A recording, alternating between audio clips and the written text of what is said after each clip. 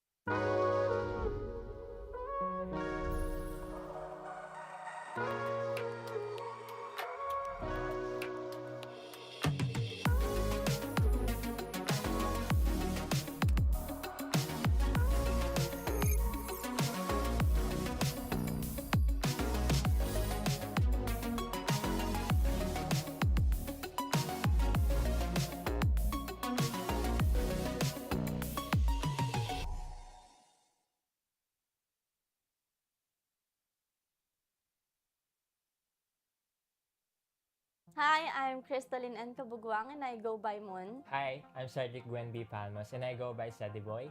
We are the artists of Celestial Arts. And we painted the 10 Thrones of Honor. 4 weeks po talaga yung schedule niya, but I think natapos namin siya mid ng 3rd week. It takes at least 20 to 28 hours na Per tuloy-tuloy. First experience namin to painting the gaming chair. Nagturuan kami, we enjoyed na mag-painting sa isa't isa. First step po namin is doodle grid.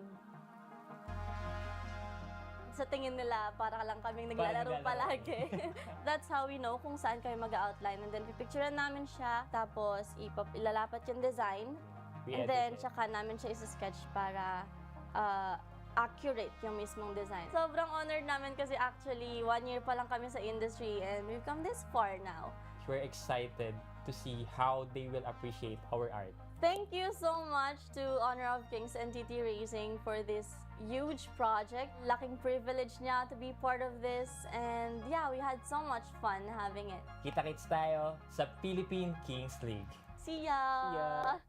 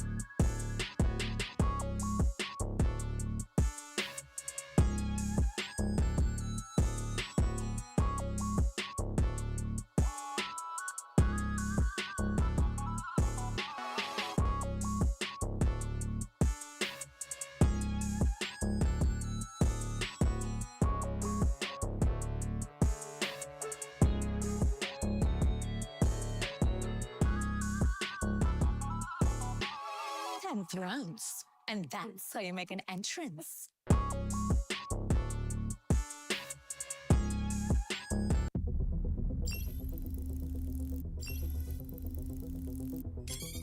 Initializing.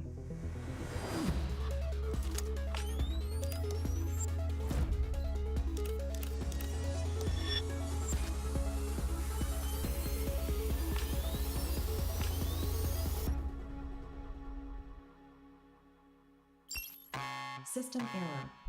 System error.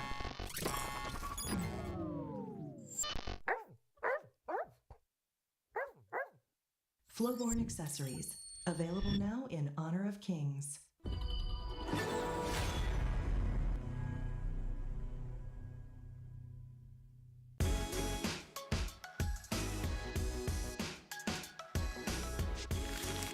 Bagong linggo, meaning may bagong episode na naman ng HOKational. Ang topic natin ngayon ay Beautiful HOK.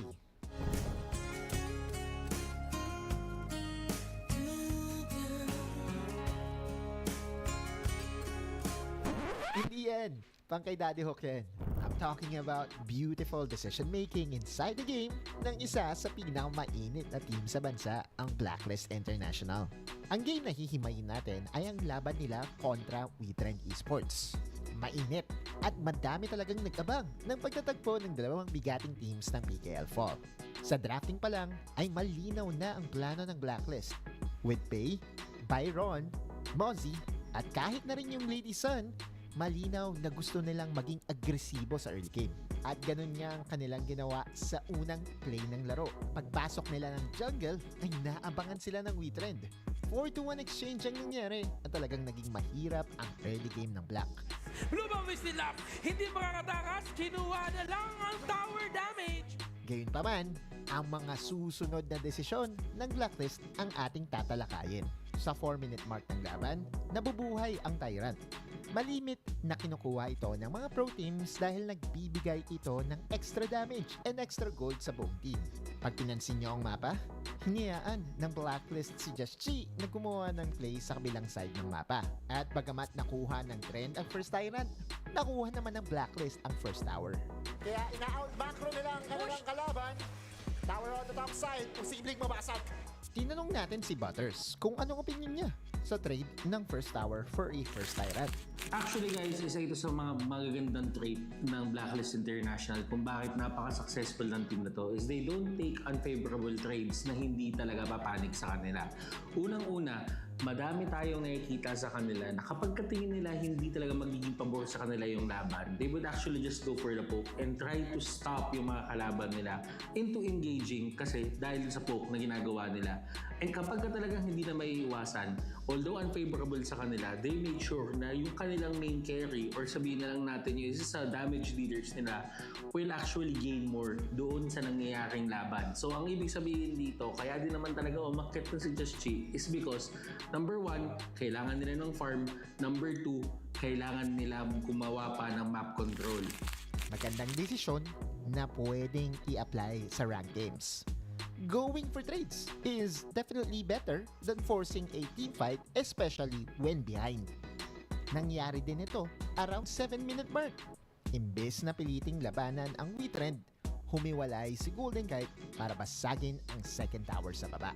We're looking at the map right now. Kinukuha ng trend ang base ng Blacklist. Golden Kite ha. Busy yung trend dito. Asan si Golden Kite? Trabaho lang. Oo. Same thing din sa 9-minute mark. Instead of teleporting, Just Chi went for a trade at nakuha niya naman ang second tower sa top lane. Patong-patong na desisyon na natulungan ng Blacklist na hindi tuluyang matambakan in terms of gold. Opening up multiple opportunities for a beautiful teamfight and eventually getting the come from behind win. Blacklist International getting the first game. At ang ating Secure! Dito na elevate! A 2-0 finish for ACT. At ang hatol ng Blacklist to take down with The 2-0 changer by boom. Welcome to Honor of Kings. Across 6 action-packed weeks, we've witnessed the best teams in the country fight for glory. The stakes are higher than ever, and the road to the crown begins right here. Before the battle begins, let's welcome the voices and the minds who will guide us through this journey. Our Honor of Kings talents. You've walked through the darkest night. You've heard the crowd, felt the blinding light. You were standing there when your heart comes alive. It's a dream I've had, and it never dies. Right here. Welcome to the playoffs of PKL Honor of Kings Fall season. The best of the best will fight for the crown. They've waited 6 weeks for this moment, and now only 4 remain, and they stand at the edge of destiny. Now it's time to meet the kings who will conquer the gorge. ACT Esports Club.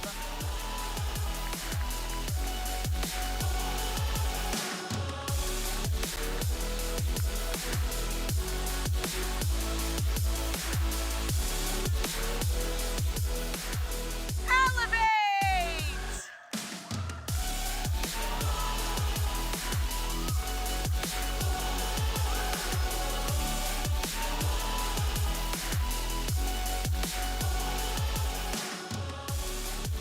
Blacklist International!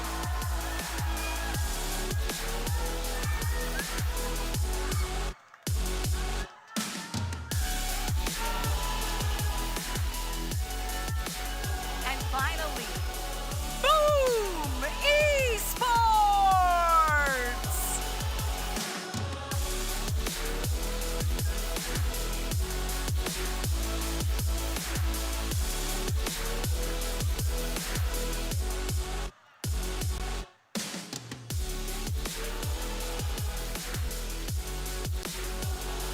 The countdown to greatness starts now. The stage has been set, and the players are ready. Every move could decide their legacy. Only one will rise above all. This is where kings are made. This is the Philippine Kings League. Fight and conquer. Patunayan mo kung sino ka.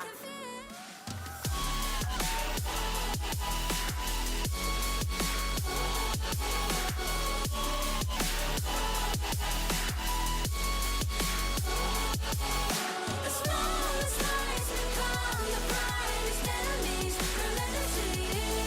And even if you fall, you gave it everything to be a king. What a regular season it has been. In 6 weeks, we have seen underdogs rise, crowd favorites stumble, and players stepping up to truly show what they've got. And now it's time to write a new chapter.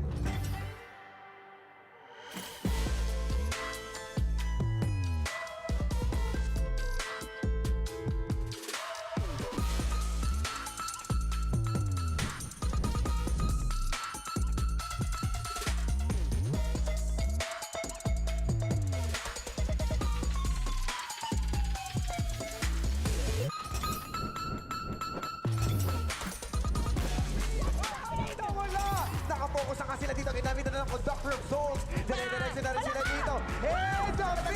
Shoot it out ngayon si Kuya Marais. 4-3. Actually make that 5 na ata. Mawawala sa side. Nakabili na mo yung base dito. Umilit na. Si Semi matatapos. May isa, magiging iba ngayon! May isa, Dragon may isa. Size Going Dragon! May isang matitirago. May mga spriting!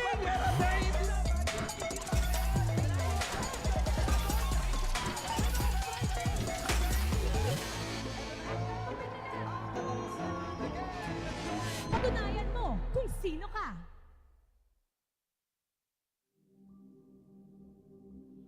In this world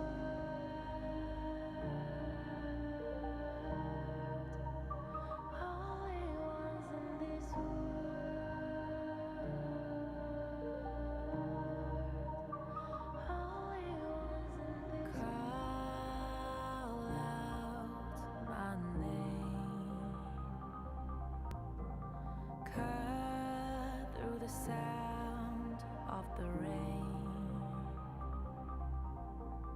No matter how I feed the flame, you know I feel the darkness and the pain.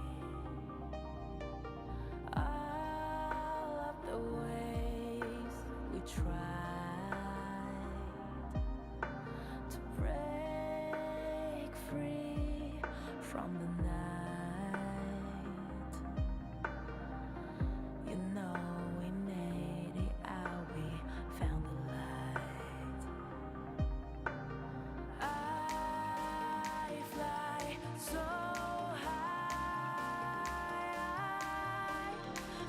high, light up the skyline. Let's do it this time, like it's a whole new vibrant world.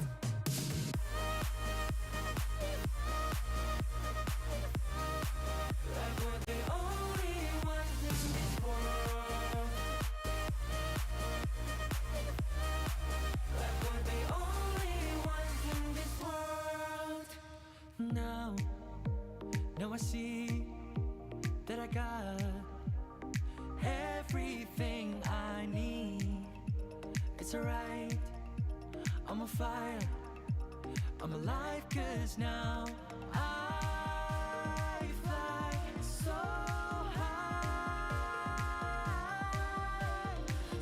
high, light up the skyline. Let's do it this time, like it's a Hi guys! Eto na tayo! On-site! On Trinoma Activity Center! Yasumiyaw nga po pala nagbabalik sa inyong mga screen and welcome dito sa PKL Honor of Kings Fall Season. And finally, andito na tayo sa mga maiinit na bakbakan na masasaysayan natin live. Pero bago ang lahat, syempre pag-usapan muna natin ang upcoming KIC. Lilipat tayo! Joke lang, hindi tayo lilipat dahil dito magaganap yan sa Pilipinas, ang international ng HOK. And of course, kasama natin na magdi-discuss dyan ay ang ating magagandang ladies. Hi guys! Kamusta Magkamukha naman kami, kayo? no? Kambal kami. Oo nga. At least kayo, accepted ko kayo yung kay Butters tsaka yung kay Arise. Hindi ko masyado. alam eh. Medyo ano yun. No comment. Wala akong say doon. Pero happy to be here. It's the first day. Maligayang araw sa lahat ng mga kasama natin dito sa Trinoma Activity Center. At gaya nga na sinabi mo, now we have the KIC upcoming na yan. And really looking forward kasi yung mga mapapanood natin na teams for this playoffs ay kasama natin. Yeah, and Sa I hope KIC. ready na din yung mga teams natin. Pero yun nga, speaking of teams sa KIC, do you think yung 4 representative natin, Blacklist International, Boom Esports, ACT, Esports Club, and also Elevate, do you think ready na sila for KIC, for international? Definitely. Ako kasi meron akong Soda. chismis. Ay! Lapit tayo. Gusto ko yung mga Spill the chismis. Siyempre kasi ako, ang dami kong dinadalaw ng mga KMM people. Tapos, yun, nasa site ko yung mga scrimmages nila.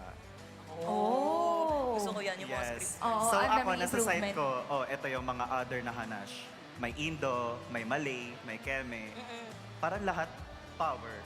Paangat ang PH. So sa tingin mo, sino yung pinaka-power doon, na pinaka-threat sa Ay. PH? Pinakakabog, I think it's still Boom Black. Boom Black pa rin. Boom Black pa rin, Yes. no? So, is it safe to say na na pwedeng tayo yung mag-champion sa KIC? Caring. Okay, Promise. si Madam Fleur na Caring. nagsabi niyan. Si Madam Fleur na nagsabi niyan na caring ng ating mga PH teams yung international scene. And speaking of PH teams, bago tayo further talk about KIC, about the international, pag-usapan muna natin yung ating match number 1 for today's video. It's gonna be ACT, which is may tag sila dito, Burn the Code. Kasi last time, natalo ng ACT yung Blacklist International sa first round robin.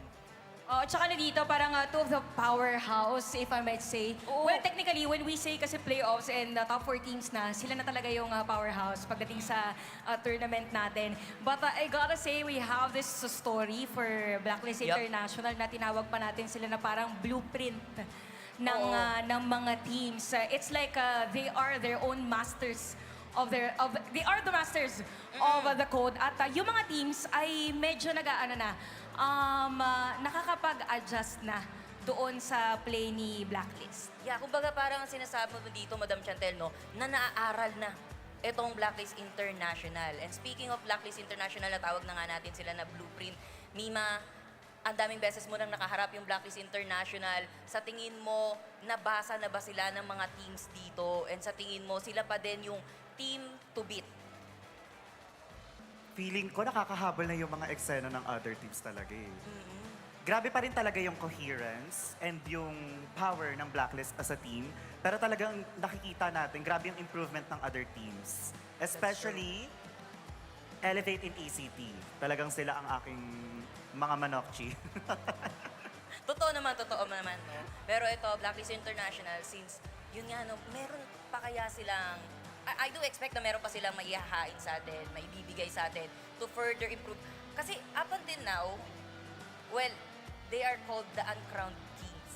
Kasi nga, time and time again, iniisip natin na, okay, sa mga prediction natin, okay, Blacklist yung magta-top 1, Blacklist yung mananalo dito. Pero, they are kind of short sa ibang mga parts. And yun nga, do you think meron pa silang maibibigay sa atin na sa tingin mo makukuha na ba nila yung trophy this time, PKL Fall season? If gusto nilang kunin tong trophy na to, they would have to really work hard for it. Kasi mabibigat din yung mga kalaban. That's true. Ayun yung sake of our Blacklist. Ayun lang, yung kami ko sa kanila. Sa akin parang depende siya sa matchup nung junglers, yung kay Flukio at saka kay Justin. Kasi nagbago yung patch natin. So, depende sa dalawa teams. And of course, no, mamaya na natin pag-usapan furthermore yan dahil naghihintay na sa atin si Madam Mara to introduce the teams at masimula na ang bakbakan. Mara, take it away. We've reached the beginning of the end. This is the moment we've all been waiting for. The first battle of the playoffs. Two kings will try to conquer, but only one will emerge victorious. And so it begins. Introducing Blacklist International. This team doesn't just play the game. They dictate it. Expect precision, power, and championship caliber plays every time they step on stage.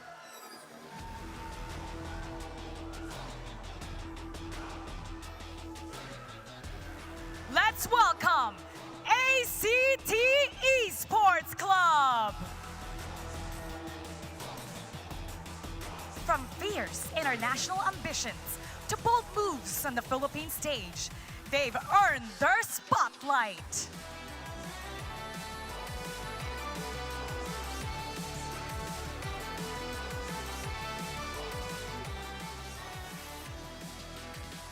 And here they stand.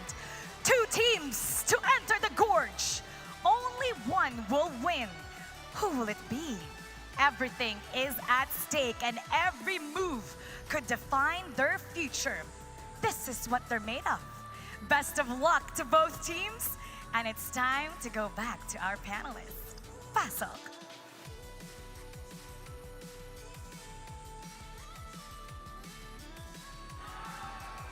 Thank you so much, Mara! And eto na nga. Sisimulan na natin yung laban. Nakaposition na ang ating mga teams. And mainit to Blacklist International, ACT. Blacklist International, again, natalo sila ng ACT ng 1 game ng first round robin natin. And let's say, medyo nag-experiment kasi yung Blacklist International back then. Kasi first round robin and they have nothing to lose and nothing to... I mean, more to gain din. Pero at the same time, no, ACT, sila yung team na nakita natin talaga na sobrang growth yung naipakita. Oh, if I'm not mistaken for ACT dito, sobrang aganda na naging run nila all throughout. Oo. Pero let's focus first on Blacklist International. Kilala natin mga players nila, representatives sa ating mga international tournaments. We have Chaz, Chami One, Dragon, Just Chi, and even Golden Kite. And I would like to agree, sobrang agree ako dun sa sinabi ni Yaso Miao that for Blacklist International, sila yung medyo nag-a-adjust pagdating Oo. doon or nagkakaroon ng innovation na doon sa code na meron sila. Yeah, speaking of innovation, sila yung may pinakamaraming debut pick na hindi natin inaasahan na mapipick, no? Pero ito yung katapat nila, ACT Esports Club, ZP Astral, Flukyo, and also the rest of the team ng ACT dito, no? Si Metal Wolf and Tao. So, speaking of Metal Wolf, kasi nga siya na yung naging main farm lane dito. Nagkaroon tayo ng mga changes on the roles sa ACT Esports Club dito. Metal Wolf is the most improved player sa ACT. What can you say about that, Madam? True. Very true. Not to give shade or what, kasi nung Uy, first na round robin naman. ang init! Hoy, hindi. Guys, Anak-anakan not to ko give yun. shade. Is kasi syempre, admittedly, may shaky na performances. Pero talaga, parang forte ng ACT to yung pagdating ng second round robin, talagang umaari pa sila ng bongga. Ganun talaga sila? Parang Feeling ko. duma-download, ganun. Parang talagang pag second round robin na, talagang umaari ba na talaga sila. Oo And nga. kita naman natin yon sa players nila, especially Metal.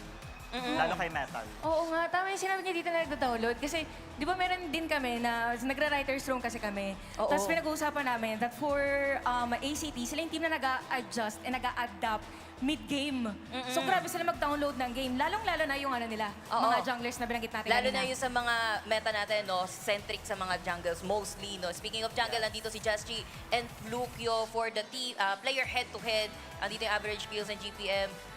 Chantel, ano masasabi mo dito? Kasi etong dalawang to, alam natin magaling tong dalawang to eh. Pero yung ibang mga team, sinasabi nila mas magaling daw si Flukyo. Oh, actually, it's really hard to compare two players na magkaiba ng mga heroes na ginagamit. For Flukyo kasi, more on Ogran, yung mga sustain talaga na humaharap. Yes, Parang truly. just recently lang natin nakikita si Just Chi with the young Jan na FOMO front talaga. So, Oo. more on the adjusting period. Kaya napaka-tricky na nagkaroon tayo ng changes sa patch na kalagitnaan nung tournament natin na talaga naloka na lang sila kung anong gagawin na adjustment. Yung may bagong posa. Yan. Yung kasama na natin yung mga posa sa ating Heroes Gorge. Pero Flukyo kasi, yes, siya yung pinaka nagiging puso most likely kapag nananalo yung ACT dito. Ang kalaban niya is si Just Chi. If ma-shutdown ba ni Just Chi etong si Flukyo, do you think it will shake up ACT's gameplay during this series, Madam Fleur? I think possible. Malakas yung mga players ng ACT. They're all individually mechanically gifted din. Pero talagang parang sa side ko sa games nila, si Flukyo talaga yung core nila eh. So kung ako yung blacklist, ganun yung gagawin kong game plan. Targeting Flukyo. Oo nga, parang I'm not sure kung sino yung nakalaban ng ACT na totally na shutdown si Flukyo. Parang ang baba ng stats niya. Kahit, di ba, normally mataas yung damage taken niya. Yes, I Every think sa team beginning fight. yung ng Hindi siya makapag-front noon. Take Oo. note, Ogran yung gamit niya noon. And it's not the usual Flukyo.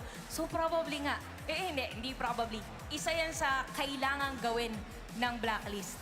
Indeed, indeed. And speaking of another member din ng ACT, kasi actually sila talaga mainit dito eh. Blacklist is blacklist, kilala na natin sila. Pero ACT, meron nga silang changes dito, Metal Wolf on the farm lane. Ito ang pinakamainit, ZP on the clash lane. Itong batang to, pag ini-interview ko to kapag sa courtside, sabihin ko, ZP, anong message mo sa kalaban mo? Hindi ko na sasabihin kasi ang init niya eh. Basta yun. Mainit yung sagot niya doon na hindi ko na sinasabi sa courtside dito. Pero Mima, ano masasabi mo kay ZP dito? Is he doing good? Is he a big threat to Blacklist International? And kaya niya bang sabayan si Chami One? He's doing fine. I think yung biggest example ng power ni ZP, yung nakaraang matchup lang nila sa play-ins against TNT. Kasi yung ginawa ng TNT sa kanila doon, 4 na clash lane ban. Pero meron pa rin, meron pa rin nakatagong Fuzi. Si ZP. May ganun pa rin siyang atake. So, yun naman ang pwedeng gawin din. Na ang dami palang pwedeng strategy na gamitin. Yung parang may specific na hero ka na tatanggalin or for a specific player. So, possible din kaya ganun yung gawin ng ACT. Sa hero naman either ni Just Chi or kaya kay Cha, meron ba tayong parallel universe na pag binan mo ang mga heroes ni Chami One ay mahihirapan ang blacklist? I don't think so kasi Malawak yata ang universe ni Kuya Chami Sa Wan team eh. head-to-head kasi, Blacklist International, sila yung may Talagang- pinakamalawak na hero pool eh. yes. Ang lalim. Truly. So kung ganon, sige, doon naman tayo sa ACT kung paano nila tatalunin dito yung Blacklist Interna. Ano Oo. ang pinaka-kailangan nilang gawin dito against si Fleur na to? Kasi ako hindi ko matalo kahit sa RG man lang eh. So feeling ko ikaw ang tama sa Okay. sagot nito. Dadating din yan. Ako, based sa last na keme ng Black and ACT last time, tinalo nila yung Blacklist using yung very comfort nila na Liang and Princess Frost combination. So feeling ko, kailangan mahawakan nila yon for at least first game to gain momentum. Oo, para makuha na nila agad, no? Kasi oo nga, if I'm not mistaken, ACT is the team na if not pinaka-effective gumamit nung duo Yes, na yun yes. na mid. Liang, Ang Princess hirap, Frost. totally unstoppable sila sa laro. And also, kung makukuha mo kasi yung Liang Princess Frost, you have to win the game eh. Kasi that's one combo na kailangan, kapag pinik mo, ipanalo mo na. Kasi magiging sayang. Pero ito na yung draft natin, nakalabas sa banga itong si Mai Shiranui. Although, ang tinatarget dito ng ACT, si Just Chi talaga. Kasi same with ACT, almost centric kay Just Chi yung ating mga draft natin for the junglers. Oh, kasi tama ba, Fleur? Anahin mo ako Kasi pagkakaintindi ko, for the jungle heroes, nabawasan pa ng isa kasi si Agudo para nagagamit mo na siya sa marksman. Not unless, ibahin mo yung ibahin mo yung itemization niya. So baka siguro, tama ba, binaban dito ng ACT Oo. para makita siya sa mga ibang heroes na hindi natin normally nakikita. Etong ginawa ng ACT na to, na Luna Pay ban, I think good siya na strategy against Blacklist. Kasi nga, si Joshi nga yung star, yung main character keme most of the time ng Blacklist. And Luna Pay, 2 champions yan na ang lakas mag-carry. Lalo na pag nasa tamang kamay. Sa kamay ni Joshi, ay ola yan, te. Oh, unstoppable siya, no? Kumbaga, ang dami niya na napatunayan ng Luna Bay. So, it's really a respect ban para sa side ng Blacklist International. Pero Blacklist International, picking Mai Shiranui, Aoyin, and Dharma dito. 3 power picks agad to. Meron ka crowd control. Tsaka mga ano to eh, Esther Hero to eh. Oo. Nilabas mo na Yes, agad yes, yung yes. mga alas mo. Nagulat nga ako na magkasama si Mai tsaka si Dharma sa Oo, no? isang side ng ng team. May sapak Kasi na may sipa normally, pa. automatic yung nagiging sagot. Oo. And actually, may mga moments tayo na Dharma yung first pick. So, binago na ngayon. Hindi, nakakakita tayo ng variation. Hindi naman binago, variation lang. Variation. Ayan na. So, tama yung naging observation natin. Just Chi Heroes nga, yung tinatanggal Focus. dito ng 4 ACT. jungle bans. O, Or diba? jungle ba? Banyo na lang kaya guys si Just Chi. So ano Feeling kukuhanin ko- dito ni... Ano na nang open na hero kay Just Chi? May Ogran pa. Yeah, may Ogran pa. May option pa siya na may option siya na mag-sustain. Para, kasi ang dami ng divers ng Black. They have Mai, they have Dharma, they have Long. They have 2 options here, either tank support or tank jungle. Ayun Oo. yung pwedeng gawin ng Black. Ayun Knowing na. Black, mas maglilin sila sa tank support. So, may nakatago kaya na Nakaban na secret yung- na Ayun jungle? na nga ba? Oh, Kasi nauubusan pwede na. pa sana sabihin ko, Just Chi pwede pang mag-Menki eh. Oo. Sabi ng ACT dito, okay, binan nyo yung Ogran, amin ay Menki nyo. Feeling ko it's all part of So the ano plan. na lang natitira dito kay Just Chi? Oh, it's all part of the plan. Kasi isipin mo, diba, tinanggal nila yung 4 na Oo. jungles. Binan ng Blacklist. Wala silang choice kaysa makuha ni Flokyo kasi signature hero din ni Flokyo. Kuhanin nila yung Menki, pero babalik natin yung tanong, ano ba yung matitira Ano kay yung matitira kay ngayon? Just Chi, ma? Feeling ko talaga may nakatago tong Keme. Pero I would understand kung go lang siya sa safe pick na Ogran. Ayun yung standard. Kaso Ban ban na eh. mi. binan pala nila, no? Na-force Yes. sila mag-ban sa kanila. Not unless Oh my maglalam. gosh. Lam. Tama Lam ka, and mama. Mozi. Perfect. Yes. Tama ka doon. Appear tayo, appear. Thank you. Sabi nga ni Manji mula Labang, bang, thank you. Pero Swak na ano, swak yung Lam. anong site mo dito, ma? Lam and Mozi, last 2 picks para sa Blacklist International. Ako, I like it for Black. Very comfortable sila gumamit ng ganitong lineup. Yung very aggressive, push forward, malakas sa mga invades. Ayun yung identity ng Black eh. Lalo na si Dragon and si Chas, yung Mai Mozi combo nila, inelbow-elbow kami niya nung S1. Hindi kami nakahinga dyan. Hindi kayo nakahinga. Oo, sa Mai Mozi nila. Parang Dapat lahat sinabi mo, natatamaan sabi eh. mo, must stop the car. Wait lang, gano'n. Pause muna, pause. Pero eto nga, no, titignan natin kung gano'n yung magiging story kasi, uy. Milady! So, how is Milady sa draft natin ngayon? Generally kasi, nakita natin yung Milady, ginamit ng Boom, ginamit ng Elevate. Response talaga siya versus Mai Shiranui. Oo. Kasi hindi kaya ni Mai i-clear yung mga robot. Yeah, true. Kasi one time nabanggit ko, natanong ko kay Coach Josh ng Elevate, Coach Josh, bakit Milady? Para hindi makapalo agad yung Mai Shirero. Which is Yes, yun yung yes. nakita natin sa laban nila last time against another team. Pero against Witrend, I do believe, na 2-0 nanalo ang Elevate Yes, dito. yes, Pero yes. this time, Blacklist International, ACT ang gagamit ng Milady na yon. And also yung threat nga ng mga mini-minions niya, no? Ng mga summon-summon niya dito. Pero Mia, sorry, medyo mainit. Prediction for this match. I think black favored to. I Why? think black ako dito. Parang comfort talaga nila yung mga hero na yan eh. Mm. Over sa ACT, wala akong doubt sa mastery nila ng mga champions nila. Pero on stage, less yung paggamit nila niya. Eto na nga, wag na natin Here we are on to the English broadcast of the Philippine Kings League, and we are your casters for today. I am Osiris, with me is Dash, and this is going to be the game, everyone. We're going to be starting with Blacklist versus ACT. And right now, we're already seeing some action at the top side. Zapi and Chammy 1 already tussling on the top and might be able to get a kill, but no, that's not going to happen this early in the game. Wow. But the flash in from Taos forces something at Blacklist. That is an early skirmishes across the board. They wanted to shut down Blacklist early game. Remember that we used to talk to about the meta? Yeah. If you survive the early minutes of Blacklist, definitely you can survive the whole storm. Yeah, definitely. Now that we're looking at the map here, look at what they're doing here for the Blacklist and ACT. Very chill, very slow. They had some tussles in the mid parts of the map, but right now you can see Astral on the top side already. Ooh, okay. They're giving the idea right now. Mice should be staying on the lane because of the Milady, but now it kind of defeated the purpose right now. They're actually just rotating. They're rotating where Astral is going to go. The Mai also wants to be there. Mid lane is open because both of the players here want to just be sure that this is going to be what's happening here. Dragon is just going to be going back to mid and get the rotation right here in the mid side of the map. Okay, they are running across the map, just going for the farm.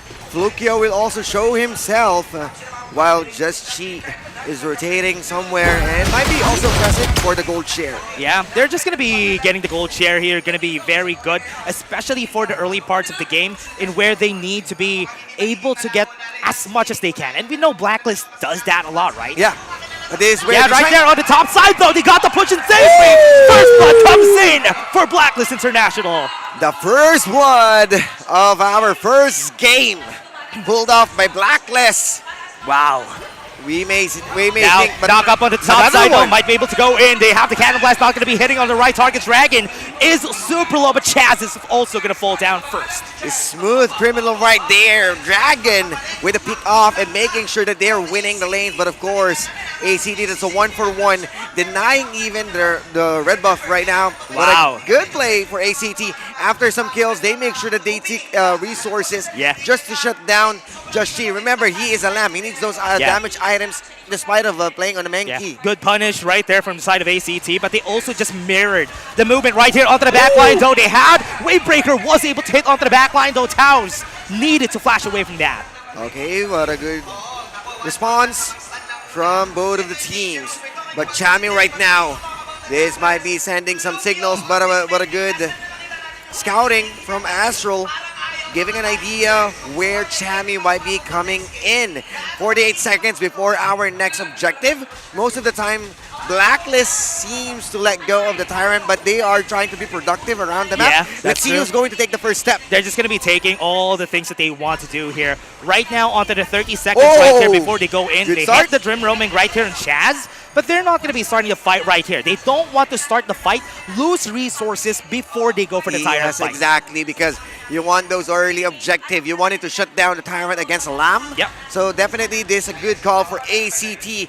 They are the first ones who's roaming around the Tyrant on the 12-second mark. Yeah, this is going to be fast, though. ACT has a bigger wave clear right here onto the mid lane, which is why they're going to be taking over the mid side of the map first. Now, 3 seconds in the map, though, we already see Chammy 1 using the teleport right here onto the bottom lane. They weren't able to clear right there and then, and now the Tyrant could be starting anytime soon.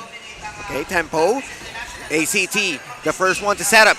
Chami waiting right now. Yeah. Any moment that he can blast the truth mantra. Here we Has go. the position, got the push though, and they were still able to take it in the end. Chami was able to steal it, and this is gonna go right there for the side of Blacklist. They were able to get one down Chaz? right there onto the back line, though. Chaz was able to get one right there, but the timing, the HPs are still back up. wow. Dragon onto the back line was able to get the Kacho Sen right on Metal Wolf. Dragon with dragging the team fight, splitting both of the teams. You can clearly see Zapi having his own world against Chaz, but Chaz just needs to buy time using the thing inside the box, and there's a really good engage coming in from Blacklist. Remember, their lineup is composed of a team fight prowess type of approach, so definitely they can take this one. And you can clearly see how Dragon is looking for the target, trying to hide behind Astro. Truth Manta, tap side Zapi. Not gonna survive this, has low HP, Whoa! but that is a push coming in from Just Chi to just secure the kill. Joshi in a bit of a late response from Taos. Yeah. Now they are eating the jungle. What? They They wanted to stole it? take and even is stealing their red buff. Yeah. The odds against ACT on the first game. Crazy. Blacklist doing such a good job in this game, taking over what they want to do. Astral on their backline being pushed away just so they won't be able to do anything here in this game. You can't count out Chami right now as how he's controlling the lane. Wow, Metal Wolf. Even Metal Wolf. Yeah, like the push. Metal Wolf doesn't have any flashes anymore. That's going to be a kill. Blacklist is just taking over the game. All angles covered. Remember, they still got the Tyrant buff. Oh, They no. are blinking yellows right now, and they are aware of the damage. Force the Infinite Fastest out of Golden Kite. And Blacklist still very safe. Just She, look at this. While everybody's on the top side of the map, Blacklist International is just taking over the bot lane, just taking towers, and just looking at the objectives. This is where Blacklist shine. They know how to press pressure different parts of the map and then being productive on those split pushes.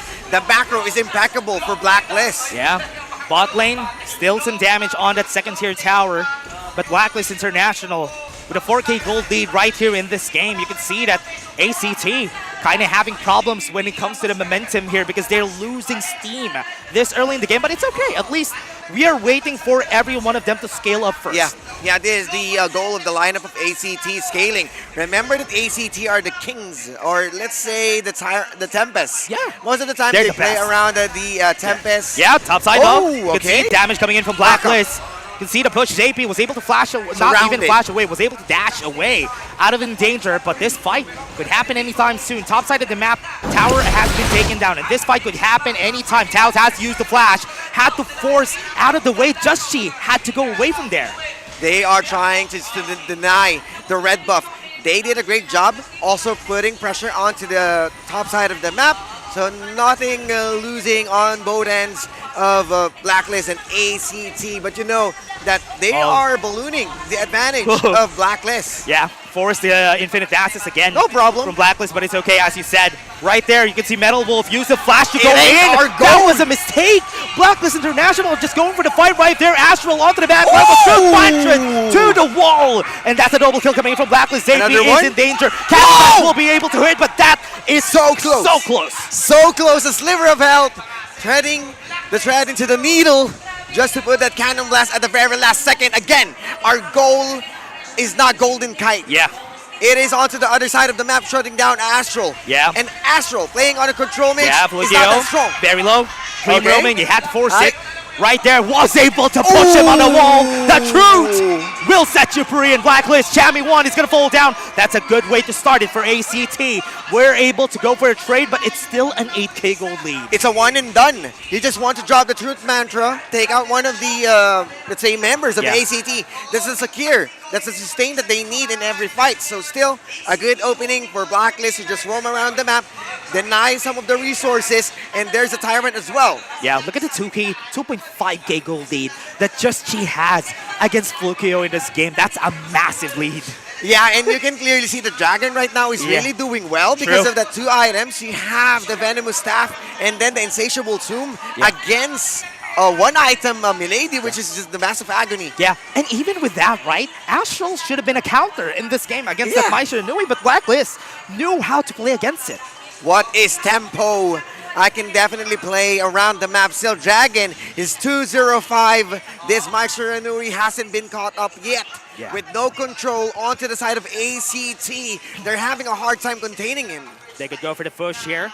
Blacklist can start any time. Death from below is not going to hit on ZP. But they're on a big lead. 9 minutes into the game, and we already have a 10K gold lead. Yeah, definitely. Blacklist, this is the momentum. They are having a hard time surviving the early game right now. Back against the wall, ACT just playing around the walls, and they can even go outside. Yeah, shoot Mancho onto Flukio. He needs to back away. Oh, what a massive my Mulberry G. power, but it's not going to matter for the side of Blacklist. Losing their front line, this will be a big problem to them. You still have Sacred Tree Blessing, but how are you going to survive? Damage is overwhelming for Blacklist right now, and they are controlling the whole map. Yeah, they're just taking over.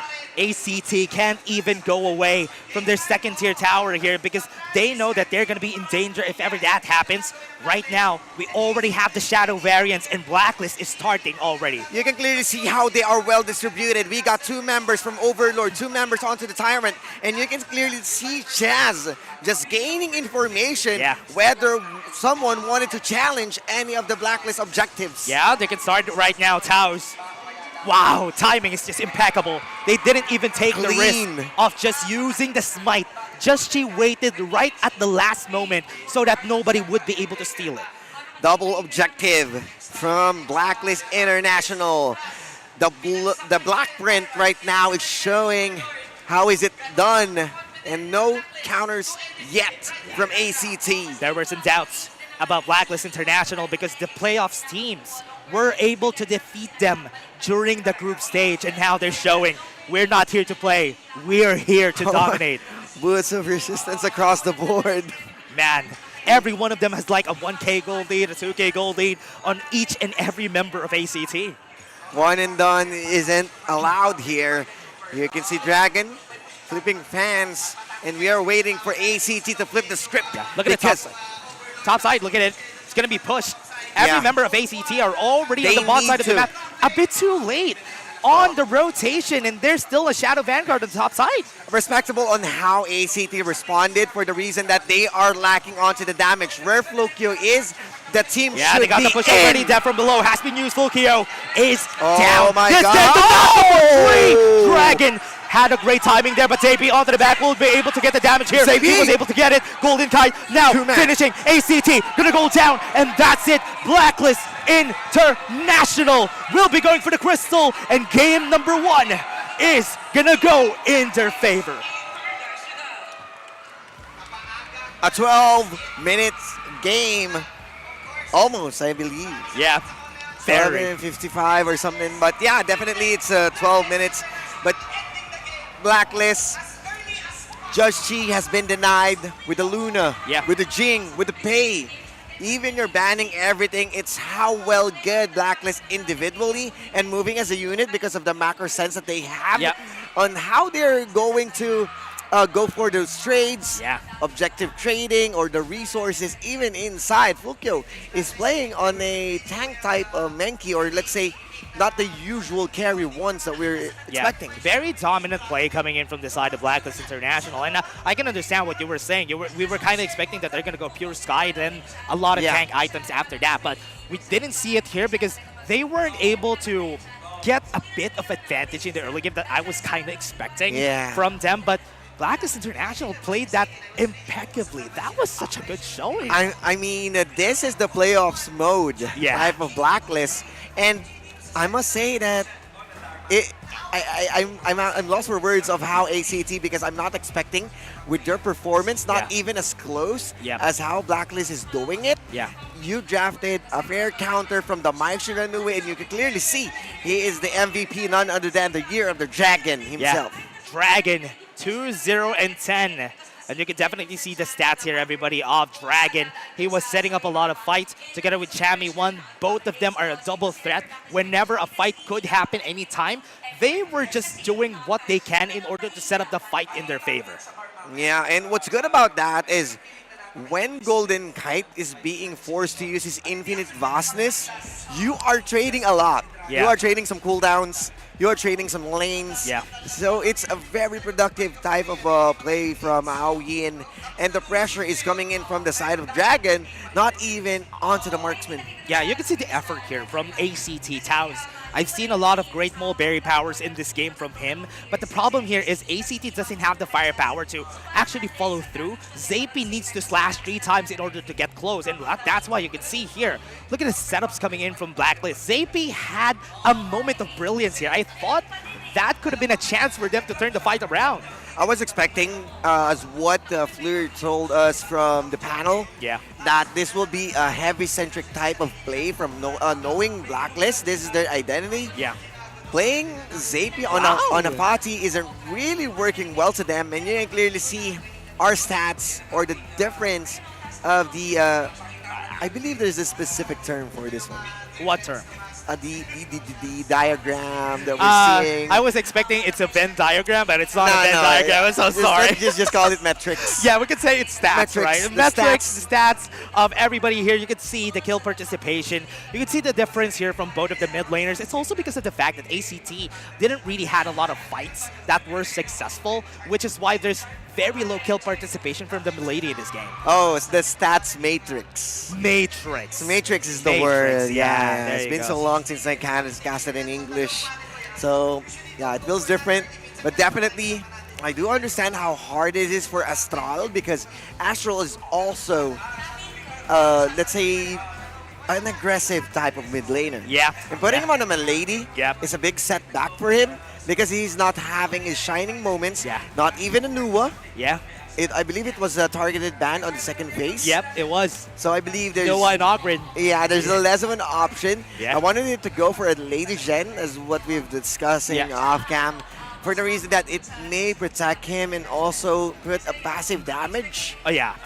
Whenever there's a team fight. Yeah, but I was thinking, the Lady Gen could have been great here if there was an Ogren on the side of Blacklist International. But I was thinking if they put the Lady Gen in this, the Lady Sun, sorry, in this game, it could have been something that they're saving up for the Ogren pick later on. Which is why I could see why ACT were saving up things. But you can see here, it was all Blacklist, the whole gold grab. I mean, I do understand that you wanted to save those picks, but definitely... Game 1, right? I mean, it's a game 1. Yeah. It's a momentum setter, a tempo breaker as well. You are also fielding your Fati. Yeah, and that's true. You can really expect a Fati to just be online without the pressure of the mid lane, considering that they're playing on a Mudson. So the pressure is on for Zappy. Yeah, ACD, this is going to be a lot of pressure from this guys. But remember, this guys thrive on pressure. We all know that ACT is very good when they're getting pressured, when they're losing the series. Later on, they will be able to know it, and that's good. Yeah, so I'm really expecting ACT can still bounce back. But yeah, they're having a hard time identifying. Not even a Charlotte can be a banded solution. So yeah, let's throw it for Mara for the inside scoop to check it out.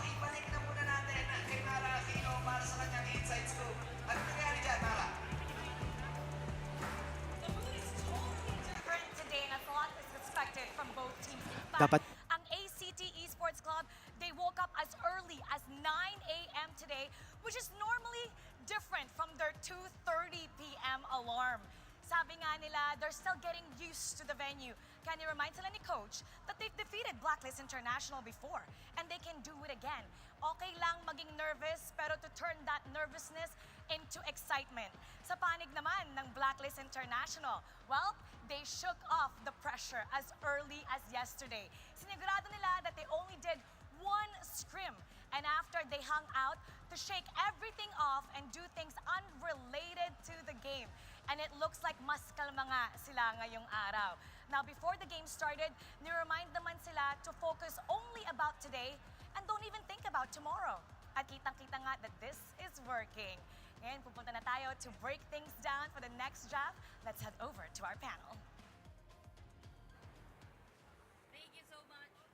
Thank you so much for the insight scoop, Mara. Hello, ayan. Ayan, ipasa ang corona. Maraming salamat, Binibini. Maraming salamat din, Binibining Mara Aquino. At eto na tayo. Salamat sa Inside Scoop nga pala, Mara. Eto na tayo. First game, out of the best of 5 series between Blacklist International and ACT. Mabilis-bilis yung game natin. So, what do you think happened in that game. Ibalik ang corona. Ipasambal. But feeling ko doon, for ACT, medyo hindi na in-expect na magiging ganong kabilis yung performance or yung rotation ng Blacklist International. And I think they kind of focused more doon sa kay Golden Kite na nahirapan na sila kung paano bibigyan ng space doon si Fatty, si ZP sa may top lane. Focus sila sa may mid, napag-iwanan yung side lanes nila, nag-deteriorate bigla yung play dito or supposedly pwedeng gawin ng ACT. Tama ba? Papasok ko na sa'yo ang corona. Hala na sa akin na.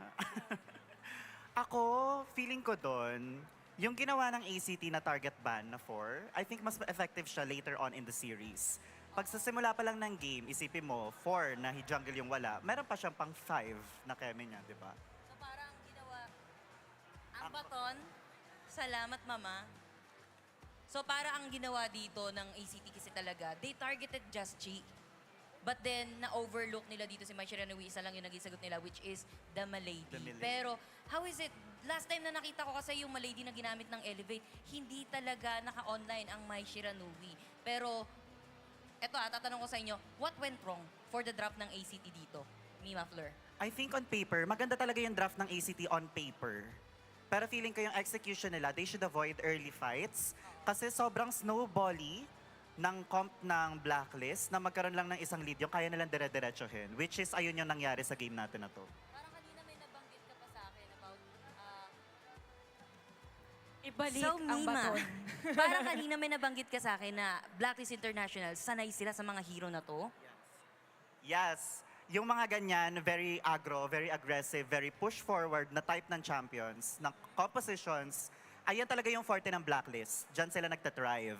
So, ayun, mas comfy nila talaga yung ganyan draft. Tsaka I think parang na-exploit din for one of the matches that we had during regular season that for ACT, hirap talaga sila kapag hindi ganun kakunat or hindi ramdam yung presence ni Flokyo na nasusustain niya. So, pansin nyo, parang in terms of how they initiated things nung game number 1, parang hindi siya yung normal ACT na nakikita natin. So bumalik siya dun sa pinag-usapan natin before mag-start na pag napigilan mo si Flokyo, medyo mahihirapan kasi siya talaga yung backbone ng ACT. And it's something na kailangan itong matutunan ng ACT na mag-adjust kami into game number 2 na regardless kung medyo na-delay, nahihirapan si ZP on the lane, dapat other lanes na bibigyan pa rin nila ng space. It's more of adaptability for ACT dito sa Game 2. Pero ito ang dami na kasing nagamit dito ng mga alas ng Blacklist International. Nagamit na nila yung Maishira Nui and also yung signature hero din ni Golden Kite dito, which is si Aoyin or itong Silong. I'm pretty sure na malawak pa yung kanilang hero pool dito. Pero what's next for Blacklist International? Kasi best of 5 to Parang una pa lang hindi na sila nagtago agad Do you think na kaya nilang tapusin ng 3-0 to?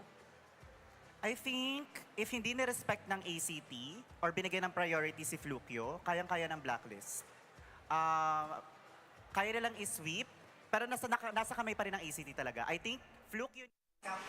We are on to the drafting phase, and let's see if ACT can definitely bounce back. You know, the Blacklist, there's a lot of question looming around if they can do or pull off a 3-0 on the first day. That's true, and that's what we heard from the panel a while ago. Is this gonna be enough? Because we've seen a lot of very good picks on their first game, so this might be a problem for them later on with ACT. Very early on, we see Ayu who won a Yangjian. Yangjian has been picked here for the side of Blacklist International, and we do have the Dolia together with it. This is a good pick for Blacklist. I mean, I trust the Yangjian. It has a lot of potential with the current meta we are in. And securing the Dolia already shutting down the possible of the ending sort of being used twice because Astral is a respectable mid laner when it comes to playing Ayuhuan. Actually, but that was an interesting pick though. Yeah. Agro together with the Marco Polo. We haven't seen a jungle Agro yet. But despite despite the changes, but I see a lot of other teams in Global have been using it. But as you said, that's a good counter. Instantly. I like how Dragon right now is being flexible because it's either you're forcing teams to adjust for him, to counter him, or he is the one who's going to counter what is the main pain points for them. Yeah. So right now, ACT banning out Chano. It is also a good answer. Yeah. The Renji has been used by ACT, but haven't used by Black. But knowing the Dahlia, Yeah. this might be the Chano and the Lady Sun. Yeah. The night is good. What's scary about this, though, is the Heino together with the Dahlia. Oh. Imagine the Fate Rewind gets Celestial Melody, and they can revive a lot of the towers so that you won't be able to push anything. Oh, okay. The pause G. What is that? The pause G combo, Mangya. Oh! It's Mangya and Heino. That is insane. That's a lot of wave clear coming in from the side of Blacklist, because remember, Agudo has a lot of things. Then you have the Mangya and you have the Heino. You have the sustain from Yuhuan with That's the true. heal with Tragic Beauty and Unending Sorrow. And the answer coming in from Black is relentless artilleries coming in from Mangya and Heino's Spear. Yeah, and also from long range. Yeah. That's the scary part. Because This is a safe. Yeah, they're a very safe pick for the side of Blacklist International. And what's good about this is we have seen these picks coming in from Blacklist International before. They picked the Mangya already before. But the Heino, they have picked this also against some other teams, and this is good. Is this a Mayin or since Oh, okay. or an Umbrosa? You know what?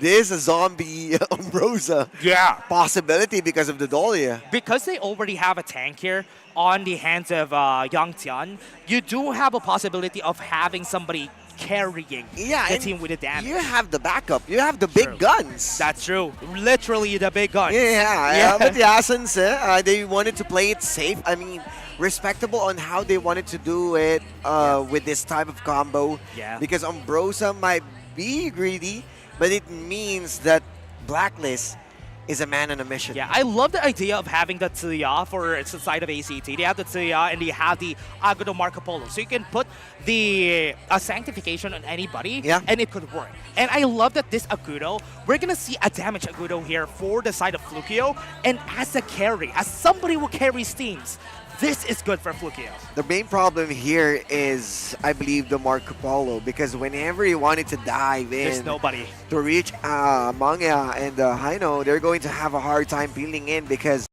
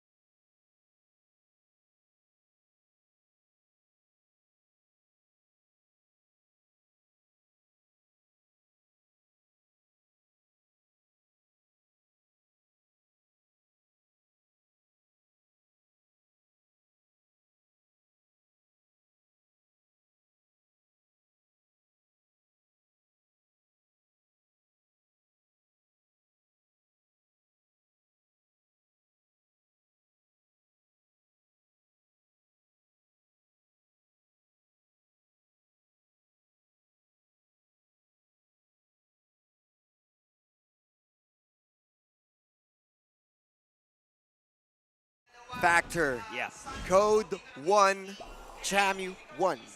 He's doing his best right now, but ZP, this Mayin is doing a great job. He has been shutting down Chami how many times into the game. And you can see the 3-0 advantage with Flukio being one of the highest gold. And they were able to deny the blue buff of Just Chi a while ago. And now they got good timings.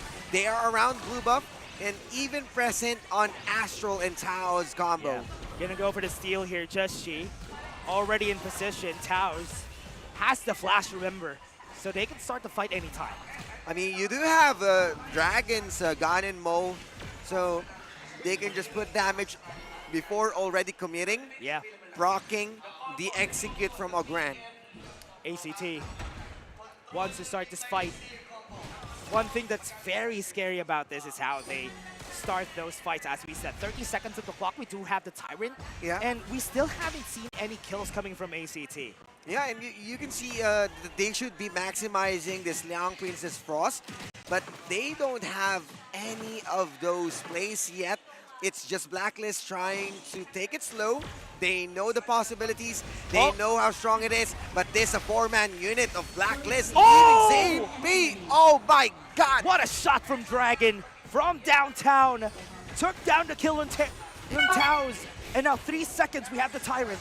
That's the goal. You know how to shut down this combo by removing Liang. That's where we enter the drafting phase. That's why it is being banned most of the time. Since it went through, this time they just have to kill it again and again before it uses the power control. Yeah, our doubts have been casted.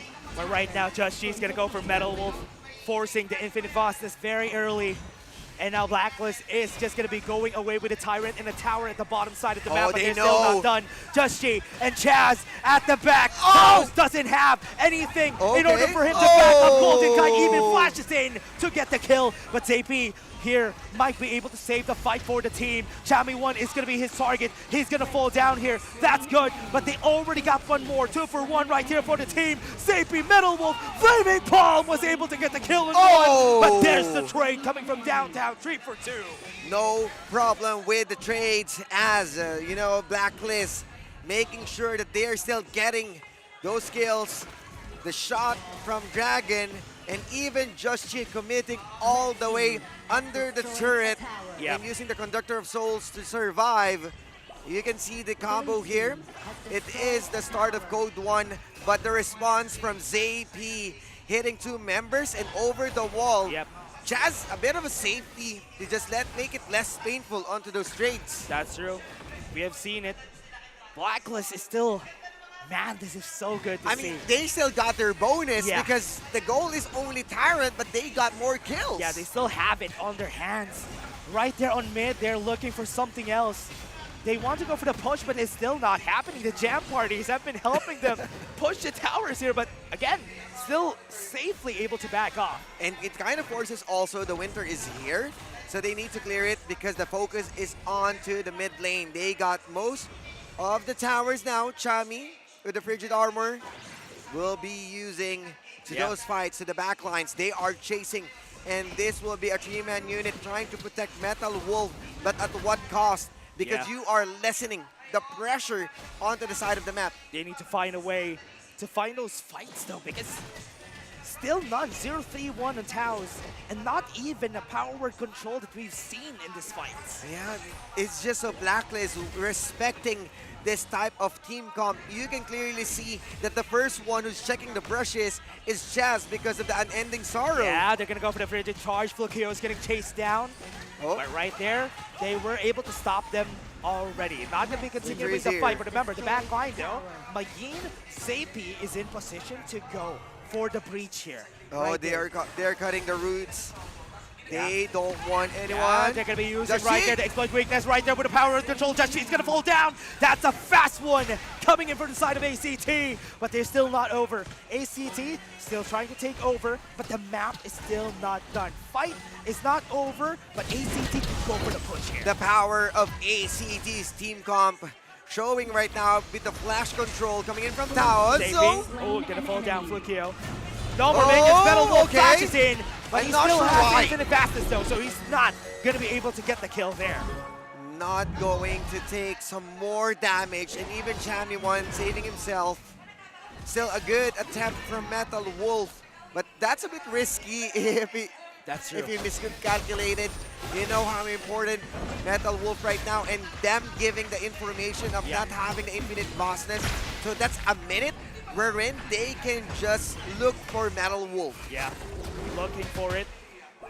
Timing, look at the minions. Right there in the bottom lane, ZP needs to cover the area. But 25 seconds, we do have the Tyrant.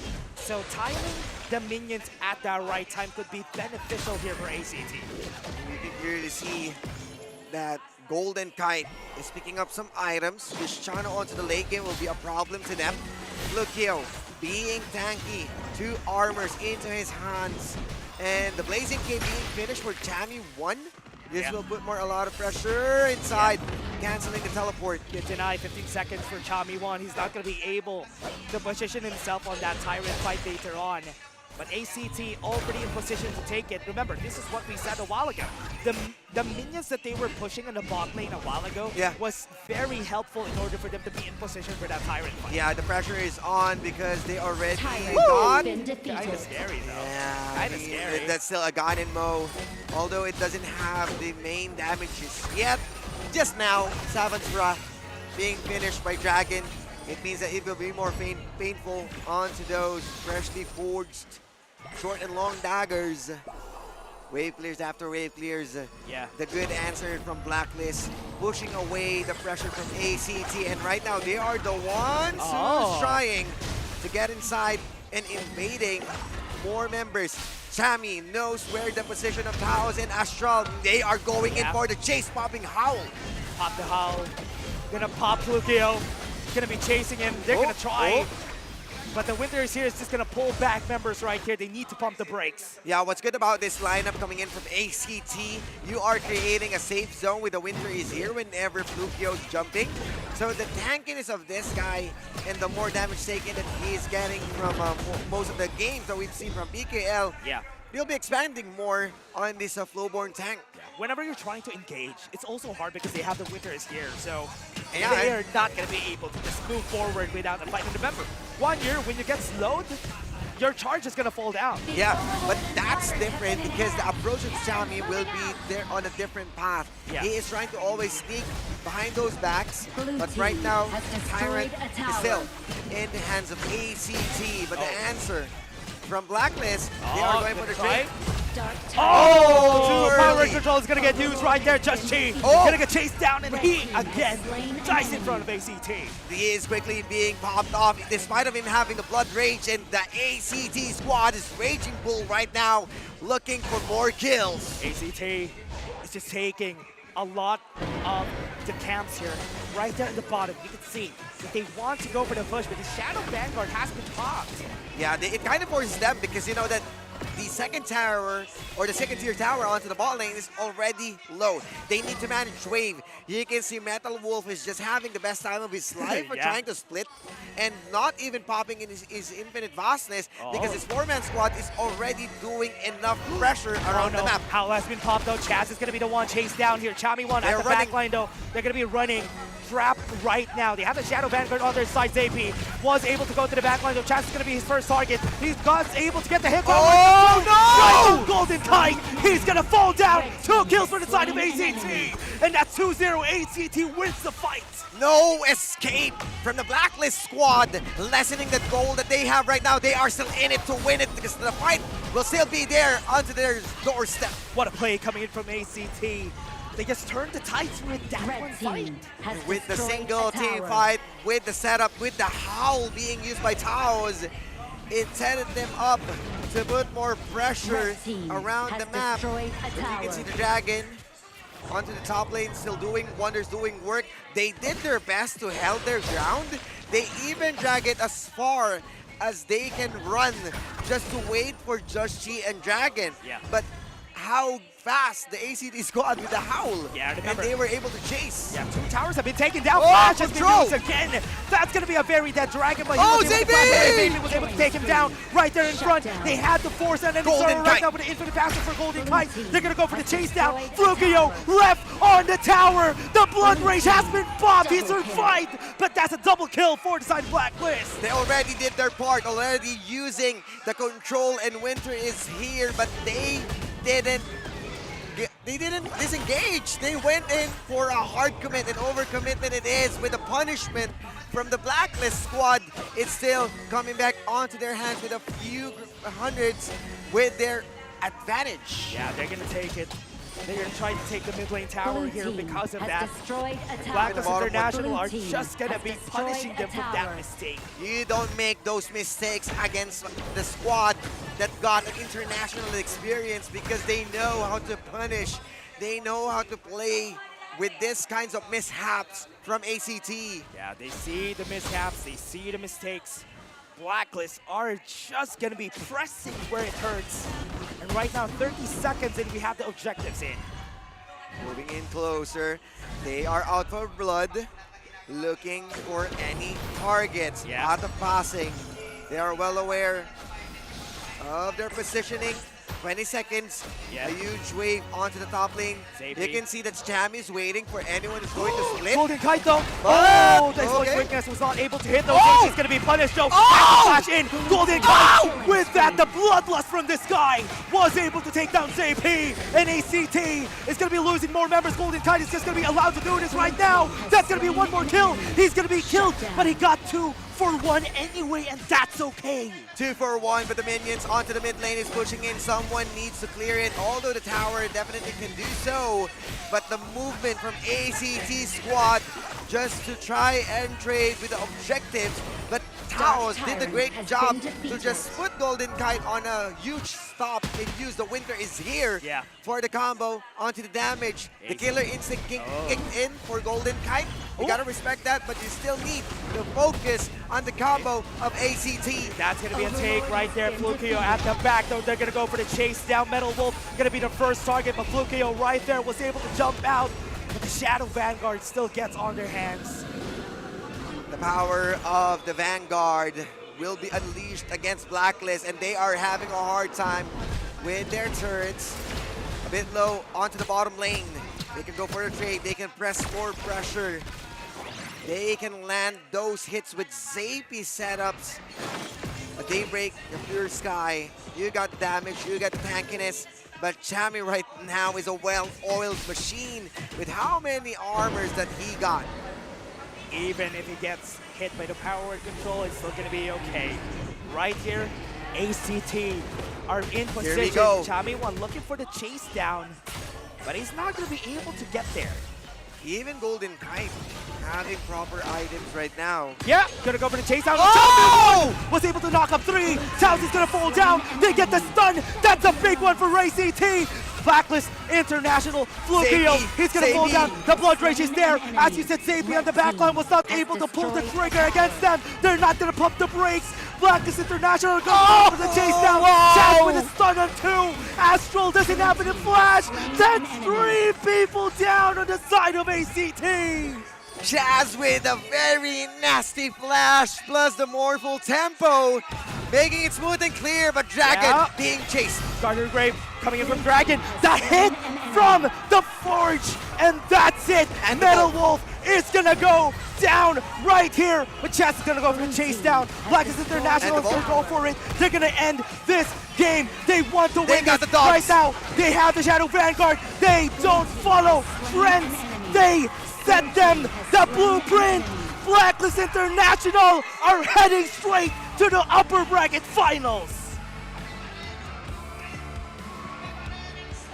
The top 1 team last season still showing that they can still do it with a 3-0 clean fashion. Might be a bit of a mess up onto the second game, but doesn't mean right now, because at game 3 they still prove that they can do it. You are still one of the kings waiting for the throne. And yes, they are the team to look up to. They are the blueprint, but the black print in their own terms. Yeah. But the ACD, of course, sorry to cut you off, but the ACD, of course, they are still one of the teams to beat with. They are one of the top threes that went across international. They got the experience, and with the recent changes that they got, this has how high the Phoenix rises. And this is not yet the end for them. What a win coming from their side, but that was great. Yeah, let's hear it for Mara for the stage interview. Congratulations to Blacklist International! You guys seem to be liking the Haino-Menya combo that we've been seeing. We saw you use this once before, right?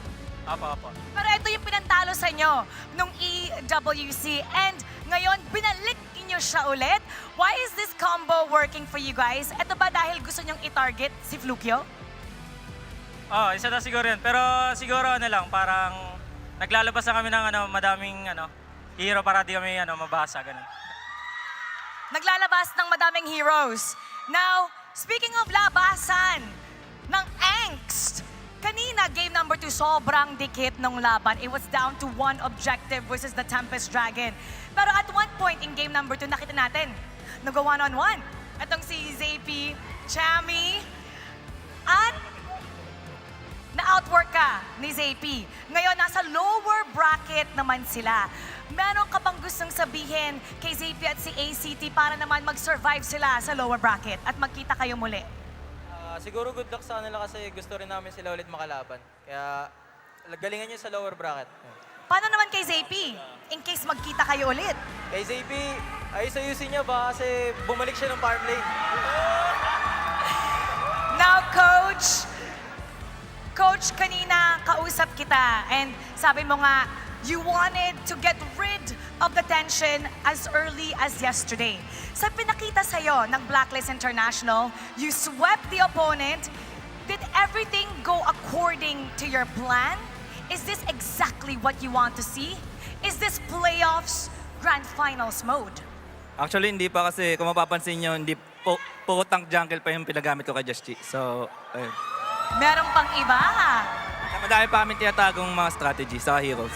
At napaka-exciting niya to see what else they're going to show everybody. And now, Just G, tignan mo naman kung gaano kalakas ang sigaw ng mga fans nyo. Imbitahan mo sila na pumunta muli dito para suportahan ang inyong koponan for the next games. Ayun guys, thank you sa pag-support. Sana supportahan nyo pa rin kami tomorrow. Congratulations, Blacklist. You may now take your bow and take your walk of victory. Blacklist International.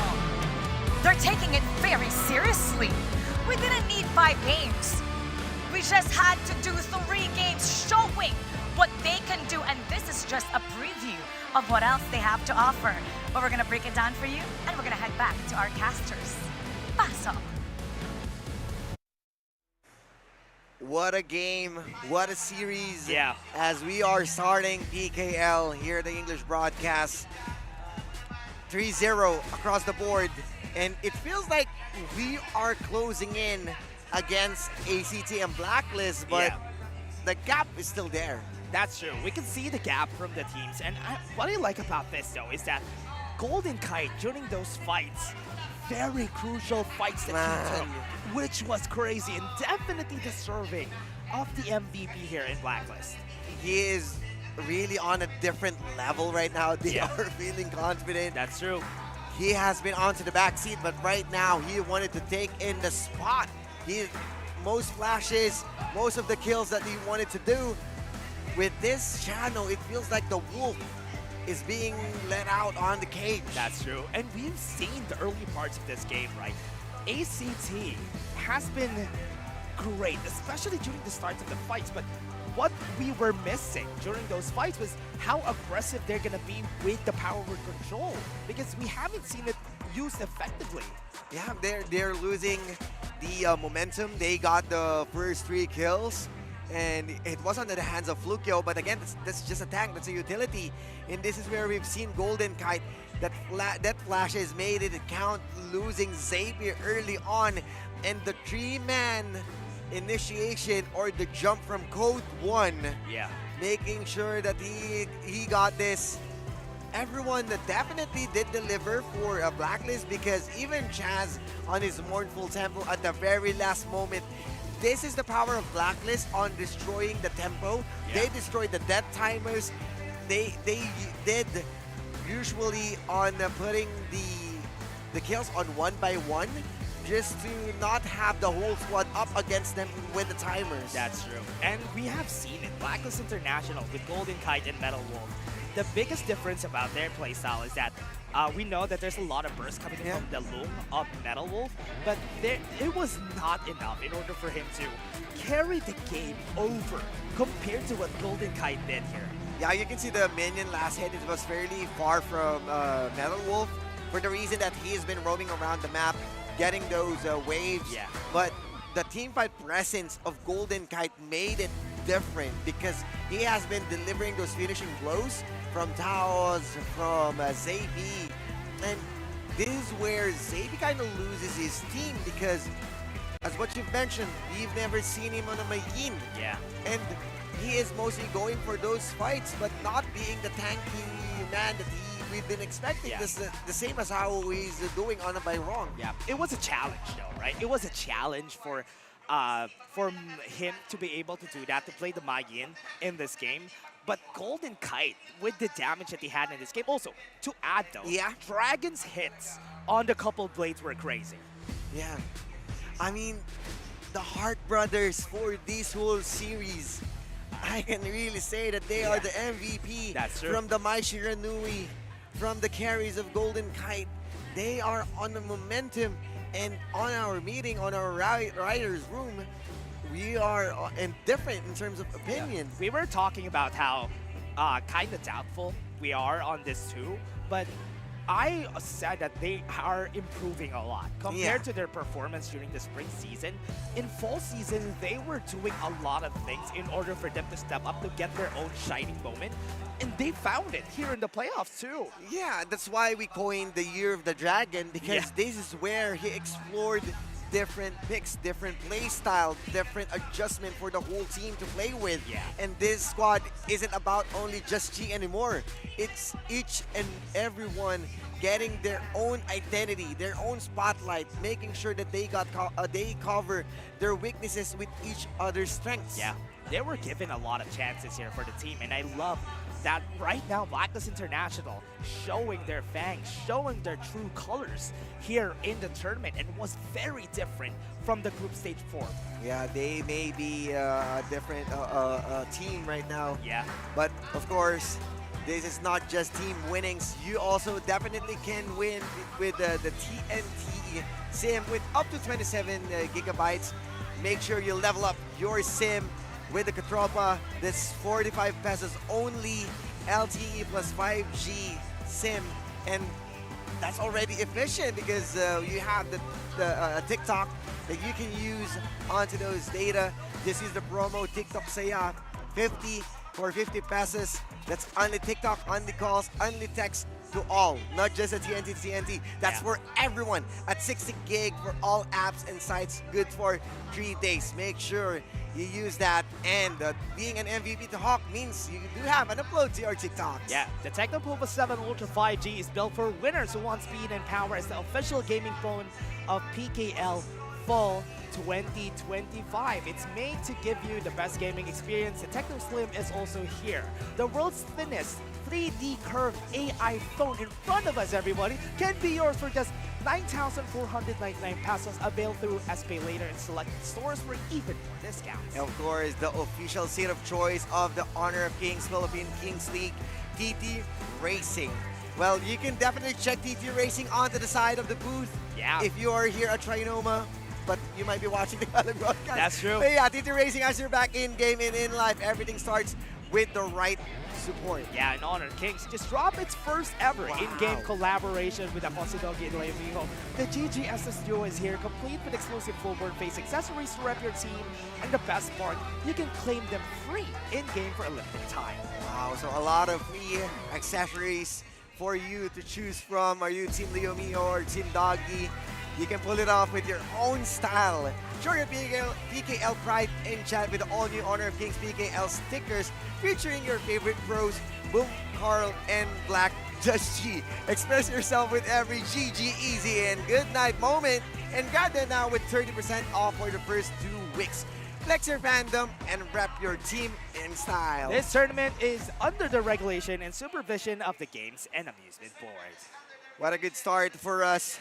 Definitely a banger for a day one. Yeah, crazy series, right? Crazy series, Blacklist versus ACT finished on a 3-0, and we have another series in store for us. Yeah, if you are not here at Trinoma, feel free to visit. We still have booths, we still have giveaways. There are the cosplayers, whichever main hero that you are playing. Yeah, it's Boom versus Elevate for our next match. Yeah, and I'm really expecting also a different aggressive playstyle on both teams. We will be right back. This will be a short break. Stay there. Na naman ng HOcational. Ang topic natin ngayon ay Beautiful HOK.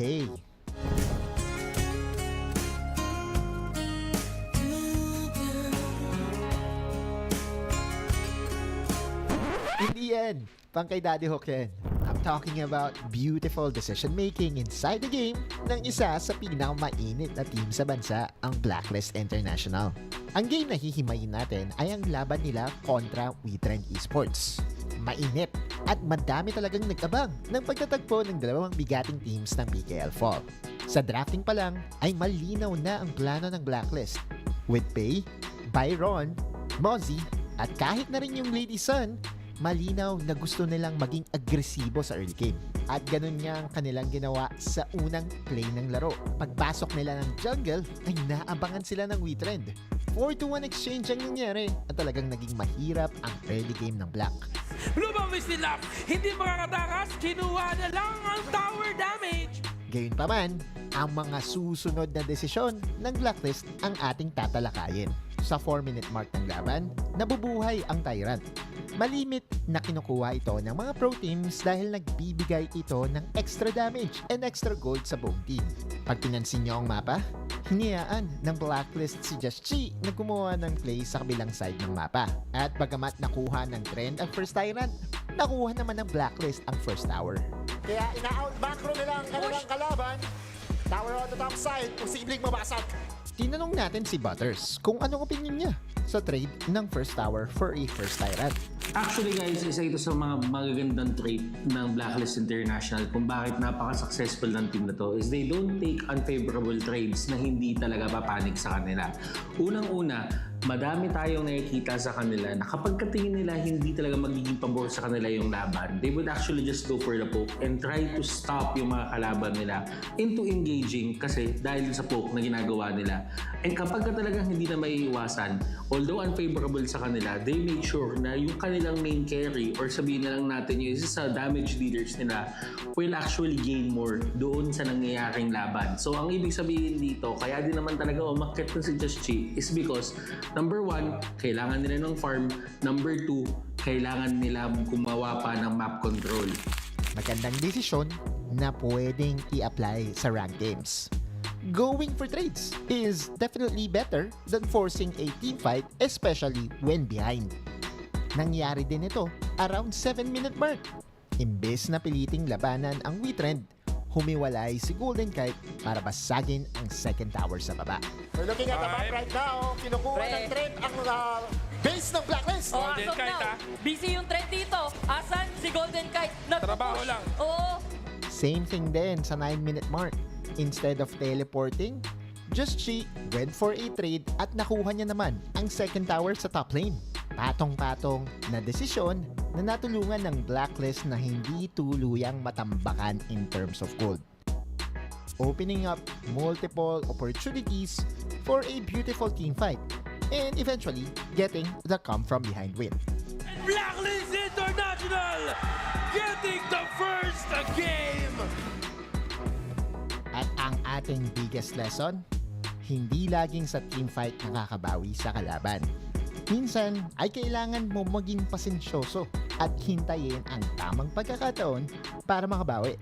Abangan ang H-Occasional Episode 3 next week. See you sa PKL. Welcome to the Philippine Kings League Fall Season. Mula August hanggang October, all 8 teams will clash on-site sa Shooting Gallery Studios. One big group, double round robin. Ibig sabihin, lahat maglalaban ng tig-2 beses. That's 14 matches each, 56 matches total. Ang puntos, simple lang. 2-0 sweep is 2 points. 2-1 is 2 points sa panalo, 1 point pa rin sa talo. Pagkatapos ng regular season, top 2, diretso playoffs. Top 3 to 6, dadaan sa play-ins. Bottom 2, eliminated. October 5, sa play-ins na best of 3, makikita natin ang Rank 4 versus 5, winner haharap sa number 1 seed. Rank 3 versus 6, winner haharap sa number 2 seed. Tuloy tayo sa playoffs ng October 10 to 12. Dito na magsisimula ang double elimination bracket. Lahat ng laban ay best of 5 at sa huli, hahantong ito sa Grand Finals. Isang best of 7 showdown para sa corona. At hindi lang trophy ang nakataya. Dito rin kukunin ang mga team na magre-representa sa bansa sa Honor of Kings International Championship na gaganapin dito mismo sa Pilipinas sa November. This is the stage where kings rise, and only those who can prove themselves will claim the crown. Ngayong PKL Fall Season, patunayan mo kung sino ka.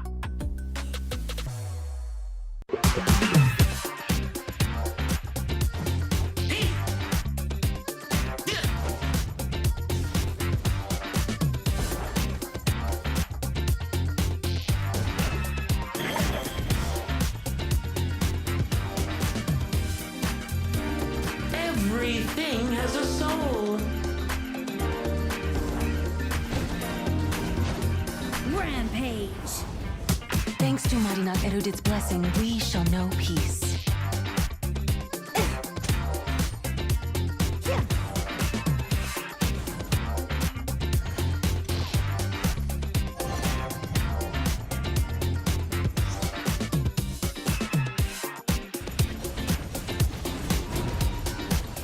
Legendary.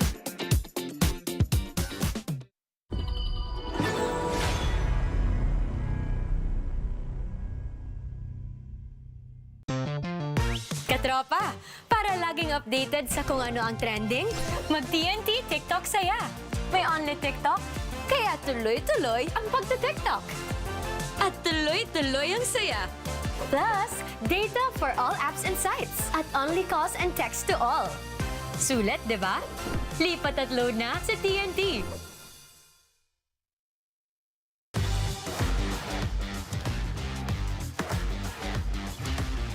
大丈夫。怪我しても死んないよ。合戦。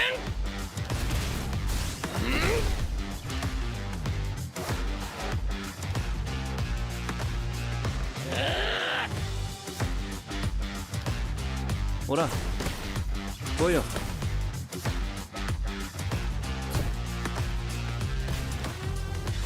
無限だよ。領域展開無料空所。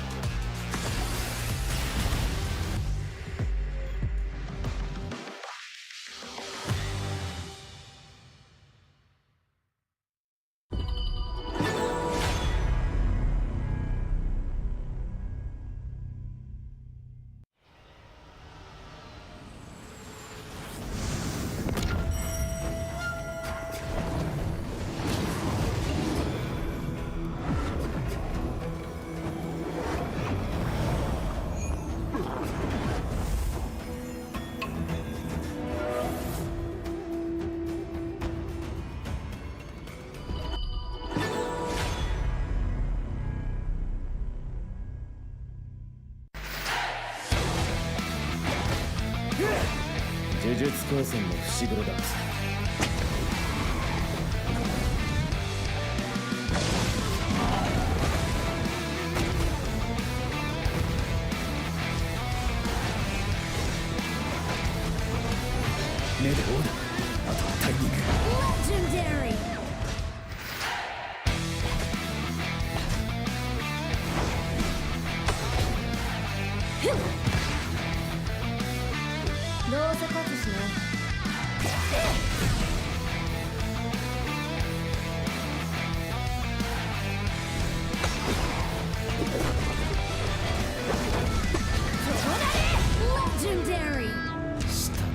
てりゃ偉そうに。寝不足か？毛穴開いてんぞ。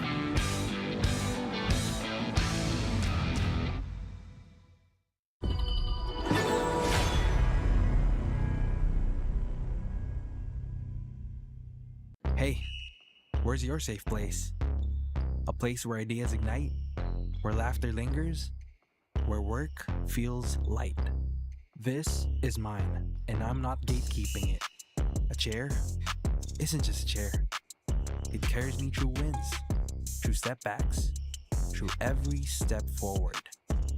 And a desk isn't just a desk. It rises with me, stands tall when I do. Through triumphs, through trials, this space keeps me growing.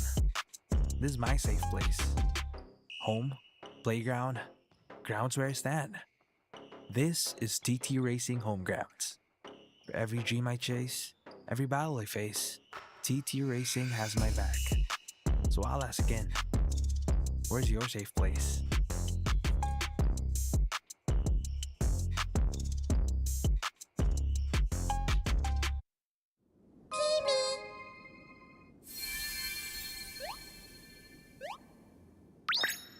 Hello. I'm a spriteling. This world is so strange. Happy people are colorful. So beautiful.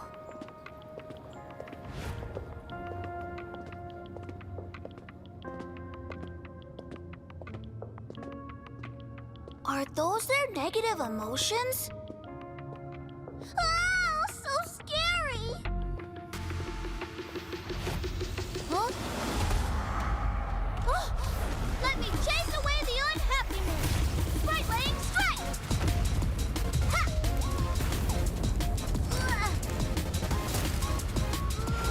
Hey!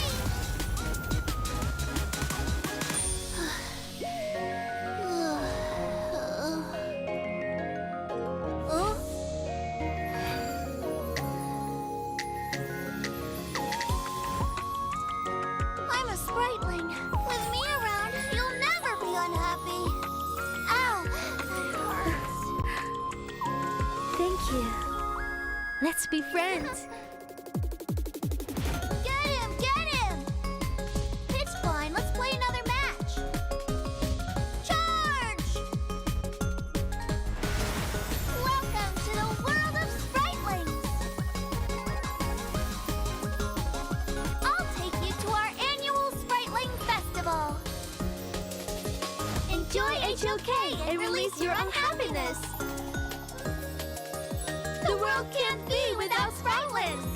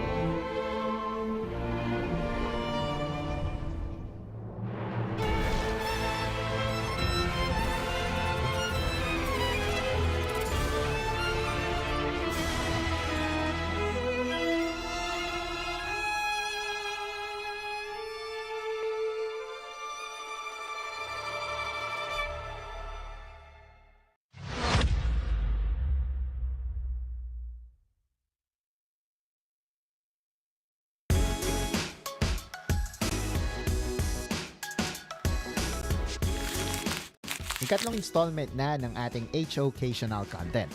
Sa episode na ito ay pag-uusapan natin ang isang hero na sinasabing isa sa pinakamahirap gamitin sa mid lane, si Xiangwon. At dahil ang ganda nga rin ng bago niyang skin, ay mag-dedicate na rin tayo ng guide para sa mga susubok sa kanya. Si Xiangwon ay isang mage assassin na may unique skill set. Ang kanyang skill 1 at skill 2 ay damage skills na may counting utility. Passive niya naman ay pang-boost ng basic attack. Kung kaya naman, ang level 1 to 3 ng isang Xiangwon user ay kung saan siya pinakahirap. Gayunpaman, pagdating ng level 4 ay ma-unlock na ng Xiangwon ang kanyang ultimate, Finishing Stroke. Ang finishing stroke ay isang combo skill na kapag na-pull off nyo ng tama ay magbibigay ng solid na damage sa mga kalaban, especially sa mga malalambot na hero. Multiple dashes na may kasamang invulnerability ang angas talaga tignan at gamitin.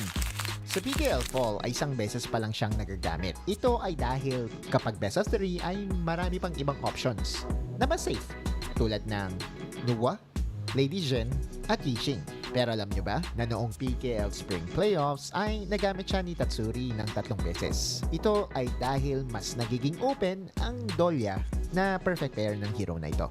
Ang record ni Tatsuri sa hero na ito, including last season, ay 5 wins and 1 loss. Kaya naman hinanap natin si Tatsuri para i-share ang kanyang build at ang kanyang mga combo tips. Ito yung build ko sa Xiangwon.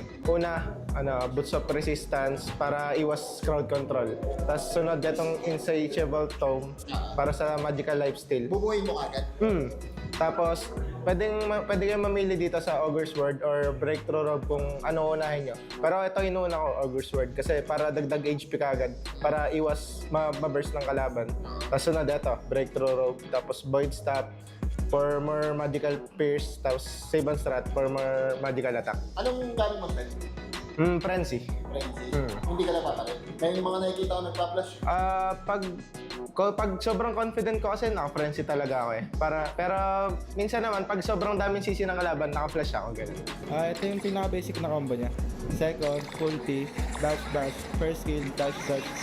Okay. Yung basic combo ng Xiangwon, guys. Ito naman yung burst combo niya, guys. Medyo mahirap to, kasi may kasamang frenzy. Second, ulti, dash pabalik. Tapos first skill, second, frenzy, tapos dashan nyo lang yung skill niya, guys. Para mag 5 stacks yung ulti niya para mas masakit. Tapos ito naman, yung pag wala kayong first skill, pag second skill ang meron kayo, pwede kayo mag-dash ng 5 beses dyan. Ito, second, dash. Ayun, namang yan. Tapos pwede nyo sabayan ng frenzy pag wala talagang first skill. Kaya, sabay-sabayin natin second skill na meron kayo, guys. Ayun, mas dashan nyo na lang yung kalaban para maabot nyo yung pinaka-carry nila. Kung wala talaga kayong skill. Tapos pwede rin naman sa first skill yan. Para mas madali. Sa first skill kasi mas madali talaga eh. Ayun, mas maabot nyo pa rin yan. Basta gamitin nyo lang yung mga pwedeng tapakan ng ulti ng Xiangwon para mas ma-maximize nyo yung ulti niya. Grabe ka kompleto yung guide ni Tatsuri. At kung nakulangan pa kayo sa guide ni Tatsuri at kung gusto nyo siyang tanungin, ay bisitahin nyo na lang siya sa kanyang mga streams. Tingin nyo, kaya nyo kayang maging master ng Xiangwon? I-try na sa practice tool. O kaya naman, kung medyo matapang kayo, rank games agad. Abangan ang HOcational Episode 4 next week. See you sa PKL.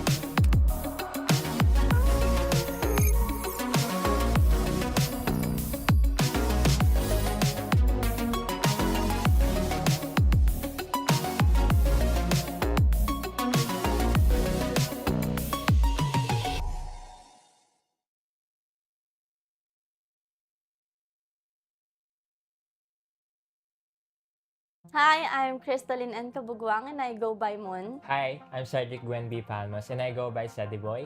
We are the artists of Celestial Arts. And we painted the 10 Thrones of Honor. 4 weeks po talaga yung schedule niya, but I think natapos namin siya mid ng 3rd week. It takes at least 20 to 28 hours na Per tuloy-tuloy. First experience namin to painting the gaming chair. Nagturuan kami, we enjoyed na mag-painting sa isa't isa. First step po namin is doodle grid.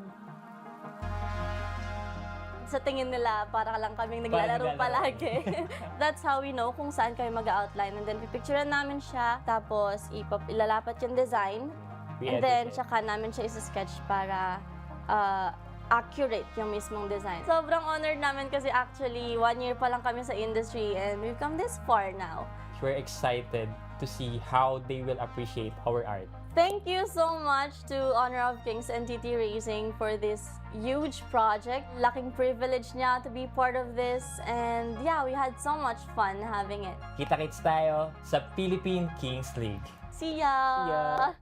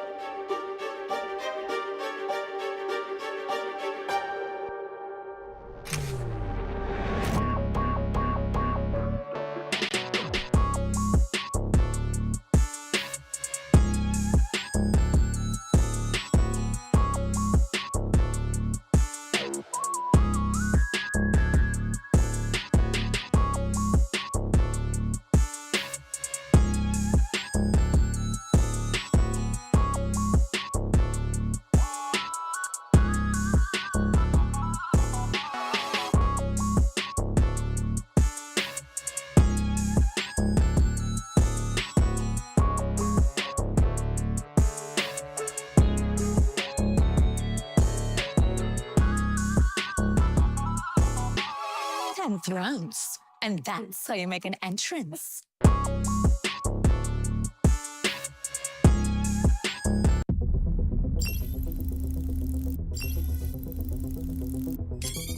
Initializing.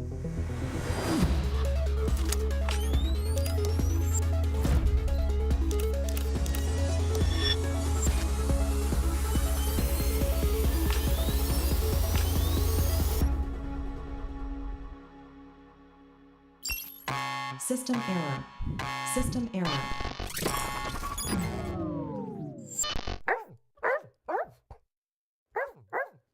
Flowborn accessories. Available now in Honor of Kings.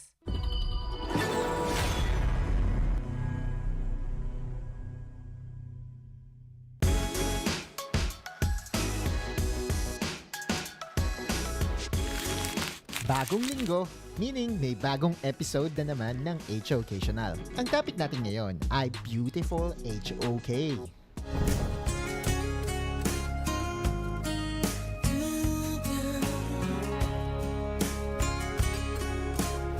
Hindi yan, pang kay Daddy Hook yan. I'm talking about beautiful decision-making inside the game ng isa sa pinakamainit na team sa bansa, ang Blacklist International. Ang game na hihimayin natin ay ang laban nila kontra WeTrend Esports. Mainit at madami talagang nag-abang ng pagtatagpo ng dalawang bigating teams ng PKL Fall. Sa drafting pa lang ay malinaw na ang plano ng Blacklist. With Pei, Byron, Mozzie at kahit na rin yung Lady Sun, malinaw na gusto nilang maging agresibo sa early game. At ganun nga ang kanilang ginawa sa unang play ng laro. Pagpasok nila ng jungle ay naabangan sila ng WeTrend. 4-1 exchange ang nangyari at talagang naging mahirap ang early game ng Black. Lumabas sila, hindi makakatakas, kinuha na lang ang tower damage. Gayunpaman, ang mga susunod na desisyon ng Blacklist ang ating tatalakayin. Sa 4-minute mark ng laban, nabubuhay ang Tyrant. Malimit na kinukuha ito ng mga pro teams dahil nagbibigay ito ng extra damage and extra gold sa buong team. Pag pinansin nyo ang mapa, hiniyaan ng Blacklist si Just Chi na gumawa ng play sa kabilang side ng mapa. At bagamat nakuha ng Trend ang first Tyrant, nakuha naman ng Blacklist ang first tower. Kaya ina-out macro nila ang kanilang kalaban. Tower on the top side, posibleng mabasag. Tinanong natin si Butters kung anong opinion niya sa trade ng first tower for a first tyrant. Actually guys, isa ito sa mga magagandang trait ng Blacklist International kung bakit napaka-successful ng team na to is they don't take unfavorable trades na hindi talaga papanig sa kanila. Unang-una, madami tayong nakikita sa kanila na kapag katingin nila hindi talaga magiging pabor sa kanila yung laban, they would actually just go for the poke and try to stop yung mga kalaban nila into engaging kasi dahil sa poke na ginagawa nila.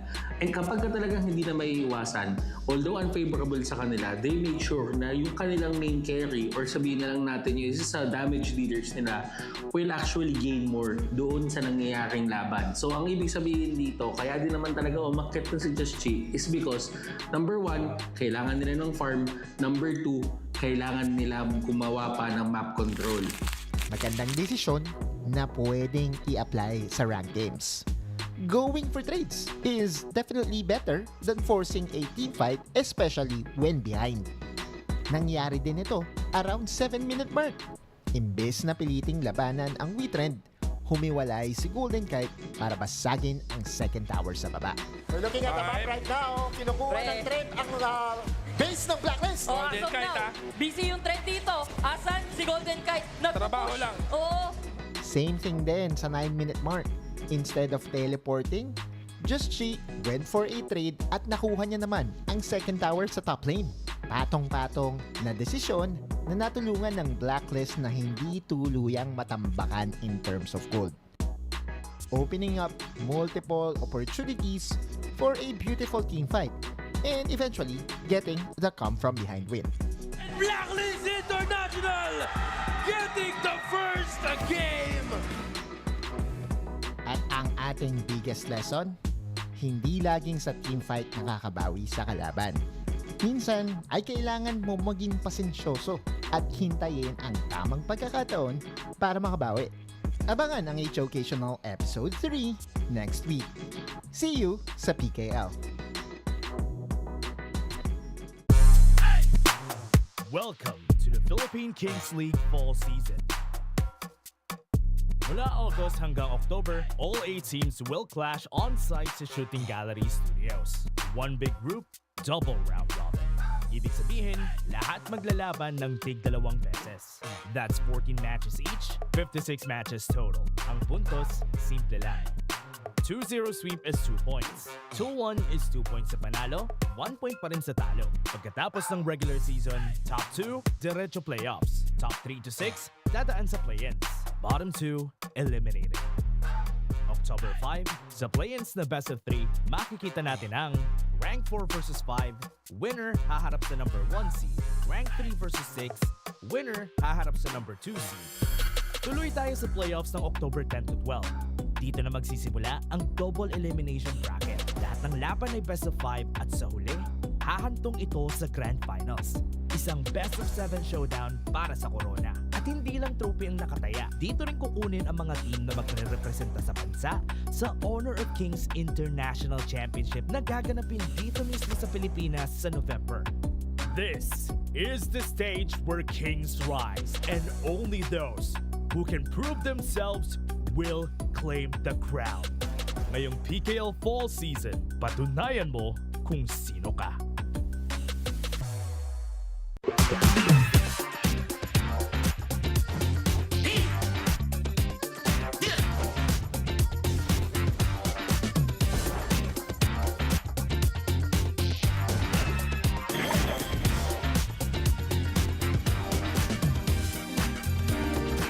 Everything has a soul. Rampage. Thanks to Marinat Erudit's blessing, we shall know peace.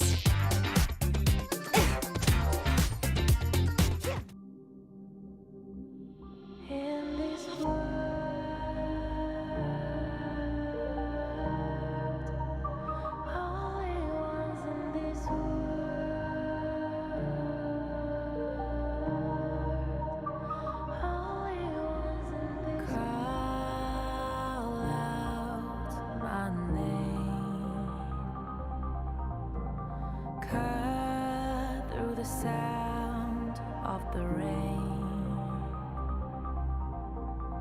No matter how I feed the flame, you know I feel the darkness and the pain. All of the ways we tried to break free from the night, you know we made it out, we found the light. I fly so high, light up the skyline. Let's do it this time, like it's a whole new vibrant world.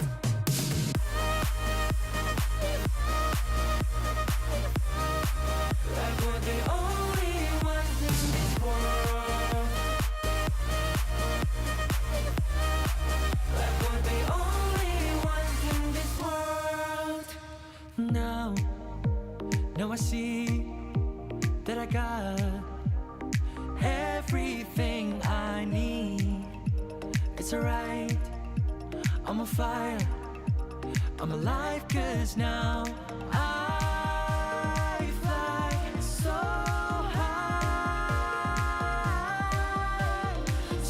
high, light up the skyline. Let's do it this time, like it's a whole new colorful world.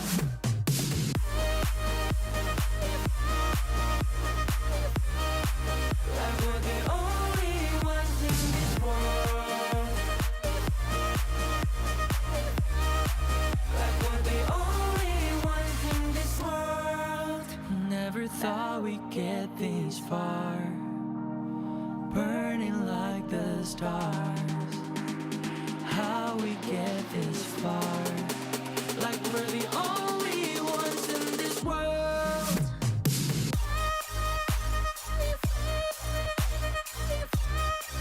Like we're the only ones in this world. Like we're the only ones in this world.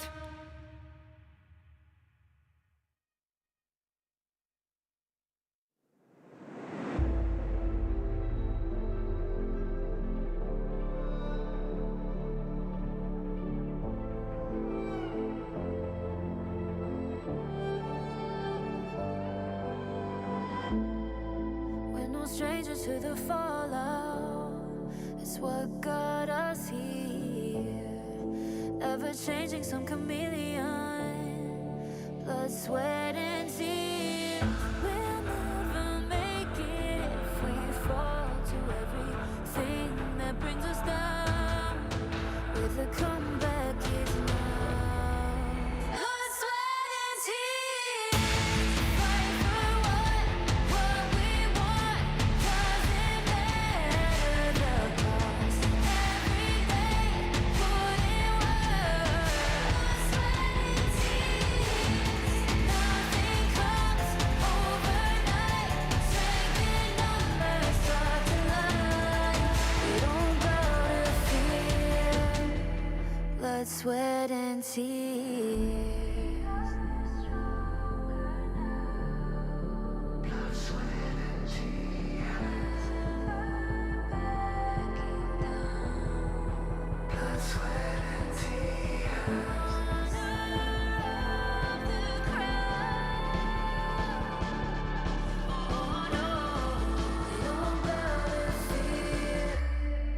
Blood, sweat, and tears.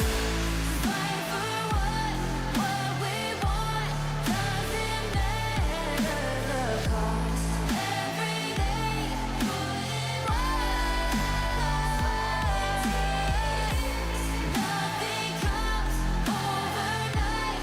Strength in numbers, dark and light. We don't bow to fear. Blood, sweat. Welcome back to the playoffs of PKL Honor of Kings Fall season. It's now time for Hocus Pocus. Let's invite our contestants. Introducing J.E. and Team Ann. Napakadali lang ng ating Hocus Pocus. Mamimigay tayo ng 3,000 pesos TNT load. 3 rounds, 3 clues. And here they are. To my right, and come forward. Ipakilala nyo kung sino ka. What's up everybody? Ako po si Ann Mateo. Gagalingan po namin ang katim kong si... Ako po si Erixel Flores from Taytay Rizal, from HR32 ng URS Binangonan.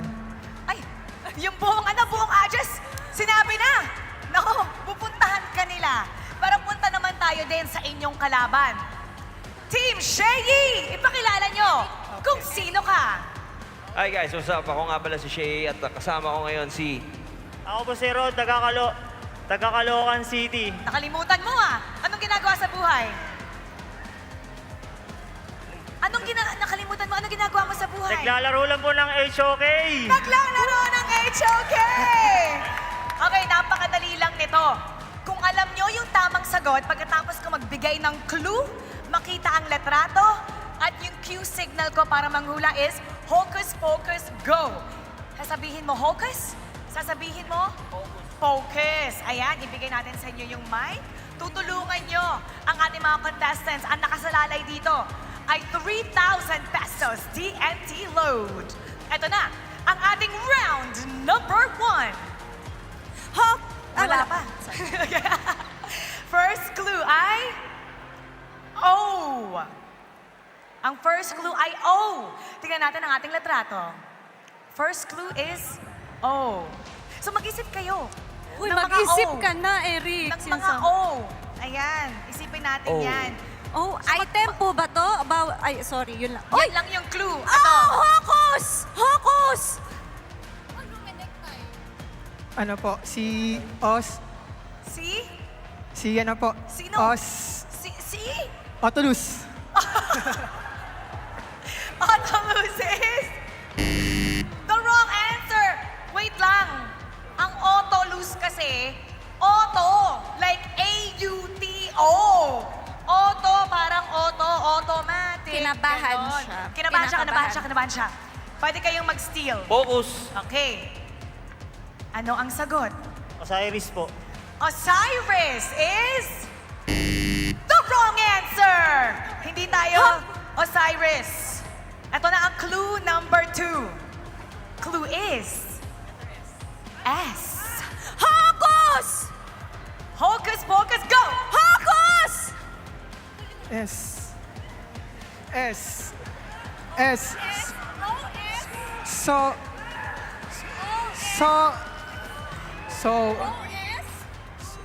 OSX. OSX. OSX is the right answer! Yes. 1 point para kay Team Ann. Alright, 1 point na tayo. Kailangan Daya, yung may humabol. coaching ng crowd. May coaching ng crowd. May Wala Daya. kami naririnig. May coaching dito. Uy, anong team kayo? Anong team yung binoboto Kami nyo ang ngayon? team ano? Team Boom. GG. Easy. GG, easy. Patingin nga niyan. Ayaw, sticker. Sticker nila. Gayahin yung sticker. Ayan, gayahin mo. Huwag mo lang ipakita. Ayun. Ikaw ay team? Team Boom. Team Boom Yes, din. Team Boom kami. O bakit feeling nyo sila yung mananalo? Grabe yung journey nila. So, lahat ng laban nila na subaybayan ko, solid yung mga galawan. Solid yung mga galawan. And the right answer is OSX. OSX. Oh, so hindi kayo magkaparehong team. Tignan nga natin dito. Sheyi, kalaban mo ngayon ang iyong wifey. So, sinong team ka? Elevate. Elevate? Ikaw din ba Elevate? Elevate po, Matic! Elevate! Bakit Elevate? Bilib po ako sa ano nila sa hard work nila at motivation nila. Magaling sila maglaro. Hard work and motivation. Magaling maglaro. Tignan natin kung gaano kayo kagaling. Dahil may 1 point na sila. So now it's time to go to round number 2. Ito na, ang round 2. Ang clue ay marksman. Focus. Wait, wala pa. Okay. Wala pa Sorry, tayong sorry. hocus pocus go. Marksman ang clue. Tignan natin ang letrato. Ayan. Tignan natin yung letrato. Alright, here we go. Hocus pocus go! Focus! Focus!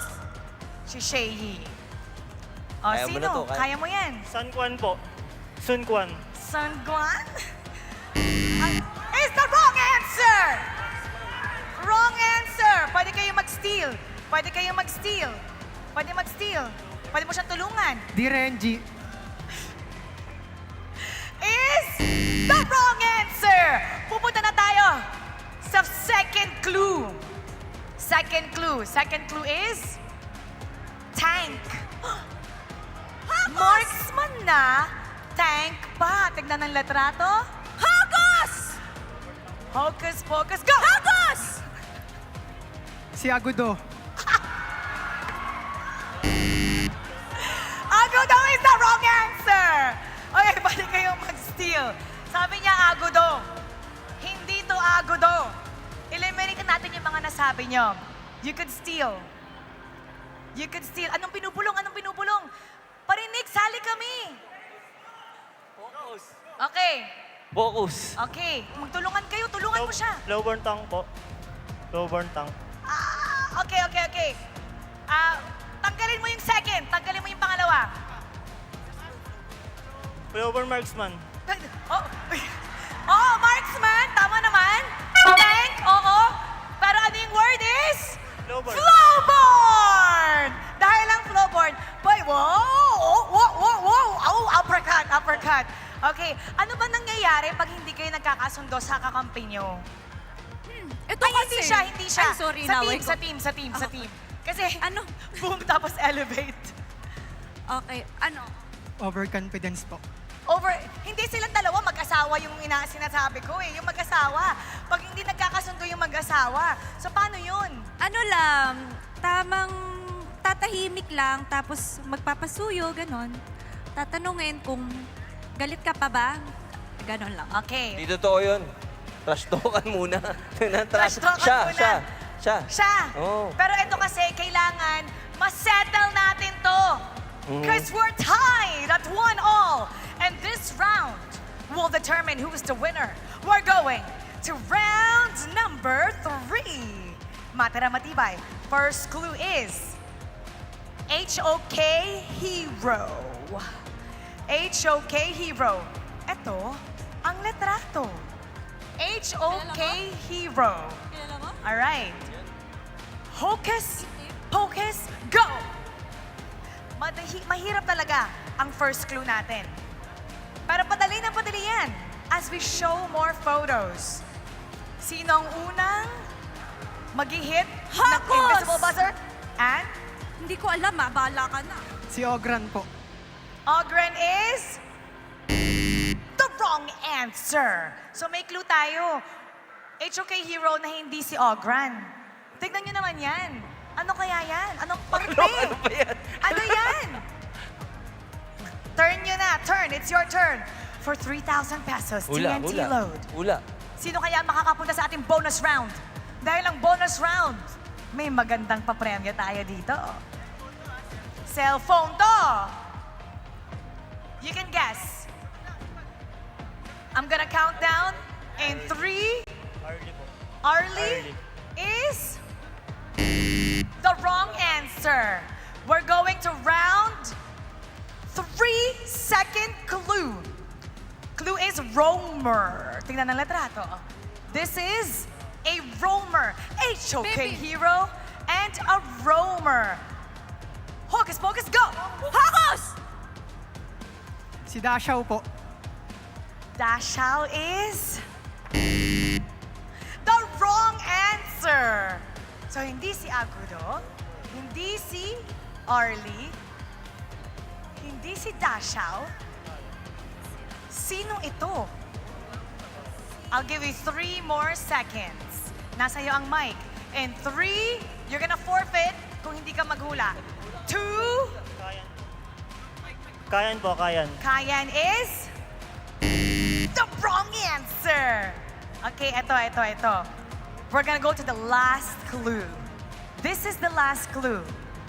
Kumakapit sa kakampi. Tignan natin ang letrato. Kumakapit sa kakampi. Hocus Pocus, go! Sinong nauna? Sabay daw eh. Okay. Hocus Pocus, go! Hocus! Shay daw. Shay, galingan nyo kasi ito na yung last chance. Baka makuha nila to. Yarya po, Yarya. Yarya is the right answer! Congratulations! You won 3,000 pesos TNT load! Uy, natalo mo si asawa. Ano Hey. gusto mo sabihin kay Ann? Better. Huwag mo muna ako kausapin. Sorry, ganun talaga. Pero congratulations. Congratulations. Meron pa rin kayong consolation prize. Ann, may gusto ka bang sabihin sa lahat ng ating mga manonood? Imbitahan mo sila bumaba Yes, dito. manood tayo dito. Mga tropa natin na hindi pa nakakapag-try mag Honor of Kings, i-download nyo na ngayon na sobrang saya maglaro nito. Tara, nood na tayo. May mga matches sa susunod. Boom versus Elevate. O, anong message mo dahil boom, team boom kayo? Yung boom naririnig, yung sinasabi mo. Ano po, boom, galingan nyo, boom. Sana makapasok kayo sa finals. Galingan niyo, boom! Thank you so much. Go ahead. And now, come on down. Eto, dito tayo. Ang winner ng ating 3,000 pesos TNT load. But wait, there's more. We're entering the bonus round where they get a chance to win a Tecno Pova 7 Ultra 5G. Kailangan makuha nyo to. Kung hindi nyo to makuha, yung audience na nanonood online, pwede tong i-steal. Ito na ang ating bonus round. Ang first clue. HOK item. Bonus round, HOK item. This is for Tecno Pova 7 Ultra 5G. Item. Take a look at the screen for the clue. May pagkapula? Ano kaya ito? Pero dahil nasa playoffs tayo, hindi lang isang clue ang ibibigay ko sa inyo.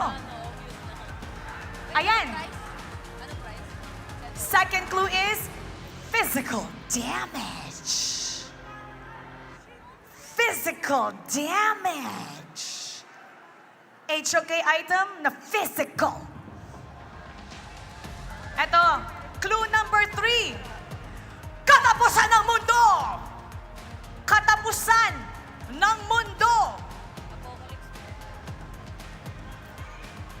Katapusan ng mundo! Ano yung sasabihin mo? Ano? Ano yun?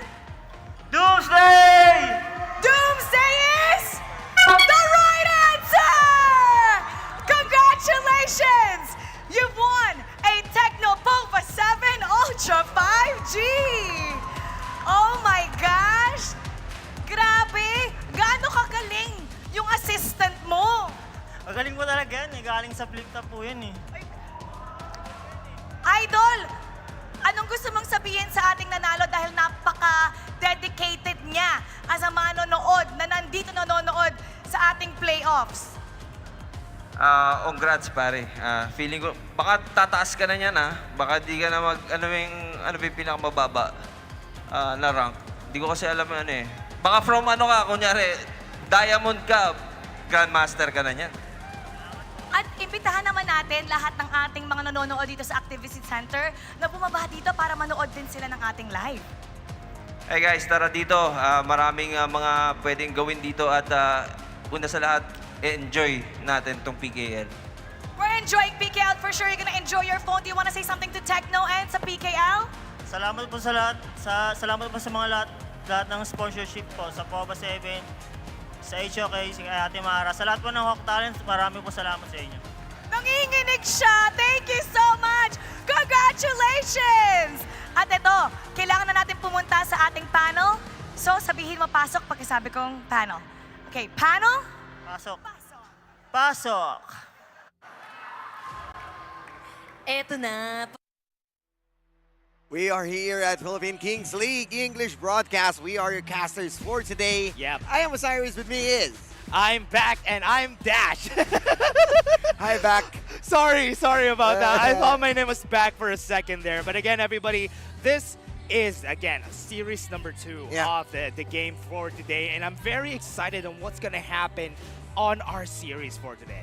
Yeah, and this Boom versus Elevate, the champions against the Dark Horse. And let's see how they're going to work their way up, because Elevate really wanted to get their own shot against the title. Yeah, and we've seen the games from a while ago, right? We have Blacklist getting a 3-0 against ACT during the last series that we have, and this is fun to see, right? Blacklist International in playoffs form. Yes, they made some mistakes, but they're still that strong.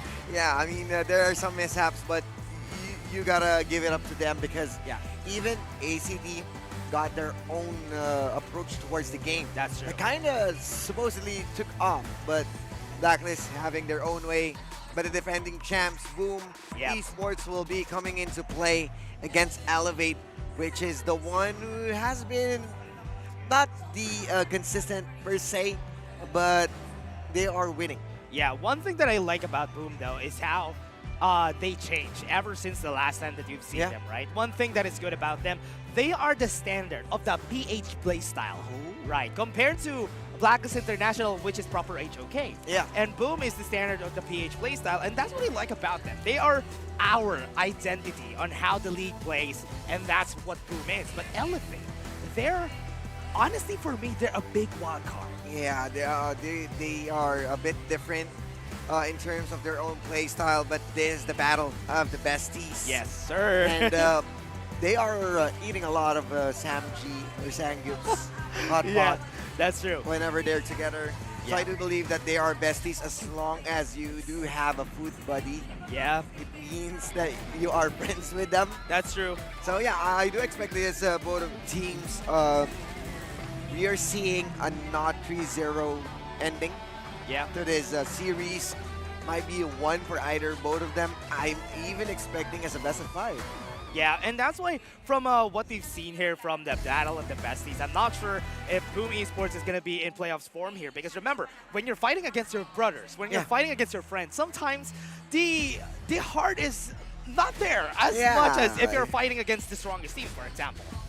Yeah, and of course, considering that we do have the farm lane superstar from Elevate, which is Azar, he is going up against Dani, which is one of the, let's say, most improved, one of the most improved players here at PKL. Now going back to his prime form from a different era. Yeah, that's true. And that's why from what we've seen here, I kind of like that this is it. Azar versus Danny. We've seen it before that from what we've seen from Azar, he is definitely the best marksman that we have currently in the tournament. And we don't usually say that in tournaments because most of the time we talk about the junglers of the tournament.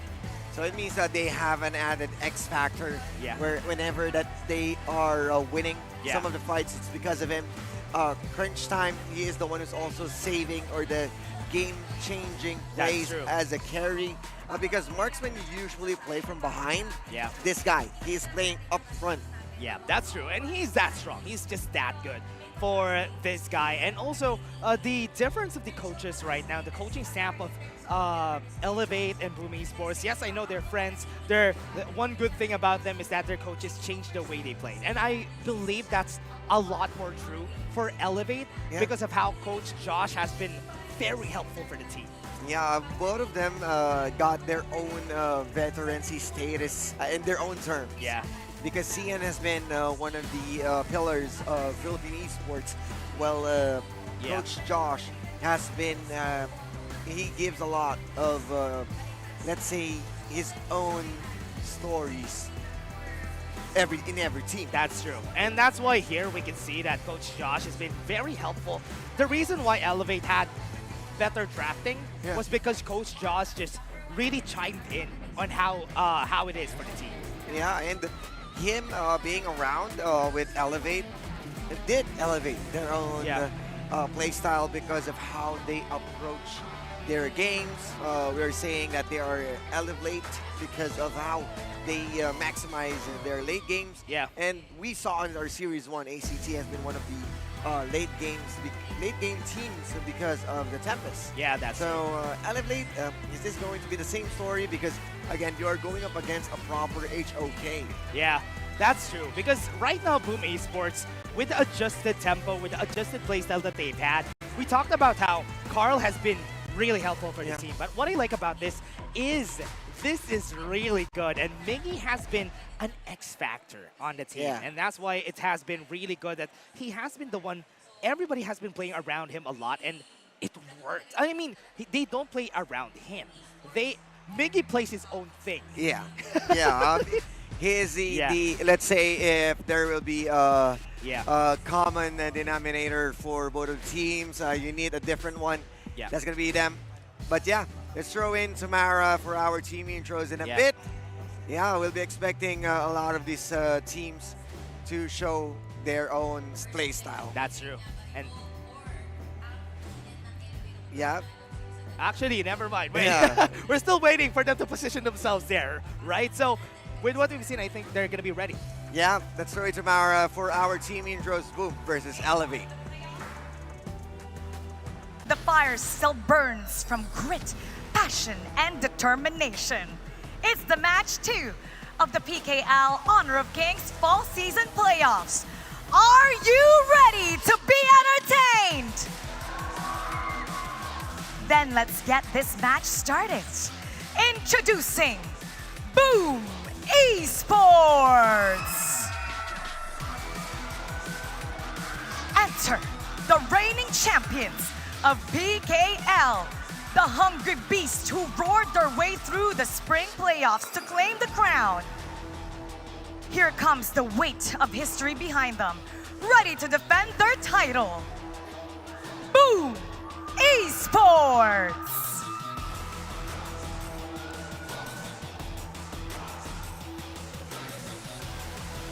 And now make some noise for Elevate!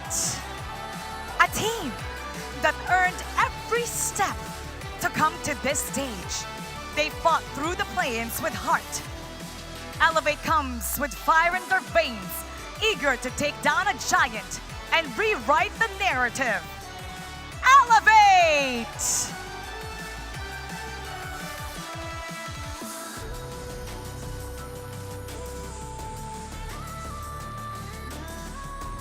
Elevate and Boom Esports. Come to the center.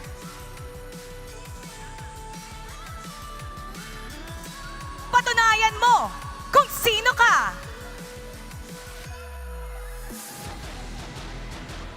Two teams, two story, and one map. Who will reign above the rest? Only one team will survive. So let the battle begin. Panel, paso. They are in it to win it as we are here on our Series 2. This is Boom against Elevate and Boom Esports. We have Miggy, Tatsuri, Carl, Danny, and Draw. That's true, and this is the team that we are looking for, right? Boom Esports, the former champions of this tournament, has been so good. And they have been changing a lot. They have been upgrading so far. But what I like about this is that you can see Elevate right now also changing the way they played ever since the start here. And this might be a scary thing for the team. Yeah, and definitely, the farm lane superstar, Azar. We've talked about this guy as one of the, another X factor for Elevate. That kind of changes the sides of the game. But yeah, Boom Esports and Elevate with the head-to-head stats. Kill participation is fairly, I guess just a 2% difference. Huh. It's not really that big of a difference because we know that Elevate really plays around the kills whenever they can, right? And that kind of works pretty well for them. And sometimes them being a wild card is also something really good for the team, and that's why it's really helpful that they play like this. They play erratically in where some teams can't pinpoint them. Yeah, and they may be same on some of the aspect or fairly close, but if you're going to check the, let's say the average game duration, it's because of their how clean Boom Esports is executing with how many minutes that they're just finishing. That's 13 minutes, I believe so. And for Elevate, living up to its name with 17 minutes. Yeah, Elevate. this is insane. And now that we've seen them, you can see the damage right here. Azar versus Danny. This is a very different playstyle on both of them. Yeah. And we can see that this is very, very different. You can see that there's a lot more kills on the side of Boom Esports. It's also because just to add on the fact that they have a lot of kills as a team, which is why Danny has a lot too. Yeah, and I do understand how there's both of them doing their own work or their identity, but definitely we are expecting a lot on this marksman because on how they are trying to change the on the game itself. Yeah, and now this is going to be a challenge here. Elevate, you can see Azar, they are going to be looking at this guy especially, but we knew that Boom Esports has a lot of priority when it comes to Mickey, when it comes to playing, which is why I can definitely expect that the draft is going to be moving around him this time. Yeah, and despite of them having a hard time on some of their games, Elevate has been delivering finishing blows with the big teams. Yeah, and now we are going to be expecting that for sure in this games, and we are going to be seeing how they play this. But right now, you can see that Boom versus Elevate, the battle of the besties. How are they going to be playing this? I'm really excited because Elevate has been surprising us from different games on how they approach, on how they make sure that they're getting those wins. Boom will be onto the red side. This is really different because you know how good blue side is as a priority pick. Yeah. But looking at how Boom in terms of their hero pool, this is their comfortable spot. Yeah, this is going to be something that they're going to be happy with, right? For Boom Esports, what they want to do is how they're going to be playing around the X Factor, how they're going to be playing around the Carl Factor for the team. And I like that there's a lot more priority for the Jing whenever we see Boom Esports. We've been talking about Azar, Megi, the usual superstars, but Tatsuri and Ivalice, because Ivalice has been a control mage.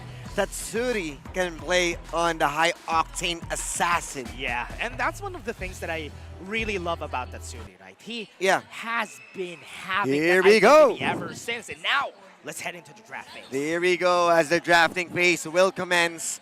Let's see how good will be the drafting for both sides. Again, Coach Josh, Coach Cian, how are they going to influence the game? Yeah. Now you can see the draft, you can see the bans. This is No the same as way. what happened for Blacklist, right? Blacklist, Luna, Pay ban, that is what they did. But it's almost the same that Boom Esports also respects Haru. Yeah, that was ACT. Yeah, ACT And then, banned it, but here Boom bans it against And then Elevate.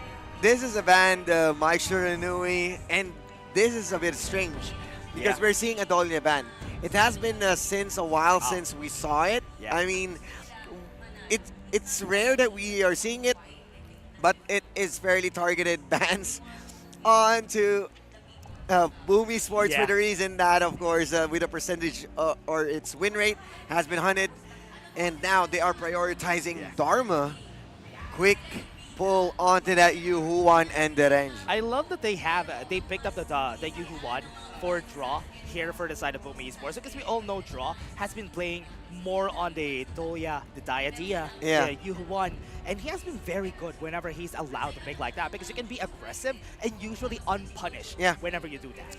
And now Yuhuan, I am expecting that this will not be on the hands of Tatsuri. Yes, it may be a flex pick, but it might be holding back Tatsuri even more if he's not going to get his Lady Gen or other assassins or aggressive mage. So I think definitely this will be on draw for the third pick right now. They can go for the Agudo, which is also the jungle. Yeah, same as what we saw from Flukio. Yeah, that's again something that I want to see, because remember, Agudo is one of the most big heroes of Carl, and having to change it mid-tournament, being able to play it on a reworked version of the Agudo is a challenge that he's willing to take. Now I'm thinking, how are they going to play this? Because we saw ACC having the young Yuhuan, having the Agudo, still wasn't really enough. Though, that's the closest game of Series 1. That's true. And that's something that I want to see here. We can see that Boom and Elevate are banning out. Look at the respect that they have here for Tatsuri. Even banning this Tsuya for their side. This is a respect that they know that Tatsuri could pull it out anytime on their sides. We have seen Tatsuri having one of the largest pool right here in the mid lane, which is why I kind of expect it to happen. Yeah, and as he... okay. Much understandable, but we already have a Dharma onto the side of Elevate, so no Guan Yu's. Mostly it's the counter for the Guan Yu. Yeah. Perfect spot, but they are denying Danny even further. But what's interesting about this is Boom Esports denying Mig's picks. Yeah, you can see that they're kind of denying a lot of the picks that Mix is gonna have. I love that they have the respect on the Sakir. I know that Mix is super good with the Sakir. It's probably his most pick roamer right now for their side. And the respect that they have, they're buddies. They know what they want to pick. Yeah. Yeah, I really wanted to see the Shangguan Dahlia combo. Yeah. But unfortunately, it was banned out as the early stages. And now, since for the side of Boom Esports, this will be on the hands of Miggy. Yeah. Might be responding more on or reacting to how Elevate will put a lot of pressure around the map. Definitely surprised that they did not prioritize the picks that we are kind of expecting from Boom Esports. I was expecting first pick Mayin for Mickey, but we didn't see it this game because they know that they should prioritize the other lanes because Elevate needs to not be confident on their picks. Picking up the D-Ren against him is good because that's the most picked hero of Azar. Oh, okay. Yixing and Lianpo. Should be an easy Lady Gen. Yeah. I believe so. Kind of protecting yourself and at the same time, you just making sure that you're getting a lot of priorities or roaming capabilities. Although... Actually, you're right. Oh, okay. Oh, wait, what? I was thinking... You're right. If I prefer the Lady Tun. If ever they picked up the Lady Tun, because they have the Lianpo, they have the Ogren on the other side, it makes sense. But we're talking about Boom, so... yeah, because I was expecting it's either Lady Tun or an Angela. Because you want to pop the passive of a Yixing. Yeah. But then, you do have a Ganon Mo that can engage or can just put his damage in a safe way outside the board. The range, yeah. So he can still pop it. Yeah, I think it makes sense. Yeah. But you need to check where Hyde will be coming. Yeah. Because if he was able to catch you any moment, that's an easy kill for a Ganon Mo and less damage from Boom. That's true. Let's talk about the matchups here, though. Because with Boom Esports, I love that it's this composition, whenever a fight happens, they're kind of disassembled. They don't need to stick together, but considering that they have the Agudo and the Direnzie, they do have a lot of pushing potential. And that's what I like about this. A Sakir could have been perfect here, but right now I think we're getting ready to go for game number 1 of series number 1, or series number 2. Yeah, I'm really excited how this will work. Series 2 of our game 1. Boom Esports versus Elevate. See how they're gonna work this out. The classic is being done here by the side of Elevate. But Boom Esports, look at what Carl is doing. Already answered with a take on the blue side. Take on the blue side. Jam Party onto the mid lane. Each of their own. And they know what's happening. Because even harder right now across the board, just trying to cross the bridge. Carl gonna be rolling in. He's gonna try and go and take some boars. And Elevate, you can see Haro using the battle passing in order for him to move forward. And I think this is really good for them because they want to just get the damage on Mix. He's not gonna get the kill. But of course, you gotta respect. Even another jump party, it has been popped off. So a lot of the teams right now just prioritizing that little lady. Yeah, little lady, the jam party. And this is gonna be good. Right now, let's start. Boom Esports already back in their own jungle because they know that they don't need to take it. They just need to really chill. They just need to wait and take their jungle camps. And we know that currently on the state that Agudo is in, he's more of a mid-game to late-game hero now compared to before. Yeah, I think it's the nerf onto the early game because it's kind of lessening the macro presence of the Agudo. Outside though, Miggy left alone here. Oh, is that Has to Sail? use that Sail just to be in safety. Yeah, so you gotta respect the possibilities. Although Miggy is the first one to hit level 4, there's like a potential against Hyde almost, but of course being present, Haru was there. He was able to put a pressure on Miggy. Yeah, this is going to be a good potential though. Look at the top side. There's oh, this is heavy. Getting ready. Carly's also in position here if ever they try to go in, but he's going to be TPing. Ivalice has been seen, so Boom is just going to be clearing the way. No problems with that, but the roaming potential of Boom Esports leaving the marksman just to farm. Okay, more daggers dropping in against or from the Tsuri. Yeah, did not hit. I'm surprised that it did not hit. It did not connect. I mean, that's a kill, that's though. up close and personal. That's true. You that's should true. be expecting a will hit. But right now, Tatsuri, I think it's easy. It's kind of hard. Yeah, now they're going to be starting. Knock up with the taking liberties. Going to be using the Gorge mobilization in order for them to get the knock up and mix. They're not going to be continuing this fight. No problem. Again, we are just playing onto our strengths, scaling. Yeah. Doesn't really need to go in, go hard for the commitment. Oh wow, that was But really of course, scary. Hyde doesn't need to use his truth mantra. Just his presence popping flash from Tatsuri. Yeah, good force on that flash. Very smart on the side of Hyde. And this is what's good about Hyde, right? He knows how to make those plays. Even if he loses a bit of gold in lane, it's okay. As long as he likes those skills, give advantage to his jungler, to his laners, he's okay with it. Yeah, and you can definitely see how difficult it is right now for Elevate to force some fights. Yes, it was a good rotation coming in from Hyde, but the value of Truth Mantra hasn't been there yet because, you know, we are still waiting for the Tyrant. Doesn't need to burn anything, but after that initial flash, there was no follow-up. That's true. Now we're going to be seeing how they rotate here. Carl is also in this area. Going to be taking a bit of gold here. But you can see Danny. What's good about him is he's super independent. Truth Mantra has to force a flash course mobilization. He's going to get used there. But they have to back off. Yeah, they're just taking their time. Flashes after flashes. This is how they're respecting Hyde right now. Doesn't need to see Truth Mantra instantly flashing out for both Tatsuri and Miggy. I love that Elevate is playing like this.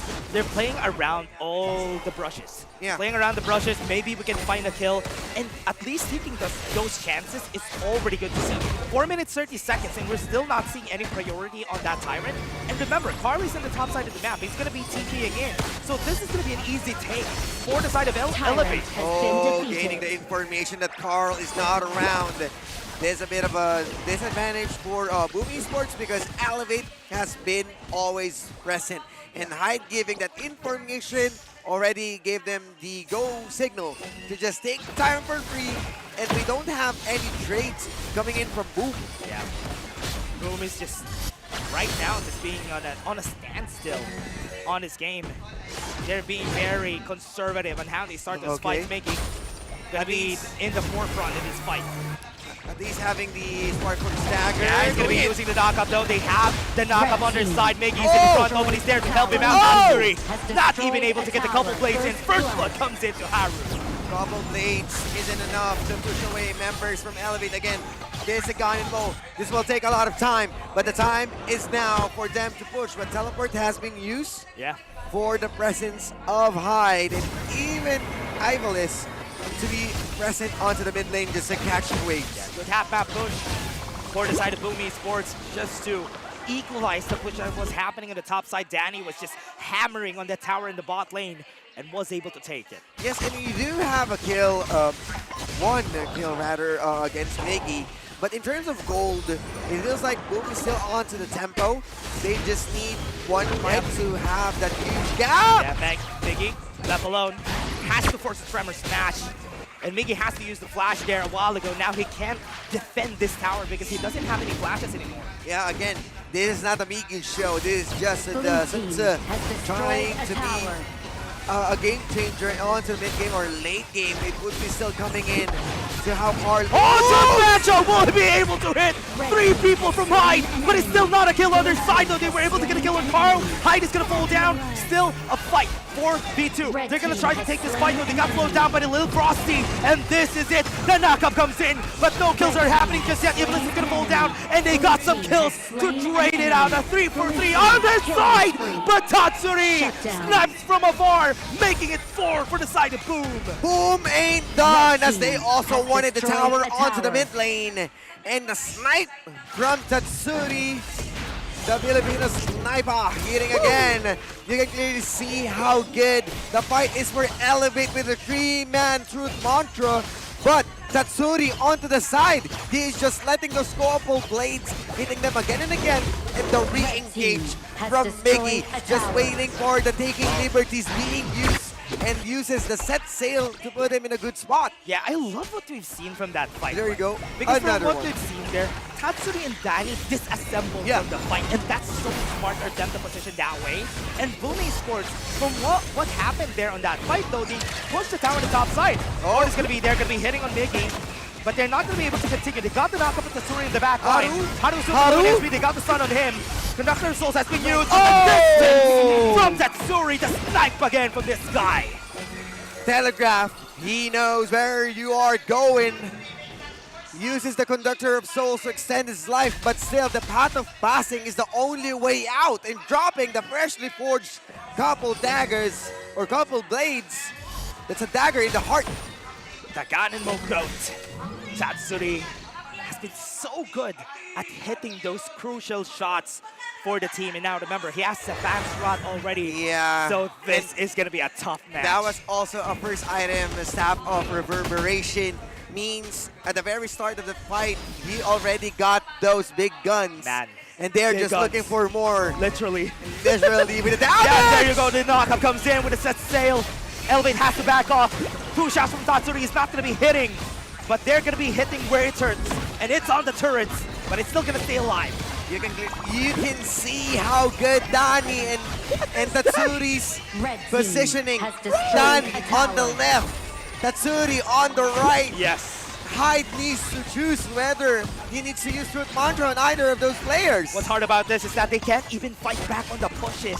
Carl and Danny just taking over the towers without any problems. And man, Elevate, they're having a hard time fighting back. He is dropping those blades after blades, and they can even answer because whenever you wanted to go in, there's Carl, there's Danny, and even Draw with the sustain just to maintain the siege that they're doing. Tatsuri, the best ever mid laner in the PKL. And he's showing everybody right now that's watching why he is the best. 24 seconds. Yep. Base check. Man, half HP on Mix. That's Mix! Yeah, that's Mix already, but Hyde is able to sneak in. Oh, not gonna be hitting the shot with the Mount no. Ride. Hyde is not. They're gonna be able to use the flash though. They're gonna be using the set cell. They got the knockup.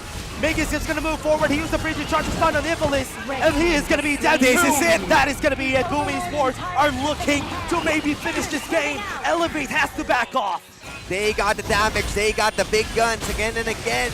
It was Hyde going for the Hail Mary play, looking for Tatsuri or even Danny, but wasn't able to make a choice. Yeah, they need to pump the brakes here, Elevate. They need to move forward. They need to put on the gas. They are going to be on a 3v5. Trevor Smash is going to be hitting 2 on the back, but does it matter though? The knockup from the set sail is going to change the set of this game with a truth matchup from Hyde, but it's not going to work out. Boom Esports has to pump the brakes. They need to back off. Elevate has a chance to wave clear this. They need to reset. They need to reset. We still have 2 objectives. They need to respect they are given right now because they saw Hyde with the Truth Mantra just to try to change the outcome, but not finishing the blue buff. I'm not sure what's happening, but it feels like Boom Esports. Yeah. They are everywhere considering that they really wanted to finish the game. I mean, you already got the shot in this against Elevate, who excels to the late game. Yeah, they excel on pressure. They're the same as ACT. Whenever you pressure this team, this team is just gonna punch harder and Elevate. Still not over here. We have a 5K goal lead, 6 towers down on the side of Elevate. But Carly, it's C. They're kind of struggling on positioning here for the side of Boom Esports. Good at positioning for Elevate. Set still from Miggy. Gonna be looking for the back line. Not gonna be hitting on Azar. They're taking their time though. The minions are pushing in the mid lane. They're just waiting for the minions. Yeah, okay. taking their time though. They have the board right here in front of them. Migs is not gonna be surviving so long. Right there in front, Miggy's gonna be dying. Still a 4v4. Fight still not over. Elevate Haru is gonna be slowed down. Couple plays not gonna hit. Azar has been hit. Oh, shot, and that could have been it. But this is not yet over. 12K right there. Haru trying to change the tides. And this is going to be a tap from Ivalis. He was able to get the Tyrant for the side of Elevate right here. Haru's being slowed down. But here comes Scarf to finish the job. But it's still not going to be it. They've been slowed down and they have to back off. Of course, Azar with the clutch infinite bossness just to be present at the base. They took their time, but losing Miggy means losing another initiation from their side. Took a lot of time before they eventually went in. But still, no trades coming in from Boom Esports, just focusing onto the trades. And a good steal from Ivalis with the taking liberties. Yeah, taking liberties. Not even a smite, bro, and they got it. I mean, you do have the Massive Agony. It is enough to just give up a proper damage for the sliding stones. He might planted 3 sliding stones before using the taking liberties, and that's the reason why it got bursted. But still, a miscalculation coming in from Boom. Yeah, Shadow Vanguard is on the hands of Boom. They can try and finish the plot side of the map. They're playing half map here for the side of Boom, and you can see that they're positioning themselves at the bottom side of the map because they want to go and push and use Shadow Vanguard on the top side. Yeah, they're just playing onto the map, the macro dominance of Boom Esports. Oh, okay, the dragon is out of the lane. Sprite lane? I mean, that's a different interaction. But yeah, Sprite Mix right now being popped off just to make sure that they're getting enough damage to take down the tower now. This is the split, the jam party, and it seems like it is a pizza party because of how pets they are being let out. Who let the dragons out into their lair? Spritings are out, and they are going to get ready. From the distance, Tatsuri is using a couple plays just to zone out the members right here of Elevate. You have the Shadow Vanguard slowly walking to the top side. Not just Tatsuri, even Purple doing his fair share as the 6-man, pushing away members of Elevate, and now they are having a hard time. And Boom is ready to escalate even further because the dragon is here. Hyde is starting, waiting. Right now, Elevate has to back away. They're going to be giving up the tower, the top side. Macro, Boom with the discipline, the proper HOK. This might be it. The last fight that we're looking for. Boom Esports are going to be looking at the crystal. Migs has to start the fight right here, right now. Azar flashes forward, gets the kill with Tatsuri. That's going to be big, and now they got caught on the board. Danny's going to be down in just a bit. The kills are happening on the side right here of Elevate. They're all low in HP. Mig is not going to kill anybody. Carl is having to back away. 3 for 1, and Elevate stays alive. Elevate, and there's the power of Azar onto the late game. Hyde, if you can find Tatsuri, fine, I'll do it myself. What a play from Azar. You can clearly see how he looked for Tatsuri and even made sure that he is hitting a lot of those CCs, even Mix being present, and somehow close on living. Somehow stays alive in this game. What a play from Elevate. Azar, again, the superstar of Elevate, has been elevating the team to this length. There's a reason why he is the superstar, a reason why you need to watch out against Elgazar.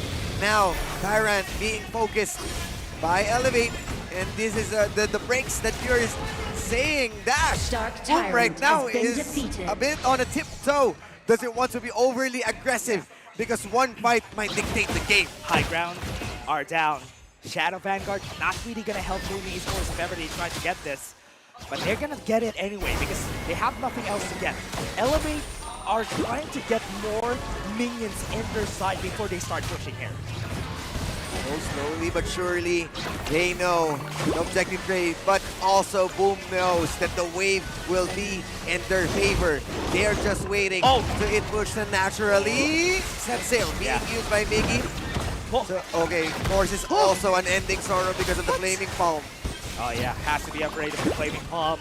The damage is going to be crazy at this point in the game. Height could be the target that they're going to look for here for the game. But remember, the high ground towers are already down. Yeah, and that's the reason why they need to go back. I'm not sure why Haru is trying to start Overlord. Yeah. Because most of the members of Boom is present, but also gaining information with that pot of bossing. Miggy trying to make things work in his own terms. Yeah. Also pulling in Hyde onto the same lane. I think that's smart, pulling attention. Miggy would be in the fight faster compared to how Hyde is going to be able to get there. Mid lane is pushing, and Haru needs to get some space here in the Shadow Overlord. Tatsuri needs to have his Void Staff. They're having a hard time. Yeah. Misposition. That needs the flash right now. They're going to be using the Conductor Souls. They're not going to get hit onto the back line, though they have the set sail in front. They got the knockup, but they're still not over. Tatsuri's still alive onto the back. Haru is still going to be in front. Hyde looking for a true matcher right now. Carl is just moving in and out of the fight. They got the kill and draw. They already lose draw. They don't have the sustain. They don't have the heal. But how courage or how bold Elevate to take this Overlord. Carl just patiently waiting. The focus of Elevate right now is starting. We need Tatsuri here to deny this. Yeah, they're not going to be able to deny him. No steals Elevate. Oh man, these guys are crazy. They might be able to turn things around here.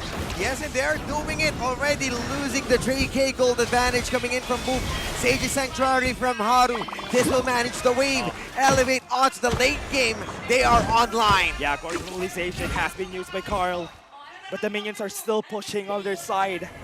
And this is the problem when you have no high ground towers anymore to defend. But they got the Vanguards, the Shadow Vanguards. Not a bit of a problem on controlling. This might be a huge comeback by only losing Tatsuri in a single fight. 50 seconds. Yeah. Before we reach another Tyrant, but the Dragons are pushing back against the wall for Boom. Tempest Dragons are going to be pushing. One thing that is so hard about this is that the ceiling of a Demons, is not that high compared to the Lung. And which is why this is going to be harder and harder as the game goes on. And with the items, this might be a problem. Yes, it is. We are looking at how good Elevate right now. Still no Void Staff coming in from Tatsuri. Hyde already getting his Daybreaker. This is really looking bad for Boom right now. If Elevate finds those kills, Danny needs to step up. We are waiting for this DRNG to just make sure and win those team fights apart from Tatsuri's couple blades. Yeah, Void Staff has been taken. You were talking about it a while ago, and Tatsuri already has it currently. Will this change the tides? This should be, because he's lacking in terms of the damage department because of Mix providing a lot of information up front. 17 seconds for the Tempest. We are on to the showdown. Who's going to take this game? The late game prowess of Elevate is showing. Tempest is up. Everybody, we are here. Another Tempest Dragon is up in our game. The board has been laid down, and Elevate was able to get the knock-up on Miggy. Miggy tanking up a lot of damage. A lot of ults are down. And this could be good for Boom Esports once they start the Tyrant or the Tempest Dragon fight. But they are far. They still need to cross borders, but huge wave onto the bot lane. This needs to be managed by Elevate. They will be present. Firstly, from Boom onto that Tempest Dragon, but Mix getting that much needed information. Now, clearing all the waves. Azar will do his best. They are gaining information. This might be slow for both of the teams, but a good positioning from Draw. Might be a good mournful tempo just to stop anyone who gets close and personal against the Tempest. It is raining currently in Manila. But right now here on the Tempest Dragon, Iblis has the board ready. They were able to back off the place. Buy time. And they bought some time. Gonna be doing some U-turn, gonna get some information. And Miggy got the information that they need, but they're gonna take a long time if ever they start this. Yep. And again, there's no set sail. So they need to rethink this. Mix is still there. He got all the information. Ival is switching on his boots with his full build right now. Starting Tempest Dragon. Is it gonna be Boom or Elevate? Hyde is so but far Hyde away. is too far. He got the flash. He got everything that they need. Is going to be knocking up 2 members. Infinite Bosses has been used already. On the back though, they see Hyde, so they know where he is. They got the pinpoint. They know where he is. So he's not going to be able to find the set that he's looking for. The set tail, the Truth Mantra on 3, and that's going to be it. Hyde was able to turn the tides for the side of Elevate, and that's true. Make that 4. Sage's Sanctuary has been popped, and this game could be over in a sec. That's an ace for Elevate, and this game will be ended in their favor. Boom Esports just lost their side. The minions are pushing on the bottom side, but this game will be over. Elevate will take game number 1. With one Truth Mantra to change the whole story. Elevate and their late game. We talked about this countless times. You gotta respect them. Elevate. Tempest Dragon is there. Didn't even need to take the fight there on the Tempest. What made this possible is the death of Tatsuri inside the base. All turrets down, but still was able to pull off a clean comeback from this. There's a reason why Elevate is a dark horse. There's a reason why they are the team to watch out right now. They can make magic happen, and they did. What a play from Hyde. They have pinpointed his location, but they didn't know that he's gonna pull off a flash Truth Mantra onto 3 people in that battle. I mean, I must say, I'm gonna give it to Hyde, but you can't really Definitely. deny. You can't deny that it all started because of their life extension with Azar's play. But I must commend Hyde. How many times did he hit his Truth Mantra just to change the tides of the game? This Dharma, and definitely one of the most improved player here at PKL. The multi-man Truth Mantra has been really helpful for the team, and it has worked as they expected. And that's what I like about this Elevate. They will be able to do it again and again. And you're seeing the highlights from Techno. What a game. Again, another barn burner on both of the teams. The siege inside the base. It was expected to end, but Tatsuri being bursted as quick as that, and then even using infinite vastness for no trades at all. If this has been a Lady Shun, this should be a different story. Yeah, that could have been a different story though. Honestly, the Yixing was so helpful on the fights in where, look at this, the Truth Mantra hits, the board was there was nowhere to go for Boom. They are creating the arenas for the MMA fighters. Yes. If they want to brawl, and with no response, with no huge ultimate, this will be the second time that we're seeing a Yuhuan and a Gudo combo being thrown out in the window. Yeah, they fought off a great start there. And honestly, I was surprised that this worked out because we haven't seen a lot of good plays from Mickey during this game. I was kind of expecting a lot from his Sun Tzu against the Dharma. But it feels like this Sun Tzu, if the set cell has been spent already, yeah, I mean, it's easy to bait it out. Yeah, that's true. Compared to a Truth Mantra. So I don't think it is a really good pickup. I'd rather go Mayin or Byron on this one, just to make sure that we do have the forceful suppression and the Mayin for the play if they really wanted to go hard against a Yixing. Yeah. So a bit of a lacking for the order taker, I must say. Yeah, I was kind of expecting a lot more here for the side of Boom Esports.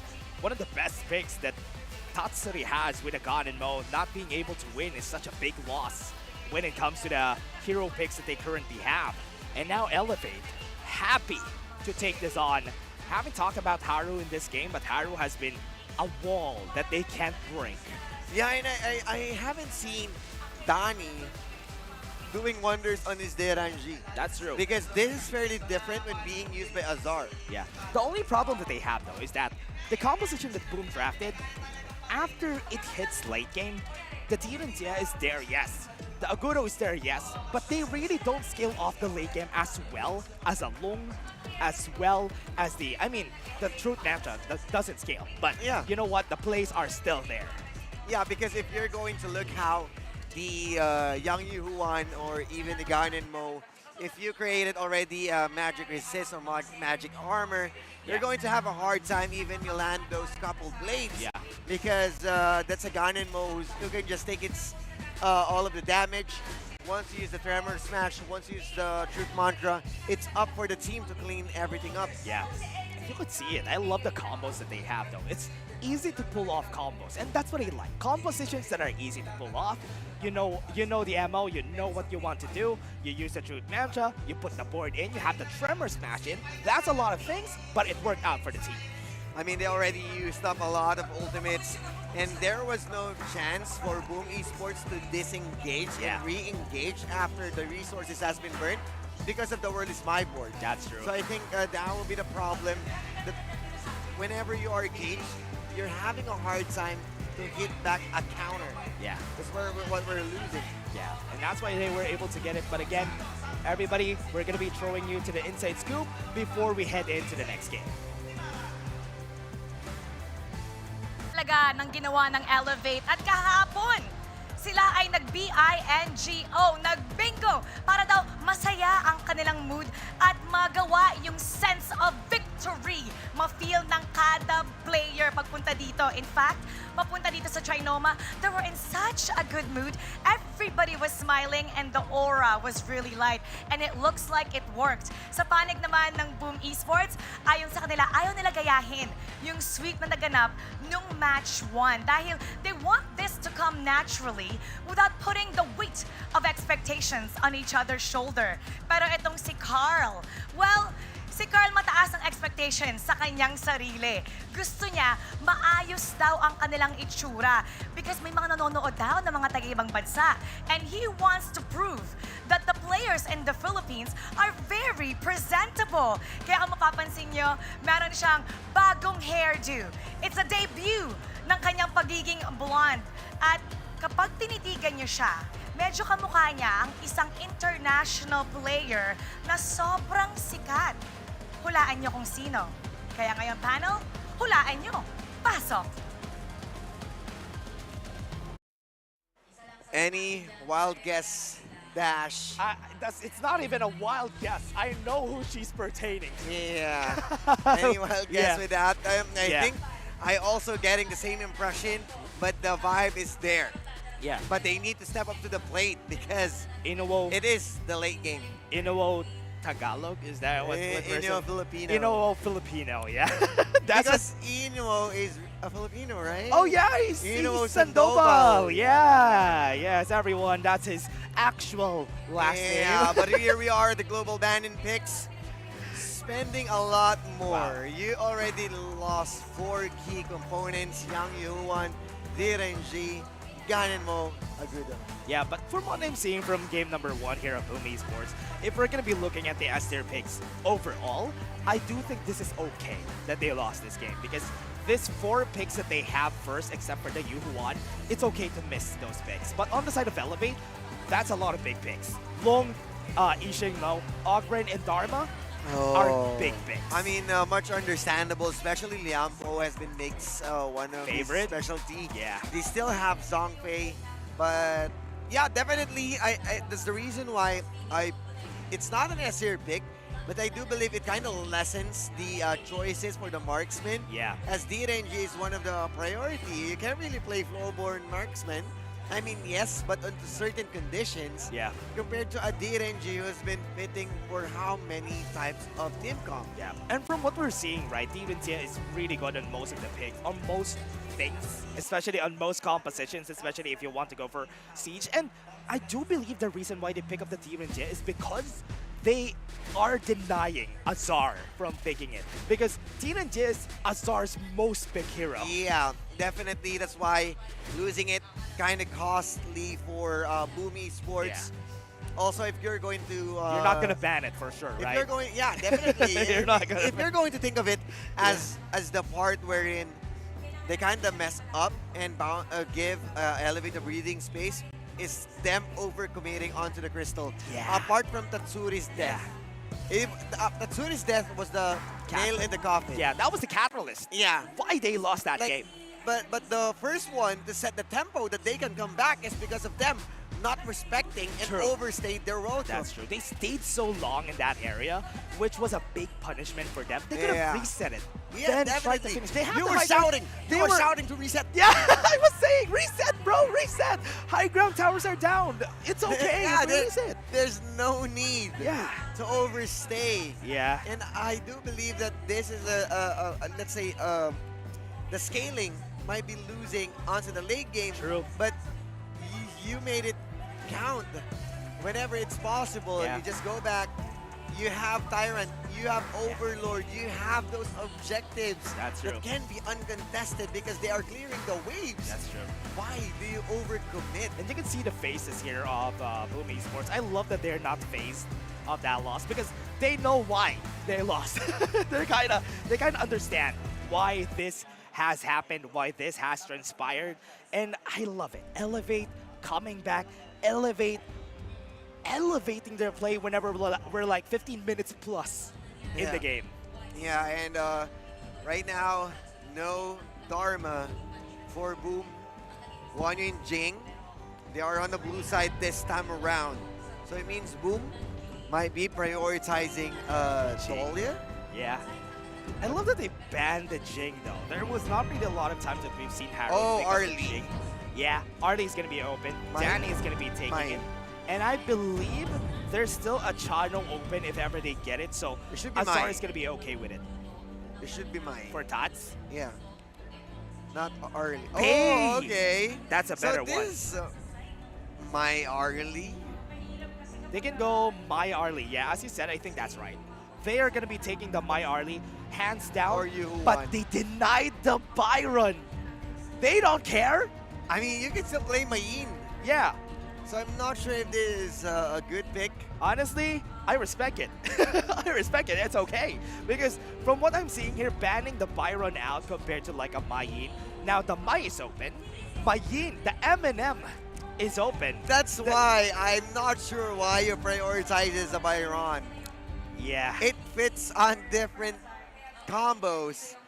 And Boom, if ever that they wanted to win here, I mean, if ever that they win here, they still have a Byron on to the next game. That might be a good catalyst to change the tide of the game. What a smart pickup. They're trying to bait out Ivalis.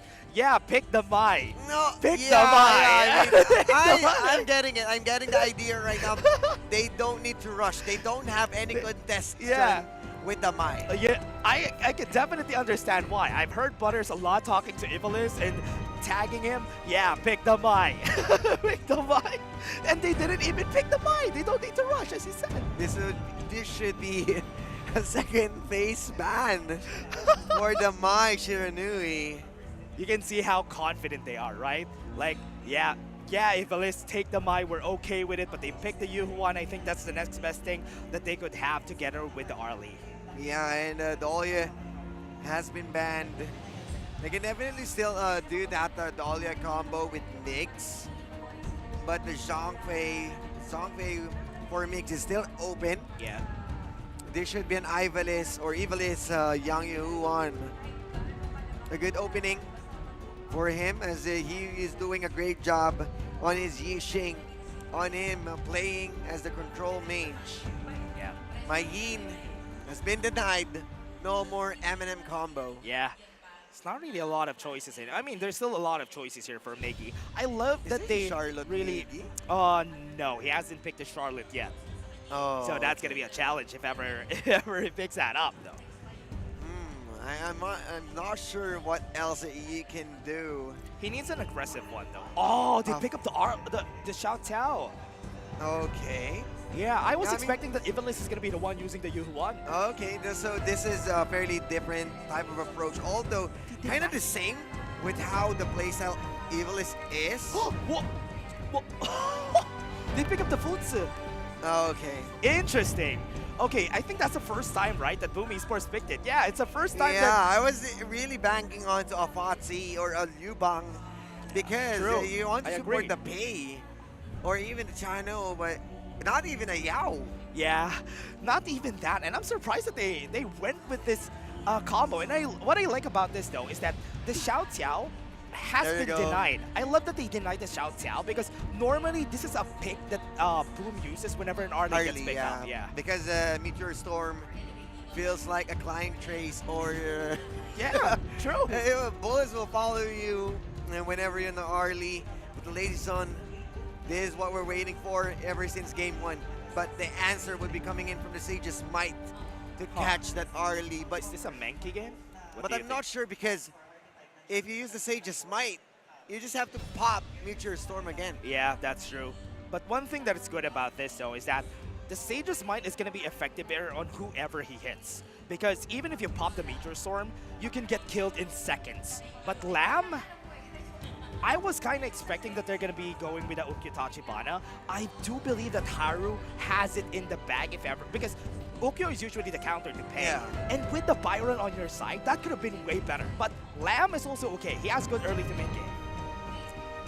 Yeah, I mean, I strongly agree with the Ukyo Tachibana. You do have a domain expansion in the hands of the Meteor Storm. Yeah. Just to protect you for anyone who wanted to come close. But considering that you do have a hard time on positioning yourself because of the Lady John, yeah, I think that this is a good shot on having the Lamb and pushing a lot of pressure to other lanes. Yeah. What I like is the bait here from Elevate. Forcing the Lady Sun to get picked here even without a tank on the side of Elevate. Then they pick up the Lob and they were like, wait, we don't really have a good target for the Destructive Deluge compared to if they picked up the Menki, compared if they picked up the Dun in this game. So this is a good checkmate again from Elevate. Okay, hearing you say those words, is this going to be a 2-0 in the hands of Elevate as we are seeing a good draft? Upon locking Xiao Xiao, I think that's it. Yeah. Completing the full circle of countering the picks from Boom Esports. Let's see if it works out. Right now, we're in game number 2, everybody. If you're just watching right now, share this with your friends because this is going to be a fun game. Whoever wins this heads to the upper bracket finals. And this will be an interesting story because if Blacklist will be facing a different team, that might be a different story to tell. Yeah, that's the most interesting upper bracket finals run that we're going to see here. But Elevate are poised to take that spot against Boom Esports, and they're happy if ever they get it. And let's be honest, some of the teams or some of the casters or even production saying that Elevate, they want to win, got a shot yeah, because of the underdog story. And yes, it is a full circle right now if they defeat Boom. Yeah, taking out the teams that were the representatives of KWC. That should be me. That should have been them. That would have been us. Yeah, ACT was the team that defeated them last season. That's why they weren't able to reach a KWC, and this time, they are back. They are back. Fire in their hearts. Yes, and of course, if ever the day is sending on to the lower bracket, they're going to meet again. The nightmare that denied their hopes and dreams. They're going to be putting down the Phoenix that rose from the ashes from the last season. And now Boom and Elevate are just slowing down the pace. Yeah. We can see that our game is not as flashy as the other game. They're just farming as much as they can and even supporting their junglers so that they can finish as fast. Yeah, and no one really wanted to overcommit or to go for those different plays.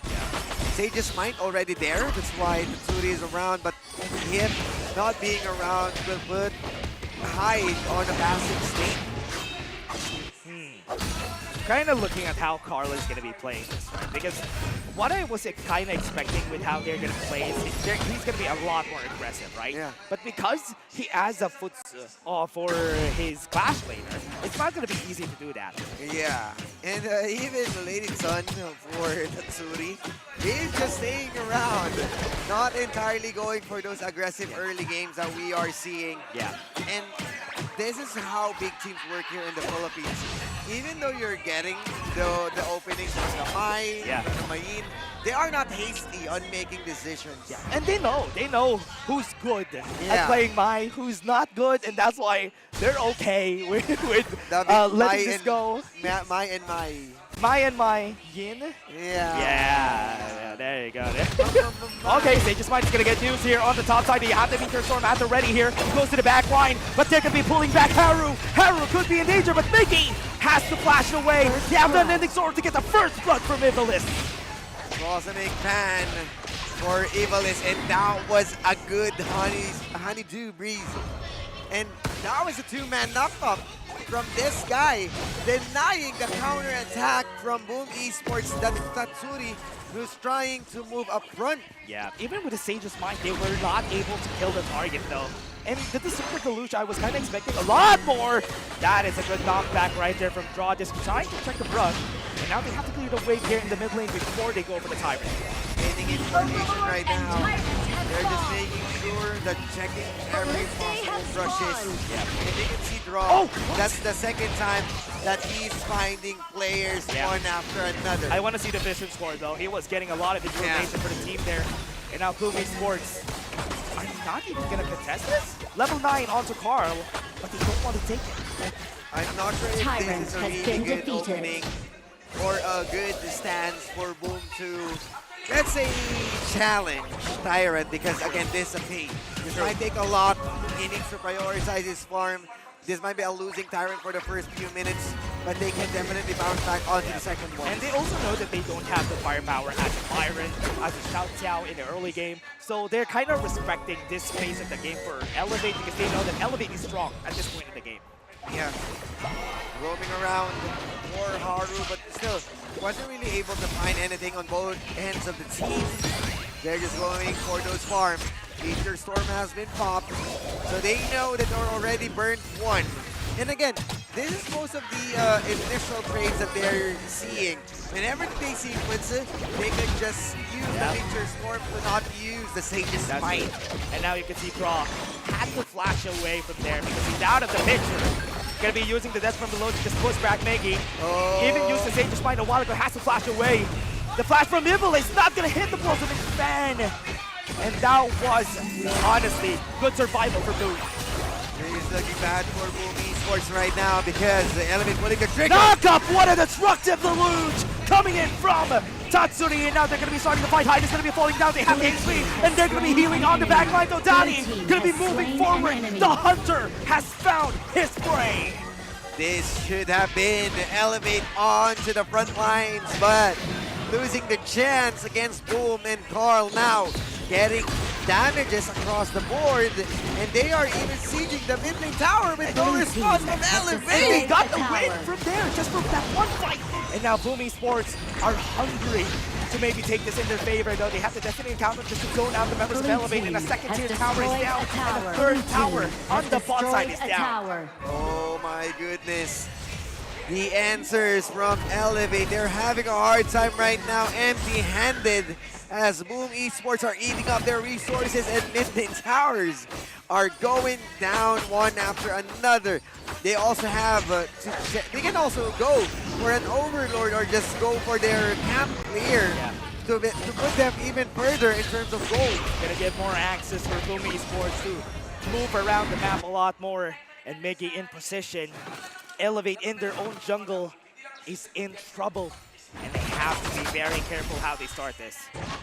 It is looking bad for Elevate. I was expecting for Boom to be onto the back foot, but they are the one who's pressing or moving forward to push Elevate out of their comfort zone. Miggy doesn't have any information though. There's 3 people dead from below. He's pushing back.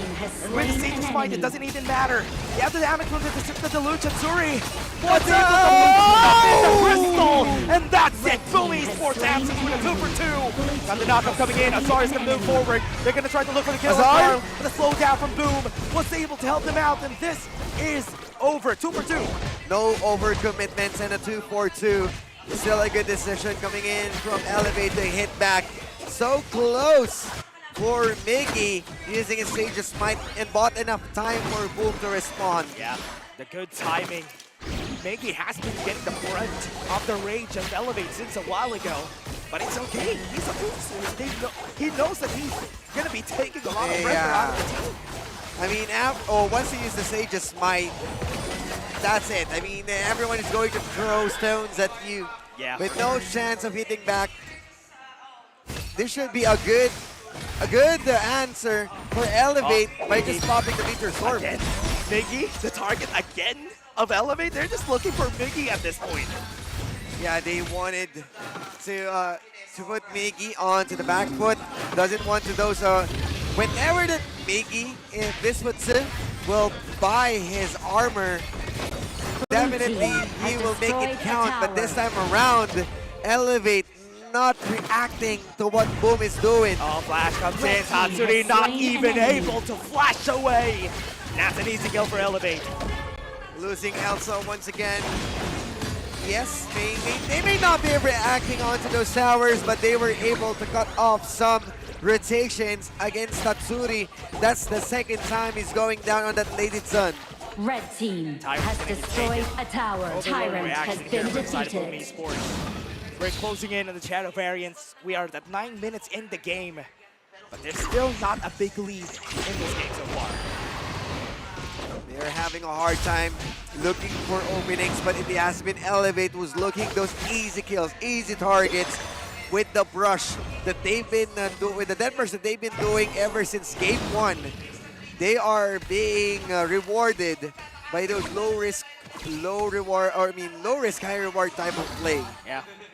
Boom Esports, you can see 20 seconds on the clock. Shadow variants already positioned on the Tyrant. I love that the priority of Elevate is going to be on the Overlord because they know that they need more pushes in this game. Yeah, and you can see that Evil is already getting his Stab of Reverberation. Means he got enough damage. Still working his way for the second item. Azar is really eager right now as well. 2-0 on that early! They just got the hit on Evelyn. That's big with the flash even. And they deny the Overlord from the hands of Elevate. That should be a double knockup, but no follow-up from Elevate and costing the life of Evilis. Now they're just going for an objective trade as they are empty-handed or trying to go for the Overlord. Titan gonna be taken. Miggy gonna be in front of everybody though. Azar is hiding on the brushes.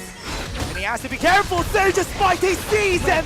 And now he's not gonna be surviving that for sure, but he was able to! No way! Carl is gonna be playing on the back line. He's fighting against 2. He's not gonna survive this for sure. And that's a kill. An ace again for Elevate. And here comes Elevate being activated once again. And not gonna be enough for Miggy, even though catches the right target. It goes left from Boom. What a play coming in from Elevate again, getting the ace against Boom Esports. They're having a hard time in these big team fights, and Elevate has always gotten the better position, the better team fight so far in the games. Red team again, has destroyed we are hitting the power spike of Elevate. Yes. They know when it counts for them to go for those kinds of play. And you can see that Azar surviving, and that pushes Carl to overcommit because he needs to take someone down. And he goes down with Azar, and that's the punish from Boom. Yeah. What's good about Elevate is that they are getting those gold back to their side, but a bit of a, let's say, lesser damage for Boom because of the Overlords. What's more important about this though is that Boom always needs to find those. Elevate now trying to start the fight again. They're going to be using the ult right here from Miggy. They have the Unending Sorrow. They have to push them back. Hyde is in position onto the back line. Though Draw was able to move forward. They got the Shadow Vanguard push on the top side, and they were able to bail out pretty safely. Damage dealers, they are around the vicinity. And this is working well for Elevate. They are looking for the targets. Now even Haru will push pressure onto the bot lane. Item check. Hyde with a Pure Sky and Ominous Premonition will help him to even stay further. Pure Sky for Yeah. Miggy. Oh! Once again, the Okay. Saints might. They have to meet their storm. They're gonna go for the fight right there on the back draw. It's gonna pull down pretty fast in this battle, though. It's still not over. The knockup, the ocean of tears from Tatsuri was the reason why they turned around to fight here for the team. And that's a 3 for 3. Two members from Elevate are low HP. This looking close. The sliver of hell to Miggy. He was able to survive with a flash. And now it will be Boom who's going to knock onto their doors as Tatsuri and Danny was able to survive. But of course, you still have the wave clear coming in from Ivalice, so it's still good. You can see here that it was a perfect start for Elevate. But there's not enough deluge to deny them. And Carl once again overcommitting his damage because he knows that Danny is there for the cleanup. True. Danny. If Elevate won't be able to find Danny, at this point in the game, man, Danny could take them all down. Which is why they have to be scared about him. Haru, Hyde, and even Ivalice needs to focus the backline if they can. Now, they're just moving around again. It is just them waiting for opportunities, waiting for those team fights, and who gets the right knock up. Yeah. Because of how Lady Sun and this Xiao Xiao will move. These are the game changes that they have. Starting on the Overlord, they got the knockdown on Hyde. Hyde is gonna fall down. No more stages fight, but they're gonna be pulling back a lot of the members right here in the backline though. Carl is already there and he's taking over. The members of Elevate are down in Boom Esports. Are gonna go for the chase down. They can push some towers here. Oh, Carl ain't done. Mix, but of course it will be enough. He got the sustain, but they got the Dragon. This will be a push coming in from Boom.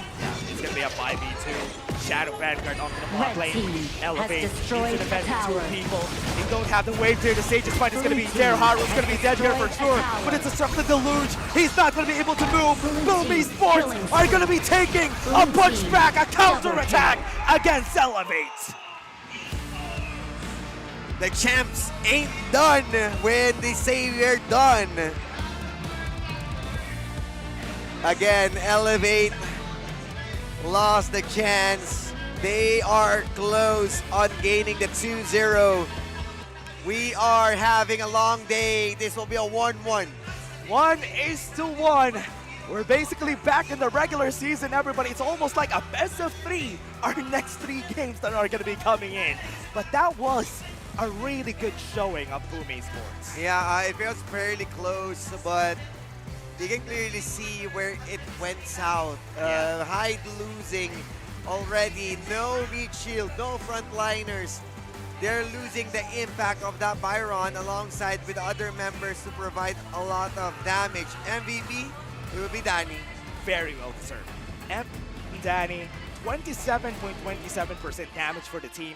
And as we said, at that point in the game, even against an Arlie, Achano is not going to be afraid because he has more range, he has more damage, and right there and then we saw it happening because Azar, I didn't see him a lot this game. Yeah, we only saw him being with the clutch play when he has been caught out. But after that, he was fairly falling off. Let's check our techno highlights right now because you can clearly see that Carl Dispay having enough damage just to play against the rules of Elevate. If they really wanted to play onto the late game, they can just deny with how the carry of Pei or Carl can be used. Yeah, and you can see how they played, right? Boom Esports just knew when their timing is.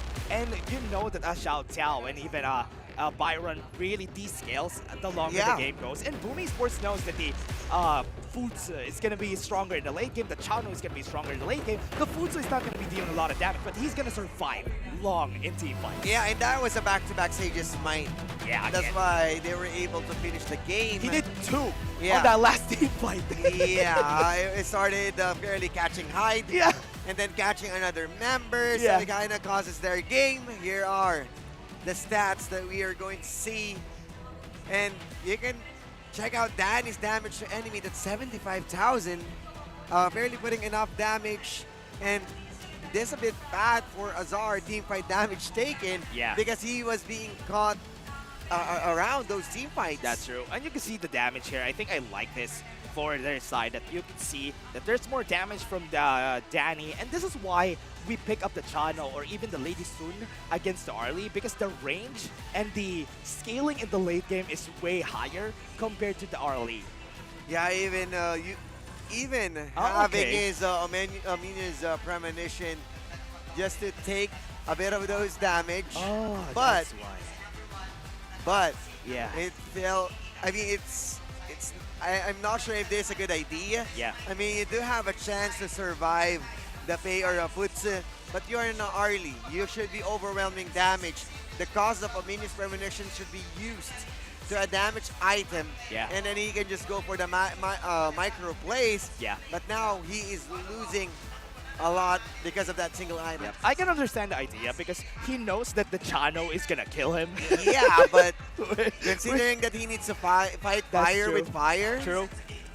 I think mean, it could have been a better take, Yeah, right? it could have been a better take on to those items because, yeah, he is the highest one, 29%, but it feels like he should be the one who's carrying even further as an Arlie. Yeah, and what's scary about that, though, is Miggy was the reason why he was so afraid of getting hit, and that's why that happened. And also, the Sparkforge Dagger build could have been better on a different comp for Boom. Because I prefer the Shadow Reaper Doomsday Eternity Blade because there's a lot of easy targets here. Yeah.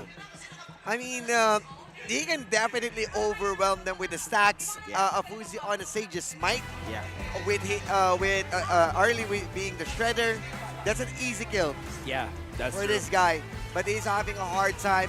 Took a lot of shots. And kind of paid the price at this point of the game. And remember that Arlie is an S-tier hero most of the time. And that's the reason why it is being banned as well. Yeah, and I can understand why they have a easier time just fighting against them, right? Yeah, and of course, our official techno partner, TNT, that can buff you up to 27 gigabytes. You can level it up, and for only 45 pesos, TNT LTE plus 5G, you already got the best of both worlds of Honor of Kings gaming. The official gaming phone of Philippine Kings League, Honor of Kings full season techno. And the official seat of choice of the Honor of Kings Philippine Kings League, DT Racing. If you are here at Trinoma, feel free to check their chairs. They are on the booth. Yeah. And yeah. You can go here tomorrow if you're not here. But again, Honor of Kings just dropped its first ever in-game collaboration with Akose Dog and Leo Miho. The GGS duo is here, complete with exclusive Flowburn face accessories to wrap your team. And the best part, you can claim them free in-game for a limited time. Of course, show your PKL pride in chat with the all-new Honor of Kings PKL stickers featuring your favorite pros, Boom, Carl, and Black Jeschi. Express yourself in every GG Easy or Good Night moment and grab them now with 30% off for the first 2 weeks. Flex your fandom and rep your team in style. I'll be honest with you, those look so good. And I want to use them in my games. I want the Good Night. Yeah, me too. This tournament is under the regulation and supervision of the Games and Amusements Board. Man, what a day. What a day. It's game number 2. We're already over with 2 games. We still have 3 more to go. Or 4. Or 3 or 2, sorry. I'm not sure how long it is, but I am in it for a long ride because we already saw how good both of the teams, and anything can go wrong at any moment. Anything could happen. Anything could happen. Yep. Anyone. I'm pretty scared of what they're gonna do, but here we are with the there you go. We members can throw it of to Mara first. Barcode. It's nice here. Oh, so ngayon nanonood kayo ng playoffs. Kamusta naman ang feeling?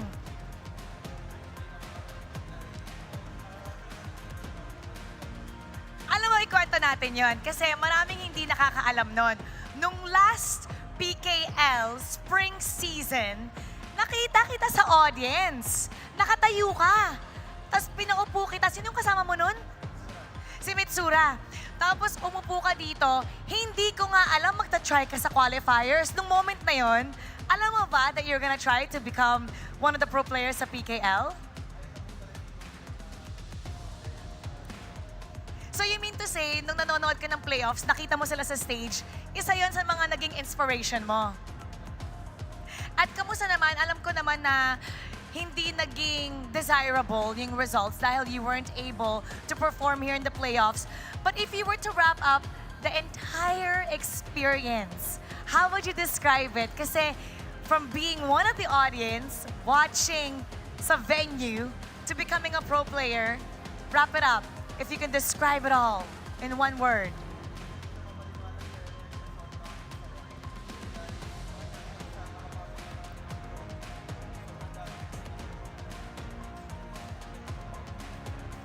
Ano yung mga natutunan mo?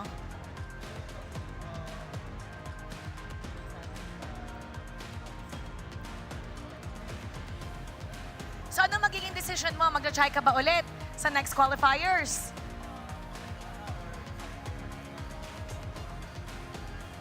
So you're all going to try again? O sino yung team na sinusuportahan nyo? Elevate? Oh, message sa Elevate! Thank you so much. And lots of people are cheering for Elevate. So we're going to be talking about that a little bit more. And we're going to head back to our panel. We are back. More games coming out your way as we are expecting Elevate.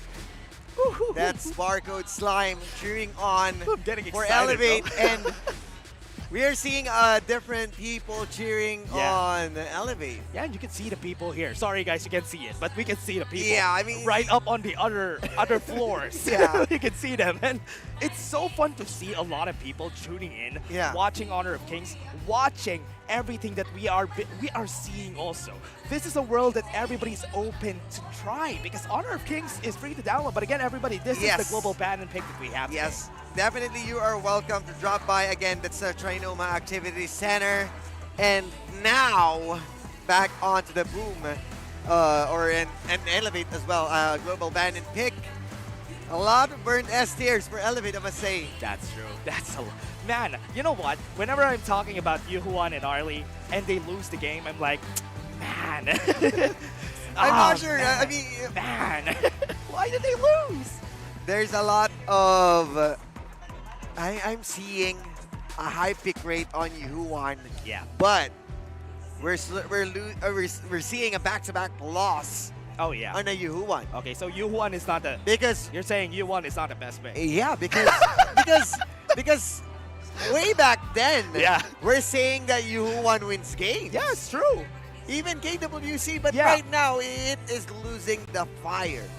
That's true. Teams now know how to counter this. Yeah, they know how to play against the Yuhuan. I mean, it's the most picked hero in the KWC, and I can understand how people just know how to play against her now because right there, you see her every time. Might as well understand how to play against them. Yeah, I mean, but again, you can see it for this, guys. For everybody just watching right now here in the English broadcast, I really love how passionate everybody is. I know that everyone here watching in the English broadcast is also very passionate about HOK Esports, and they know what is happening in the game. Yeah, and we are going back onto the drawing board for Elevate, and they are going to pick red side. They still have the ENG. Yeah.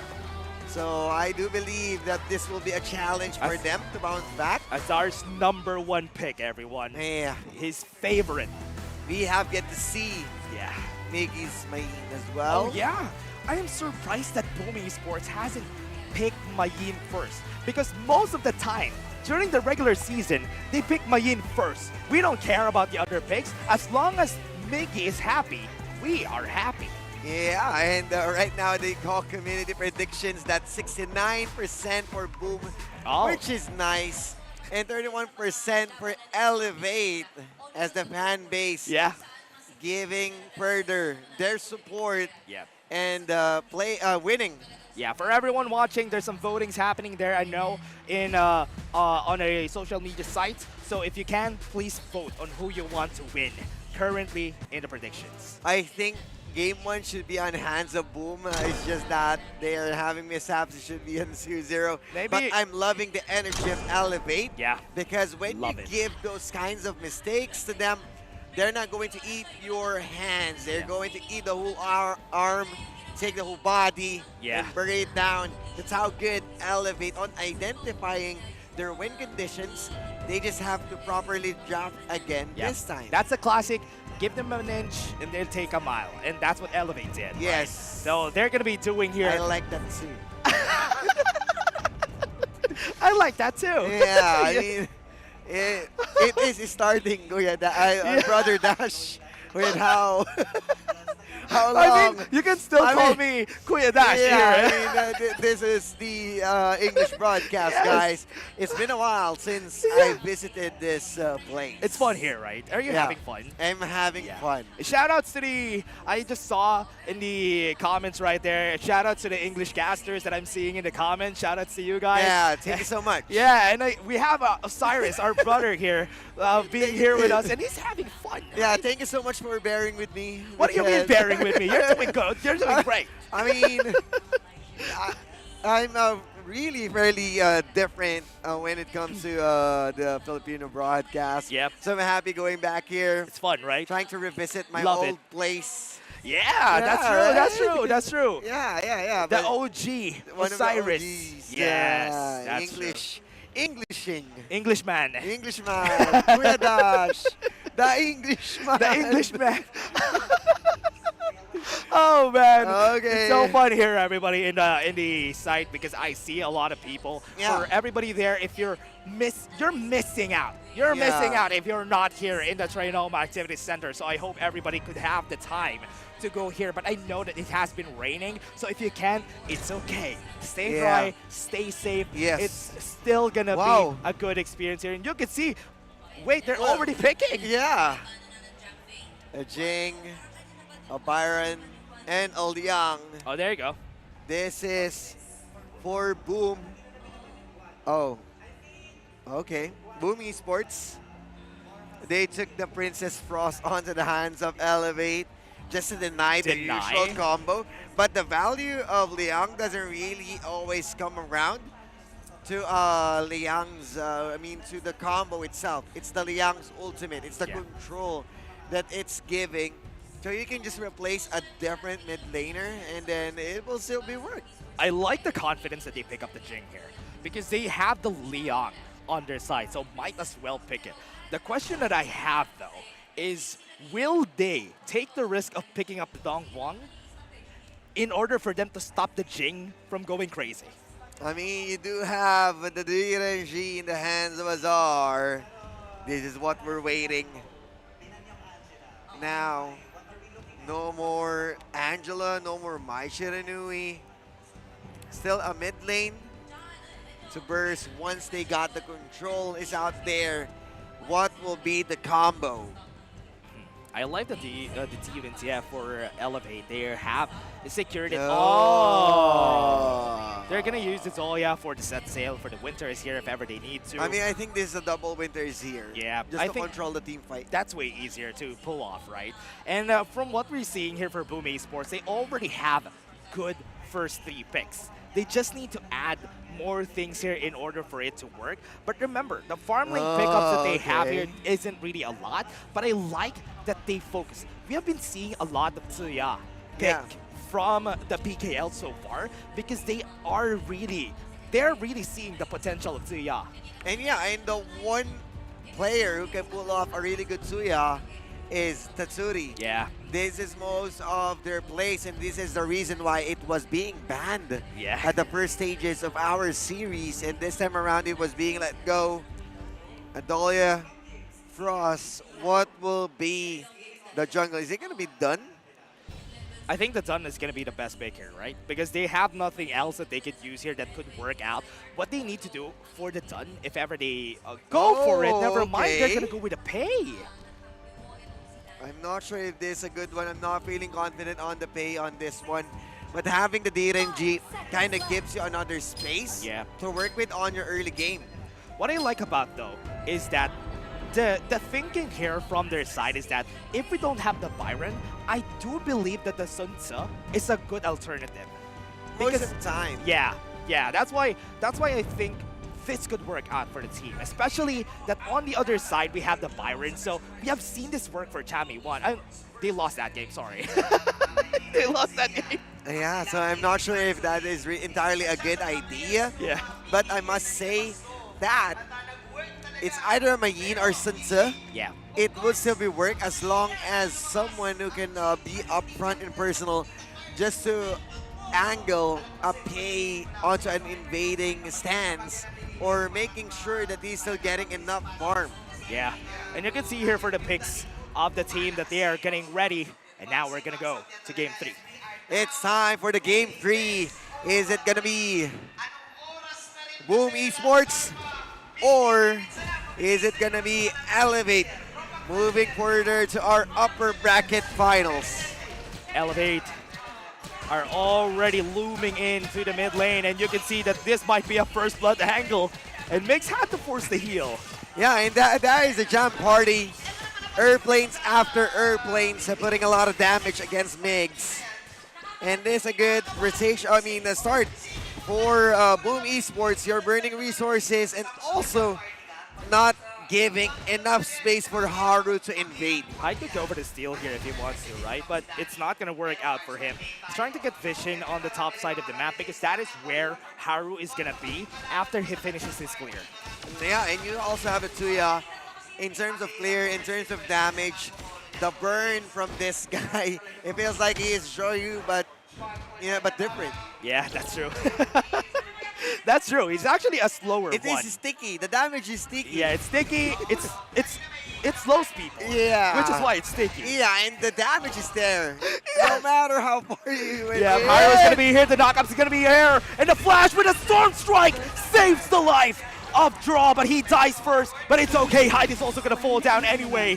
So that is still a kill on the side. A 1-for-1 for both of them.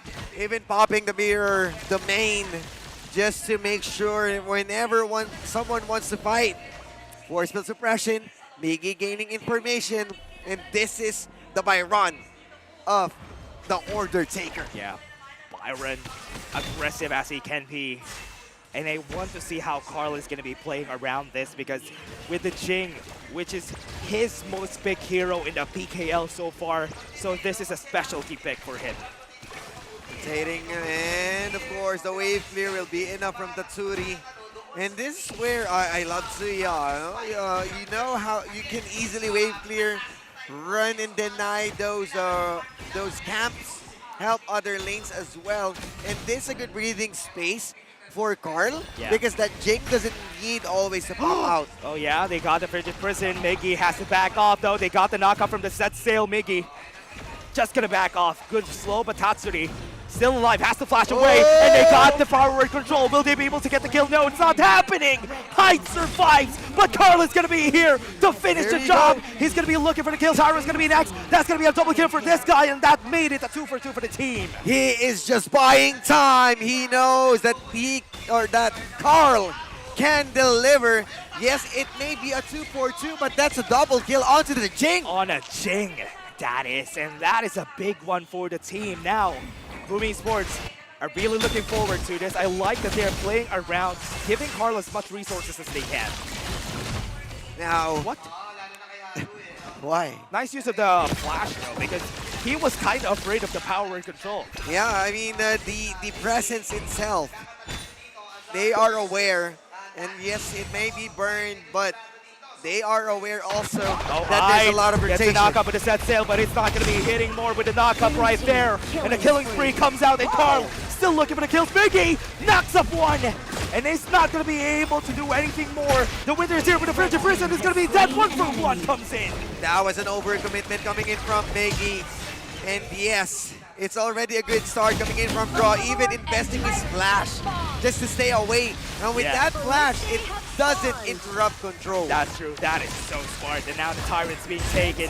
What a steal from Carl! What a smooth criminal he is. Just a moonwalk going away, going into the doors of the enemies. You have the Tsuya and the moonwalk for Jing. For Carl's Jing. That's a very fast moonwalk, though. Yeah. Because he is the smooth criminal. Yes, sir. Yes, sir. You're right about that. And now Hyde onto the top side already. Oh, use the teleportation circle to give a bit of light onto that minion, which is very smart. Yes, and right now, even Danny, they're just going for the trades. And this is what's good about the lineup. They're just focusing onto those trades, but the scaling will be moving towards the Boom Esports compared to a while ago that they're losing their firepower. They have very safe farm laners, right? Which is okay because at least Azar and Donnie, they're in their own world. Both of them are 0-0-0, and they have nothing to work with because it's okay. They need to be independent. They don't need to take the fights, which is why most of the fights are happening on the Clash lane because we do have very strong Clash laners here. Yes, and even Forceful Suppression being pop-off to know the targets right now. And not even a single, let's say, engage for both of the sides. Just using Winter is here, but with the Celestial Melody, they are prepared to spend anything just to make sure that they are safe. Boom Esports looking for some space here on the top side of the map. But what's happening is just they're chasing the wrong targets, the wrong tail on both sides. And both of them, you can see that they're just swapping places most of the time, and that's why they can't see each other. Yeah, they're just making sure to clear the camps, go back, look for another target. You do have the Venomous Staff for Tatsuri. You do have also the Spark Forge Dagger from Azar. And the same as how Danny is also doing. They're just going to mirror each other. Yeah. And a bit of an investment onto the bottom lane because there are 4 members of Elevate and they don't have any information. Might be also a trade. A fast siege, and that is a team in TI. Remember, that's going to be a very fast siege for the team, so they're not going to be afraid of taking those fights. Right now, they have the power control onto the backline. They have the mirror domain. They got the knock-up 2 on Mix, and that's 2 kills on the board already. What a very fast one, and they're still not done, though. They're going to be chasing now Elevate, but remember, Hyde is coming in from the back, gets the hit, has to flash away, but Danny is there to check him out, and that is a great interception from Boom Esports, and this is Azar gonna fall down, and Boom Esports are not pumping any brakes, almost getting one more kill for Azar, but that is still a 4-for-1. The same smooth criminal coming in from Carl, and they were able to cut roots as Danny. Danny, are you okay? And he isn't okay enough because Azar was able to take him down. A good trade on both sides, but Boom Esports is taking the tempo. He was definitely not okay because he died there, but it was still a good try from Danny. I mean, that was supposedly a good line if he survived. That's I was true. ready. That's true. I was ready. You found the right line. I love it so much. And the interception there was also smart, though. What they did, look at this interception. Yeah, they have the prior information, but Azar went in hard, focusing onto the target, and he is correct on focusing which one. Yeah. He targeted the right target here. Elevate, the only problem that they have here for the composition is that they have they need to wait for Azar to get stronger because I do believe that Danny is going to be descaling. Power control has been used, though. Mickey's already in position to get the knockup, and there you go. Carl was able to get him, but he's super low in HP, and Hyde onto the backline, gets on draw, and they're still not over. You still have the Fever Garage ready here for Danny, but remember, they have the numbers advantage. They have the plan, they have the Radiance, they are the suppression. Mickey taking a lot of damage though. He's gonna be dying. And Azar is looking to maybe finish it with a Fever Barrage, and Hyde was able to stop him right on his tracks, and that Tyrant is gonna go to the side of Elevate. A trade for trade, they are feeling confident. They wanted to stop the siege, and they were able to. A sacrifice from Miggy and Danny just to stop Azar, and now they are getting objective. This will put this Bay on a good position. Sanctify? Yeah, okay, there you go. There you go. Carl. I was waiting for who his target is going to be. I was waiting for him to get to level 15. He was able to get there now, and now this time they have a buffed Smooth Criminal. Yeah, definitely. This is a good type of approach towards the game because they have Radiance. When you don't have prior information, you're going to use the force field suppression, and that's where you use the control. Yeah. So they have 2 types of, let's say, detection that they can use to maximize the Liang. Yeah, and remember, Mix has redemption, so they don't really have that information compared to them, right? They have 2 ways of getting the info on the side of Boom Esports. And Elevate, they are a composition that will be starving for that information because they really can't face check with, compared to a Miggy with a force field suppression. And that's the reason why Draw has this freedom to go for the death brushes because he knows how to trade, but Evilis with the winter is here can also be surprising. They are waiting because they know this is a pay. Haru has to be careful here. Draw is waiting for a target. And right now he has to force the flash out of Evilis. And now they're looking for the Tyrant. They have height onto the back line. Though. That sail. Draw might be in danger here. Gonna go for the U-turn. They're gonna be taking it with the dog. He hits it. And that's the knockup. Draw has to flash away. Use the force field. Power control onto their side. Haru was able to get one on the back line. They have the Winters here in front of the mirror domain. And the wall in front of them hasn't been breached. A knockup on Evilis. Not able to get the kill yet, but Haru getting chased down. They still have the fever barrage of Danny. Yeah, hide and draw. Just going for the trades. The value of the power control. Danny just letting loose some bullets. And right now, this will be the Tyrant in contention. Carl really far away. Migs, super low in HP. And now they're denying the Tyrant currently. They have the flash of And that's the kill coming in from Danny. And this is the cleanup crew. The smooth criminal is there to finish the job. And Boom Esports is going to go for the Tyrant. And this might be a set sail. Can be surprising. Tatsuri is around. He was able to detect and not even hide.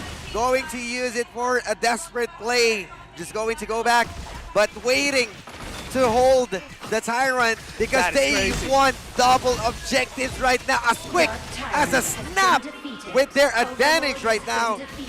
Boom Esports in control, definitely against Elevate. Double objectives for your side, and let's take a look at the replay again. You can see the commitment on Danny, even hitting the side of Migs. That's 3 members. He is destroying HP. Danny, are you okay? He is insane. He's insane. The killer instinct from this guy has been the reason why they've been getting the skills, intercepting hide, intercepting the push coming in from Elevate. And even if he doesn't get the MVP, in my heart he is. Yeah, this is the Marco P that is fairly aggressive. Howl? And we're seeing a lot of fever barrage. Yeah, they use the Howl though. Miggy is going to be knocking up Haru in front. Frigid Prison was able to hit him though, but it is still not going to be a kill. Yes, it'll still be a good decision for them. They can pull off those aggressive plays because they have the Vanguards onto the top lane. You can see clearly that the Dragons are doing their job on those cleaning operations. Shadow Vanguard, Mammoth Dragon onto the bot lane. The Mama Dragon is here on the bot side. Shadow Vanguard going to be pushing Even on this the tower. Jump Party, Lil Frosty is present. Just going for those trades. And even second tower, one hit onto the top lane. They're looking for Haru. They don't have the information, but the top side is going to get pushed here. The tower, I think, they're going to be committing. Look at where they are. Danny's going to commit, and that's another tower down for the side of Elevate. Yeah, and they are being surrounded. Now they're focusing on clearing the Overlord. But, of course, you have the map in the hands of Boom Esports. Elevate needs to move as a unit, but Haru needs to find his farm. Yes, was able to show the bot lane, but still lacking in terms of damage. Yeah, Azar has to throw on that Imperial Order a while ago. Now it's on cooldown again. Oh, hide. Another item from this guy. So, let's see. Because Boom Esports looking for targets, gaining information. You can see Draw and Tatsuri just waiting for any movements, not even crossing the river on the other side because they know that if it's not on the side of Draw or Tatsuri, it will be onto the opposing side that might be threatening for them. Howl has been popped. Boom Esports looking for a fight. They're kind of looking for a kill onto the back line. Hyde was able to get the knock-up with a set sail. But they're not going to continue here. Boom Esports trying to play it safe. This is the discipline, the proper HOK. They don't have the same mistake. They don't want to have the same mistake from the overcommitment that they did. They don't want it to happen again. Now Boom Esports kind of looking for it. And this is going to be the time. They got the stun right on Miggy. Imperial Order was able to hit. The set sail missed by a hair. The Boom Esports is looking for the objectives first before they start. Savan's Wrath for Tatsuri means it will be more painful. He is getting those much needed items. And you can see also Shadow Reaper for Donnie. This is looking good for Boom Esports, and this is the proper HOK. They have the objective. They're just trying to push themselves even further as they don't want Elevate to cross the map, stay behind the wall. Trying to force the objective here. Trying to force presence from Elevate to take these objectives. But Boom Esports is just baiting the reactions here from Elevate. They have the Howl ready on draw. Anytime they can start it. Shadow Vanguard, or rather Shadow Overlord is being started already. Haru has been knocked up, and there you go, the power control. They have the Winters here in front of them, but Miggy, what a knock-up coming in from Tatsuri. But under the backline, Hyde is making some plays with a fever barrage. He's gonna be killed, and that is one down. 4v5, Miggy on the back, gonna try to cut off everybody from the side of Elevate. He has a force field suppression, but the Vanguard of Overlord is gonna be taken on their side. Low HP on Nicholas, the knockup's not gonna hit. Azar flashes forward, but he's dead. And now it's gonna be a 3-for-1 for the side of Boom. Oh my god, Tatsuri! Charges after charges as they are charging inside the base! 4v2. Two members are gonna stay alive here. They have the knockup right there. Carl is gonna finish the job with a power and control mix. Is trying his best to survive, but this game is gonna go to Boom Esports. This should have been a 3-0, but Elevate is still put a brave face on, being the ones who's bold enough to challenge the champions, but the heart is still pounding because they wanted still to win the upper bracket. They want to take the chance here. I love that Elevate has that mindset on them that they get. One good thing about this though is they're fighting against the champions of last season, and Elevate is putting up a fight by making the games long. Yeah, I mean, yes, kind of took their time, but they are aware of their win conditions. Even Danny not holding back with his fevered barrage. Yeah. He is doing a great job on investing into the right members or key players, because that's a sense. And the set sale being shut down or losing a front line, you're paying a lot of price on losing height already. And Miggy getting the MVP, honestly, well deserved. He was the one cutting off the fights here. Any interception that happened in that game was because of Miggy, and to add to that, the damage taken is 39%. Yes, they may not be seeing any good catch from the Radiants, but because of the force field suppression, they are unlocking a lot of potential. If they wanted to go in, they can definitely do so. Yeah, any potential engages. Look at this, especially the start of the game. Miggy with a double knockup with a Storm Strike. And what I love about him is he's not afraid to put his face in front of everyone whenever he can. Yeah, I also wanted to commend Draw on this, because playing on a Liang, it might be simpler as people thought, but he is doing a great job on using control and then flashing on a safe spot. That's true. That's a different type of Liang, or a next level. Instead of using it offensively, he is using it defensively. Yeah, especially if you have the Howl, right? Yeah. You can make sure that you get the power and control The first, gap closer. then just flash away if you need to. And that last fight that we've seen, Boom Esports, definitely a deserving win for them on this one. And you can see Hyde also did anything that he can in this game, and I definitely respect his trial here. I mean, you can see the kill participation of Miggy. That's 90%. Yeah. And the damage to enemy is fairly strong for this Byron. I mean, there's a reason why Miggy is known for his Byron doing really a great job. And the team fight damage taken, 97,000. Crazy. A beefy target, I must say. And did a great job on just pushing everyone out against Elevate. I want to also commend Tatsuri on this. Yeah, the knockups were the crazy. Knocks up, the charges. Yeah. That was when he got the Savant's Wrath. I was looking for every charges, and he was hitting the backlines again and again. And that's why Azar wasn't allowed to move forward, because he gets the slow on him, get the knock up in front, and the Universal Law hits hard. And it's so scary.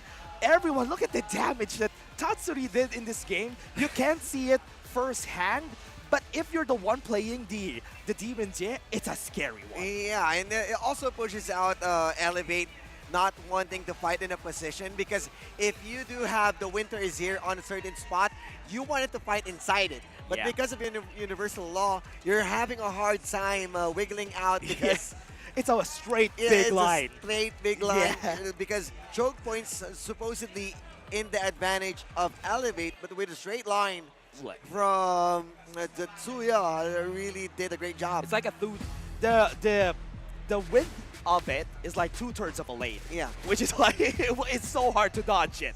You need to really put your body out of the way to not get hit by that last shot, which is the hardest hitting one. But again, everyone, that was a very nice game again for Boom Esports. I love this series so much because they are fighting toe to toe. And that is the match point coming in for Boom Esports, because you need to expect that they are the champions and they can definitely win in this type of competition or against Elevate. Yes, Elevate was able to beat them way back on week 5 or 6, I believe so. Week 5. Week 5. Yeah.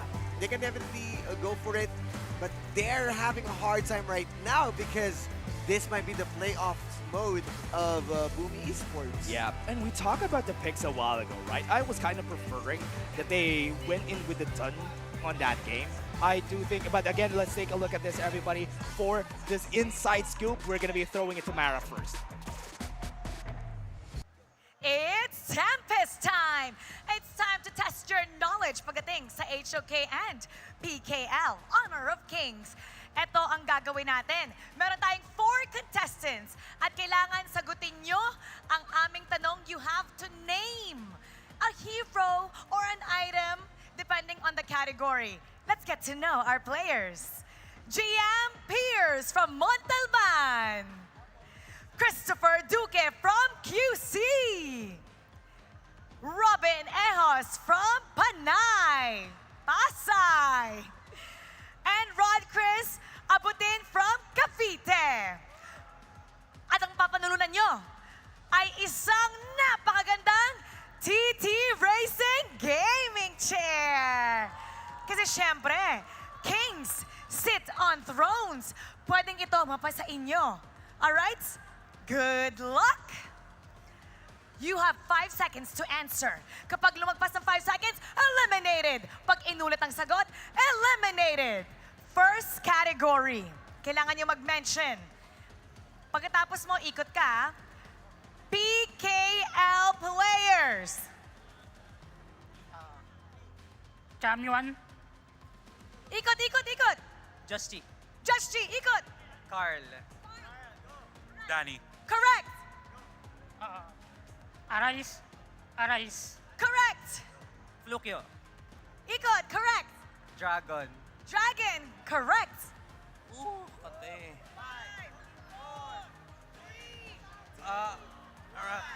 Eliminated. 3 more remaining. Okay. Next category is Marksman. Marksman. Go. Marco Polo. Flowburn. Correct. Agudo. Agudo. Arlie. Arlie. Hoyi. Huy. Erin. All right, correct. Lady Sun. Correct. Chano. Chano, correct. Concert You. Correct. Agudo. Ah! And now repeat. Eliminated. Better luck next time. We're down to the final 2. Sino ang makakakuha ng TT Racing Gaming Chair? Next category. Heroes. Starting with letter A. Go! Angela. Angela. Agudo. Correct.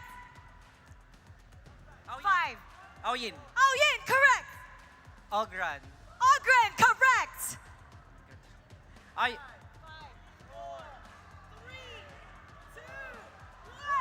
Eliminated! And we have a winner! Congratulations! Upo ka dito. You've won a TT Racing Gaming Chair. Anong gusto mong sabihin sa TT Racing at sa PKL? Thank you so much, TT Racing and PKL. Ano po, sobrang thank you din po. Tapos, more, ano pa po, more projects. Pakita mo naman kung gaano ka kasaya! Congratulations! You are now a king that will sit on the TT Racing Gaming Throne. And now, balik na tayo sa ating laban. Punta na tayo sa ating panel. Pasok!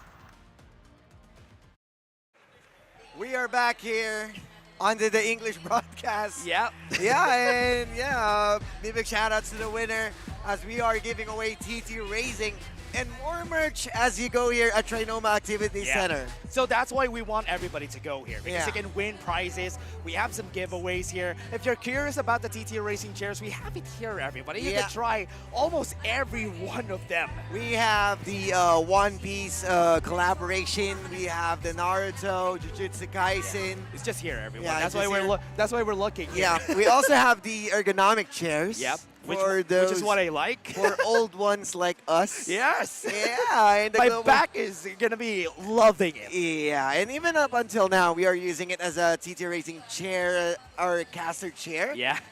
Yeah, global banding pick. We are losing already a lot of heroes, and which ones are still being left out in the open, as we still have Ogron for Boom. Yeah. Mayin hasn't been picked, though. Yes, Mayin. Mai Shiranui also. Arlie for Danny. Yeah. There's a lot of power picks right now. Surprised that Mai Shiranui hasn't been picked yet. Or? Yeah, game number 4, we haven't picked Mai. Yeah, yet. despite another one.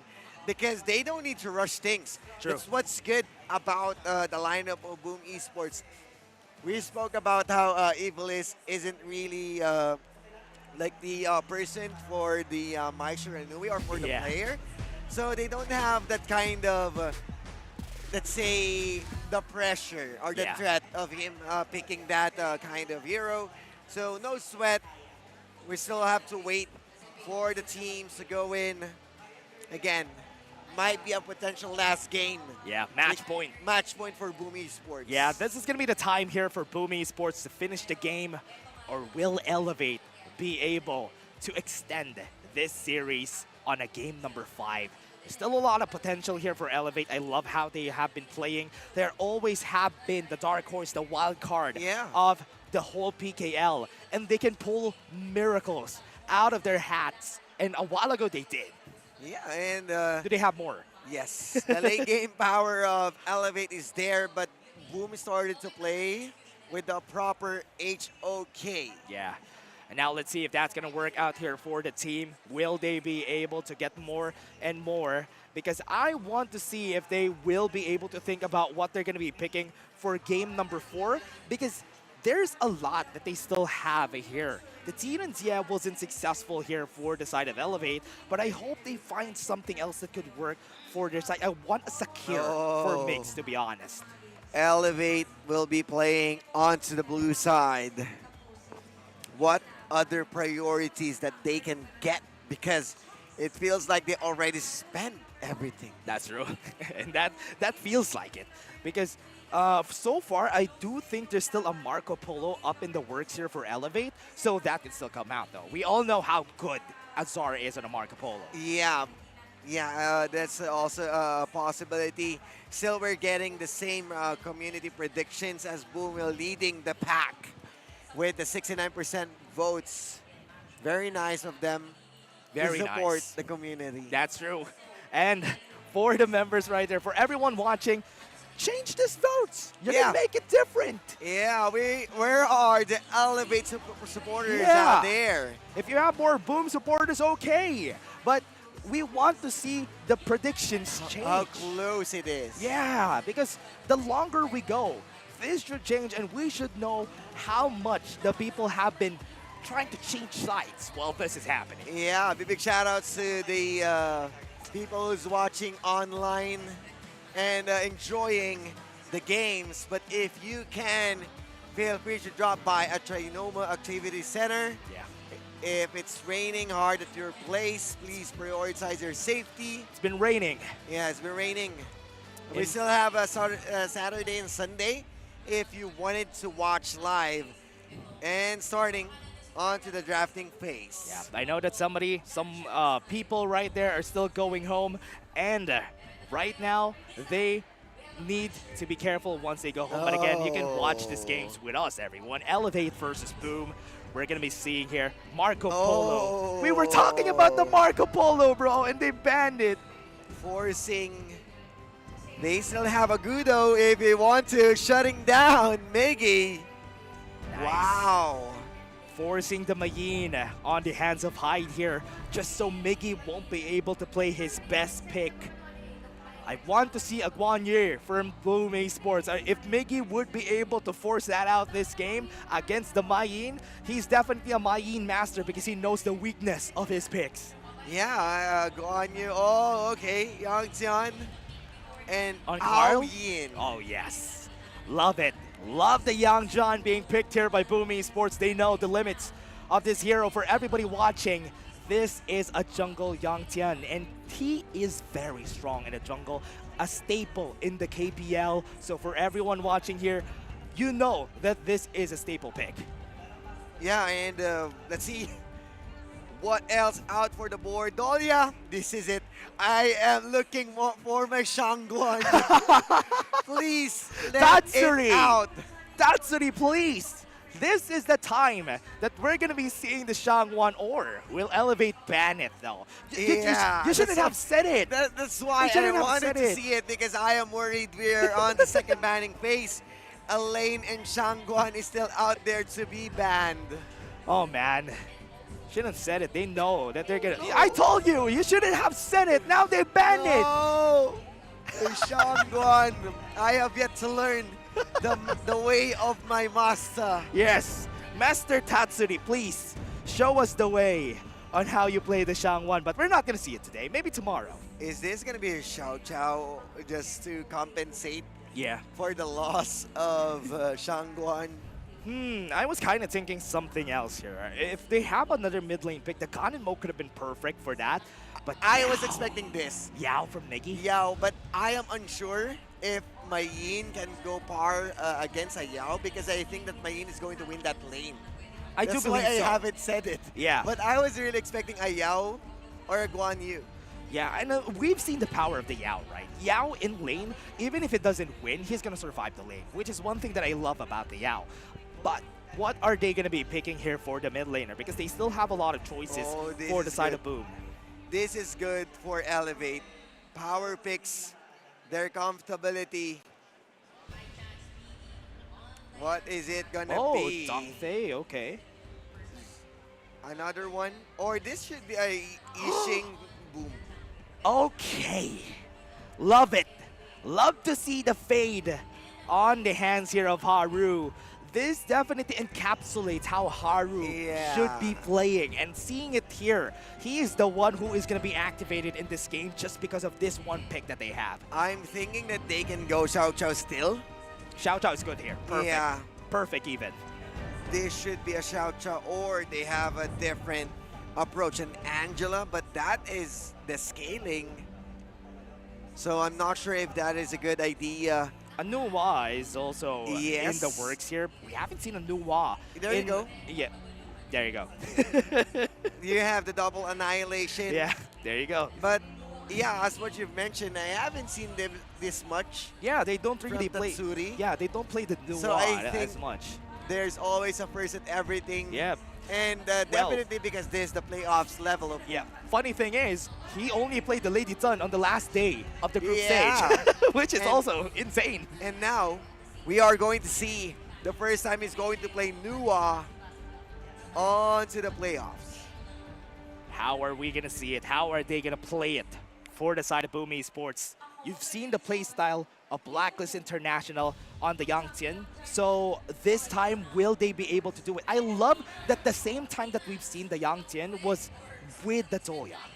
Yeah, and considering that whenever that you have the Doya in their hands, it always equalizes to Young Jian, because we saw it also He was healing. in Blacklist, Yeah. if I'm not mistaken. Yes, Blacklist. Unfortunately, we haven't seen any Umbrosa, not unless if Game we 5? extended this game, because we are on to the Game 4 match point. Boom Esports 2-1 Elevate. Will they be able to finish the job here for Booming Sports, or will we see Elevate fight back this time? There you go.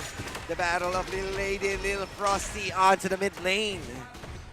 As right now, another Little Frosty. Okay. Yeah. Just a bit of a trade on to their Spritelings and managing.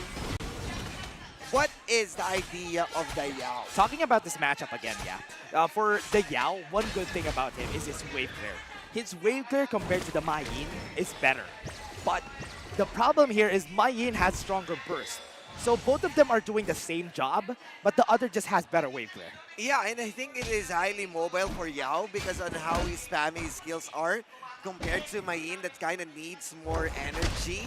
So, yeah, his mobility is far more impeccable if you wanted to go for those chase. Yeah. And with his empowered skills, I do believe that this Yao is good for Boom because they always manage their side lanes. Yeah, and we saw Miggy play this before, and he was successful with it, which is why I want to see its full potential, especially on this playoffs level games that we're seeing currently. And now that we've seen the rotation from the team, now they're starting to fight right there on the mid lane. Ivalice has been trapped, but the Ocean of Tears is going to get used. He was able to flash away. And that's a good answer coming in from Elevate. The response of Haru will be present onto the mid lane, but Ivalice needs to burn this flash, and the Ocean of Tears. Wow, another fight. Yeah, knockout comes in.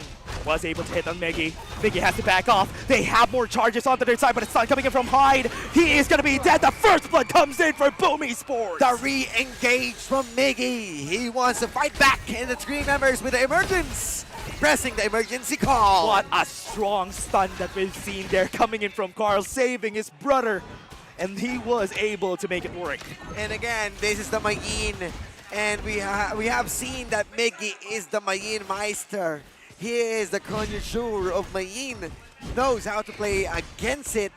As Hyde, he is mostly leaning onto a utility type of Clash laner. That's why it's pretty odd to see him on a Mayin. Yeah, Mayin is going to be trying to find kills as much as he can. And I think that could be one of a good thing also for Hyde, because I want to see him find those fights. And he has done it with the Dharma. Yeah. So on a Mayin, he could do it, but easier with the exploit weakness. Yeah, and what's good about this, it's Haru having freedom on farming around the map. He's still having those gold shares. Again, he is the one of the primary carries to be seen here alongside with Azar with the current lineup that they got.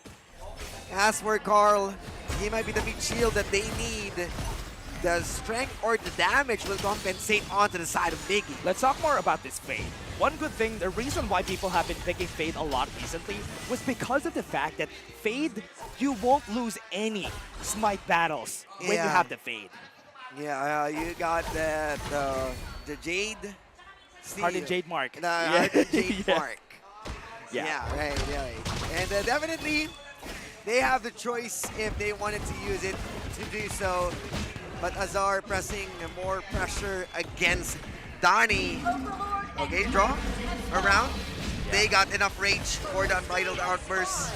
Now, Tyrant being sorted. Just gonna pull back on the pressure. Carl needs a bit more time here. Haru is already in the area, so they don't need to take a fight. But the Annihilation from Tatsuri was able to pull back a lot of the members. Evil is still alive, but the lasers caught him. And now Boom Esports is just gonna be moving, pressing forward. And Hyde is hiding. Miggy is gonna be trapped here, but on the back line they go. They got the timing just right. And that's 3 people down on the side of Elevate. The quick strings being pulled by Miggy. Double dash into the flash, just to make sure that he isn't going to hit by the Jade Mark, and was able to take it down. They don't need to rush Tyrant this time around. They just focus onto the towers. Yeah, the slices, the slashes coming in from Miggy, baited out the members of Elevate to react. He knows what's inside that brush. That's He true. was able to dodge it. The return to dust also helped him in the end there. And now with this, Tyrant is open. Nobody's taking it. The most important part about this is they don't need to take it for the side of Boom because they don't want it stolen. Yeah, and they're just playing it safe. Again, the proper HOK coming in live They just want to focus onto the towers and just prioritizing the Tyrant for a latter part of their fight. Migs might be around, gaining information as well as Evilis. Timing, waiting. Evilis is in position if ever a fight happens here. But nobody's starting it just yet. Carl is just forcing, Draw and Carl are just forcing reactions out of Elevate. Yeah, they are respecting each other's power right now. But the thing is, Miggy with that pure sky, it is too early and they got the freedom to start it because Elevate right now having a hard time to answer.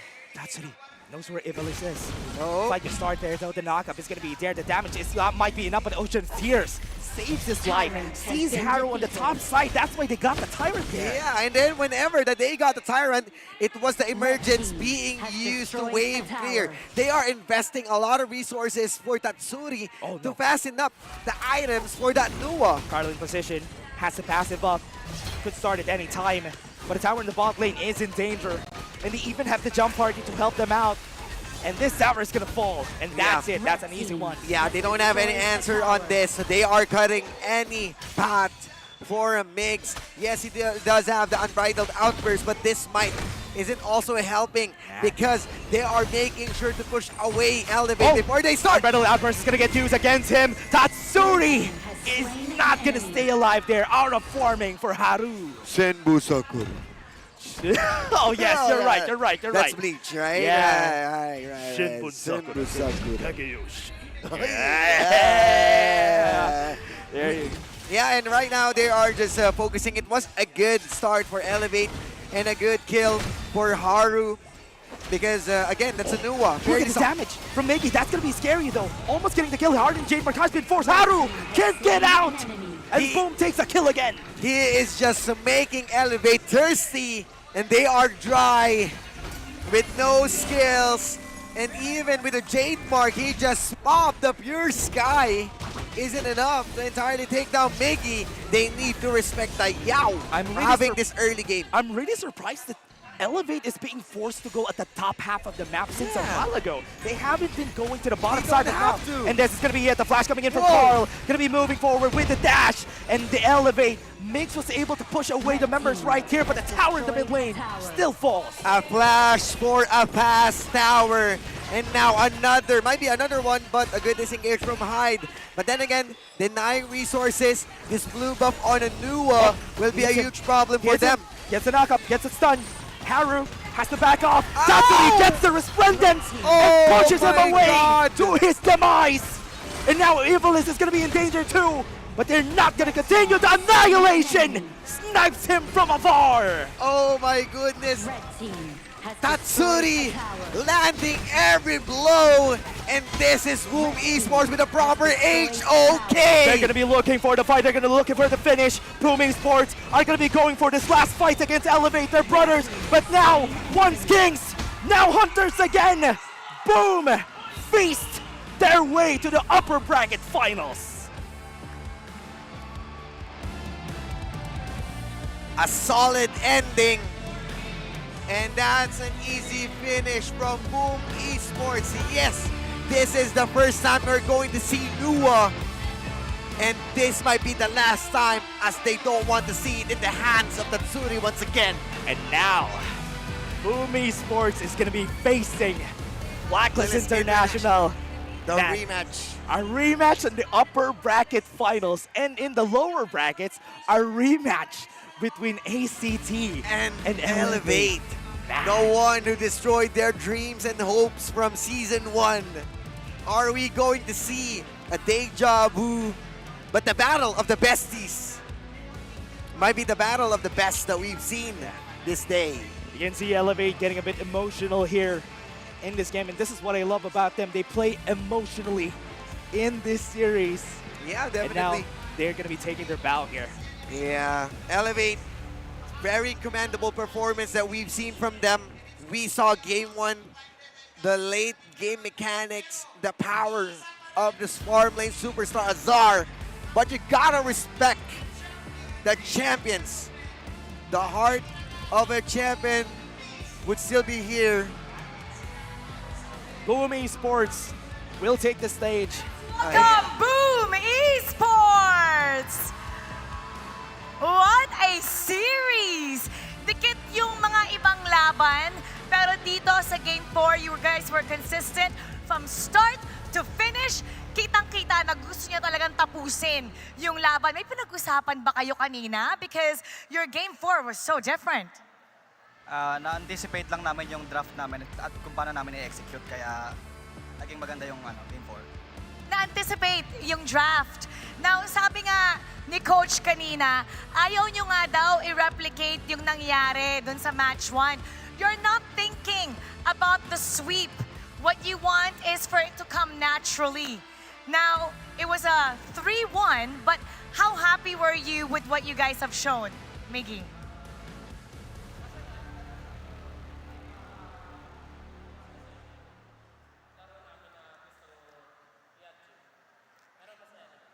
Masaya, pero alam nyo, there's still tomorrow. Now, Carl, maraming nababaliw sa hairstyle mo. Meron ka bang peg na ginagaya?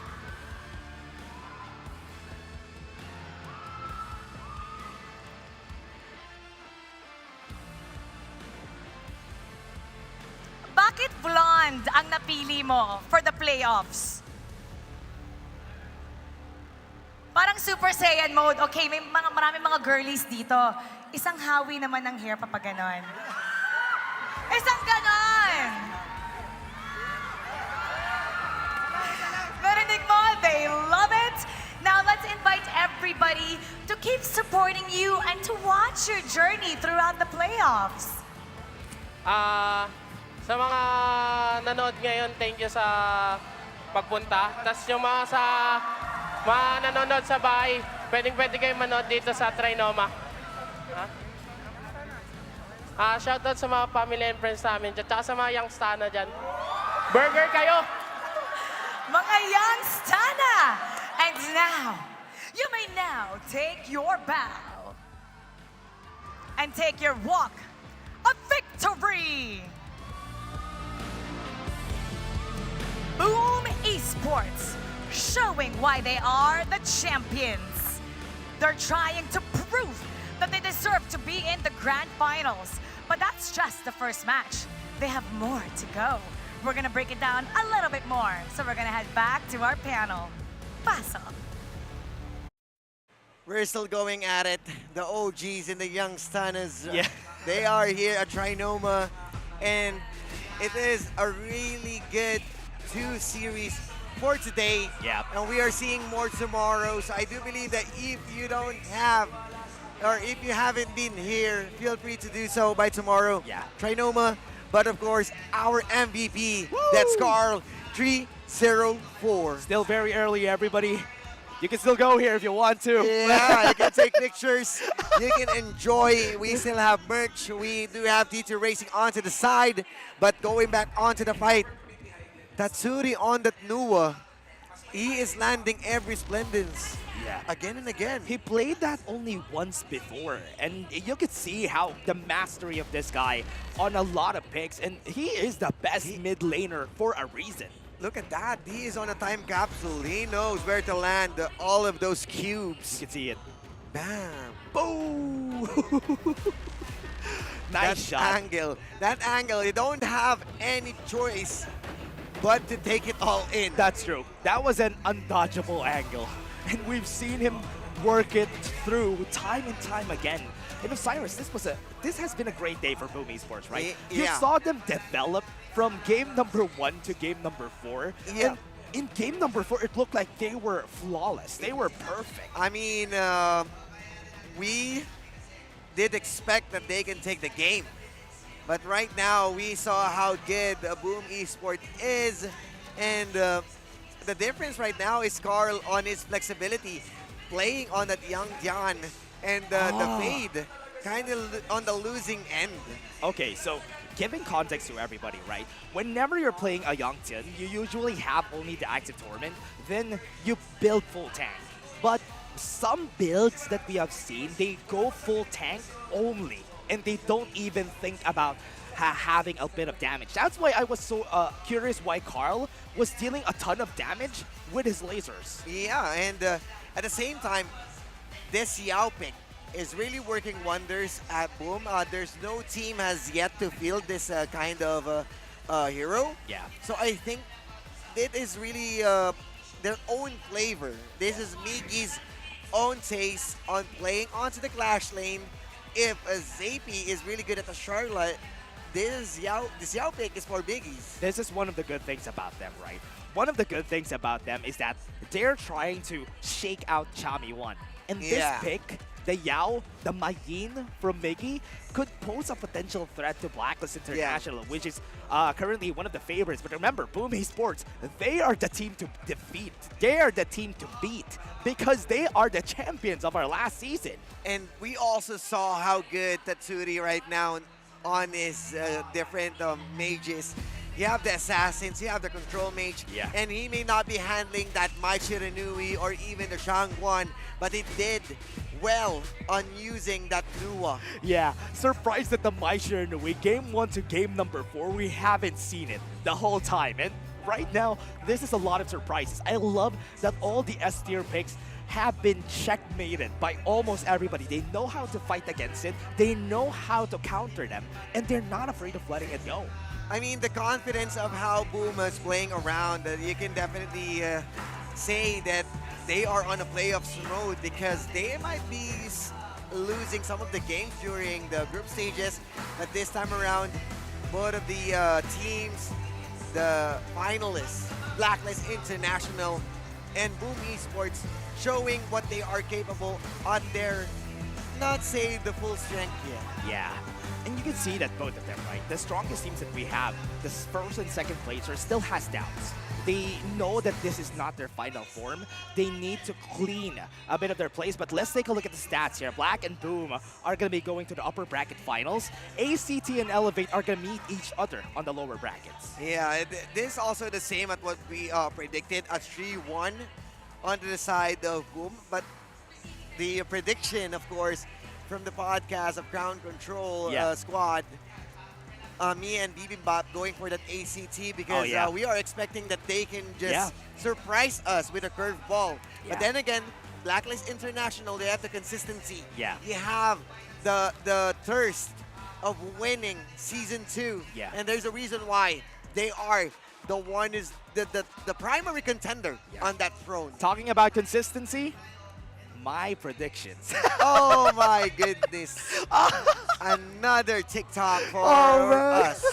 For both you and Bibimbap though. Yeah. I've been on a loose streak, Man, you've been on a duo with everyone when it comes to the predictions. I don't know anymore. Oh yeah, man, it's okay. But again, everyone, good results to see. 3-0, 3-1. The longer day 2, day number 3, we're going to be having longer games for sure. Yeah, especially that tomorrow. We still have more matches to be with you. And we are expecting for you to enjoy here at Trinoma Activity Center. Again, if you want to drop by, feel free to do so tomorrow. But if the weather is really bad at your place, feel free to stay safe at your home. Yeah. And just enjoy by watching live. Shout outs to the English broadcast who's been tuning with us. Yeah, thank you. Yeah, I hope you enjoyed today's matches. Thank you to the regulars of the English broadcast and also to everyone out there. I think some of the English casters are also there watching. Thank you very much for watching here with us. And also shout outs to everyone that has been here with us. It has been a fun time. Yeah, I mean, it's a bit rusty for the Osiris to go back onto the English broadcast. The OG. Yeah, but I'm happy on revisiting this broadcast or this language because that has been a goal on my early days, but on the old ones. The old ones, the OGs, the day ones. The youngster, me. Right? We're doing the English, yeah. But I'm so in awe with the results for today. Yeah, what I love about this is that we are here right now on the venue and it has been fun to see everyone. Yeah, and of course, big shout outs to our official telco partner, that's TNT. You can level up your TNT SIM up to 27 gigabytes. You can level it up for only 45 pesos LTE plus 5G you're going to have the same. That's the Honor of Kings, a gaming that you can enjoy in a smooth data. Yeah, you can see here, everybody in front of us, the official gaming phone of the Philippine Kings League, Honor of Kings Fall Season Techno. And the official seat of choice of the Honor of Kings Philippine Kings League, TT Racing. Really comfy on sitting on this one. Yeah, it's been, you can enjoy it. It's been great. Visit the booth onto the side. Yeah, Honor of Kings just dropped its first ever in-game collaboration with Acosidog and Leo Miho. The GGSS duo is here, complete with exclusive Flowborn face accessories. To rep your team in the best part, you can claim them free in-game for a limited time. Show your PKL pride in chat with the all-new Honor of Kings Love the PKL stickers. Featuring, of course, our favorite pros, Boom Carl and Black Just Cheat. Express yourself in every GG Easy or Good Night moment and grab them now with 30% off for the first 2 weeks. Flex your fandom and rep your team in style. Been great, guys. The stickers are good, so Yeah. get them when you can. I really wanted to get them. Yeah, also. I'll send requests to you. That's true. Wait, what?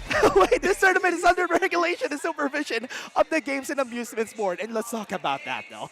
You should send the request to Oculus. I'll send to Sphere. Okay, to Spear is better. Yeah, so let's check out the playoffs of bracket update.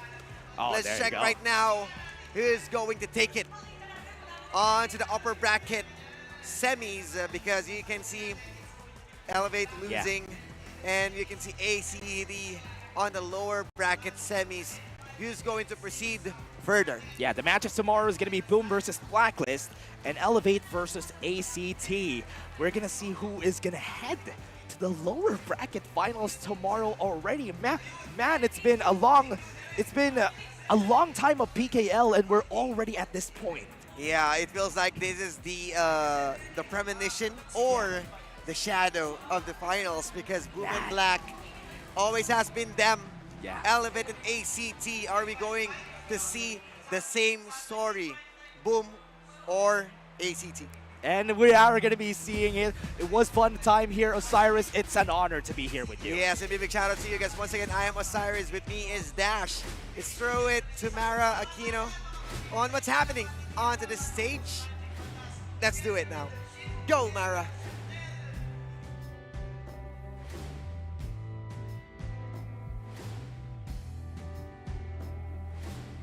First day of the playoffs, we noticed that two teams gave us such a great fight. Blacklist International gave a clean sweep against ACT Esports Club, while Boom Esports served a 3-1 against Elevate. ACT and Elevate will head down the lower bracket for another chance, while Blacklist International and Boom Esports will fight in the upper bracket final. Tomorrow, one team will say goodbye, while another will fight for the championship round, waiting for their team who will they match. Now, there's more waiting for you tomorrow. The action doesn't stop there because tomorrow, it'll be the second day of the playoffs. Kaya tutok lang. Keep it good vibes, everybody, and we'll see you for another day of the playoffs tomorrow.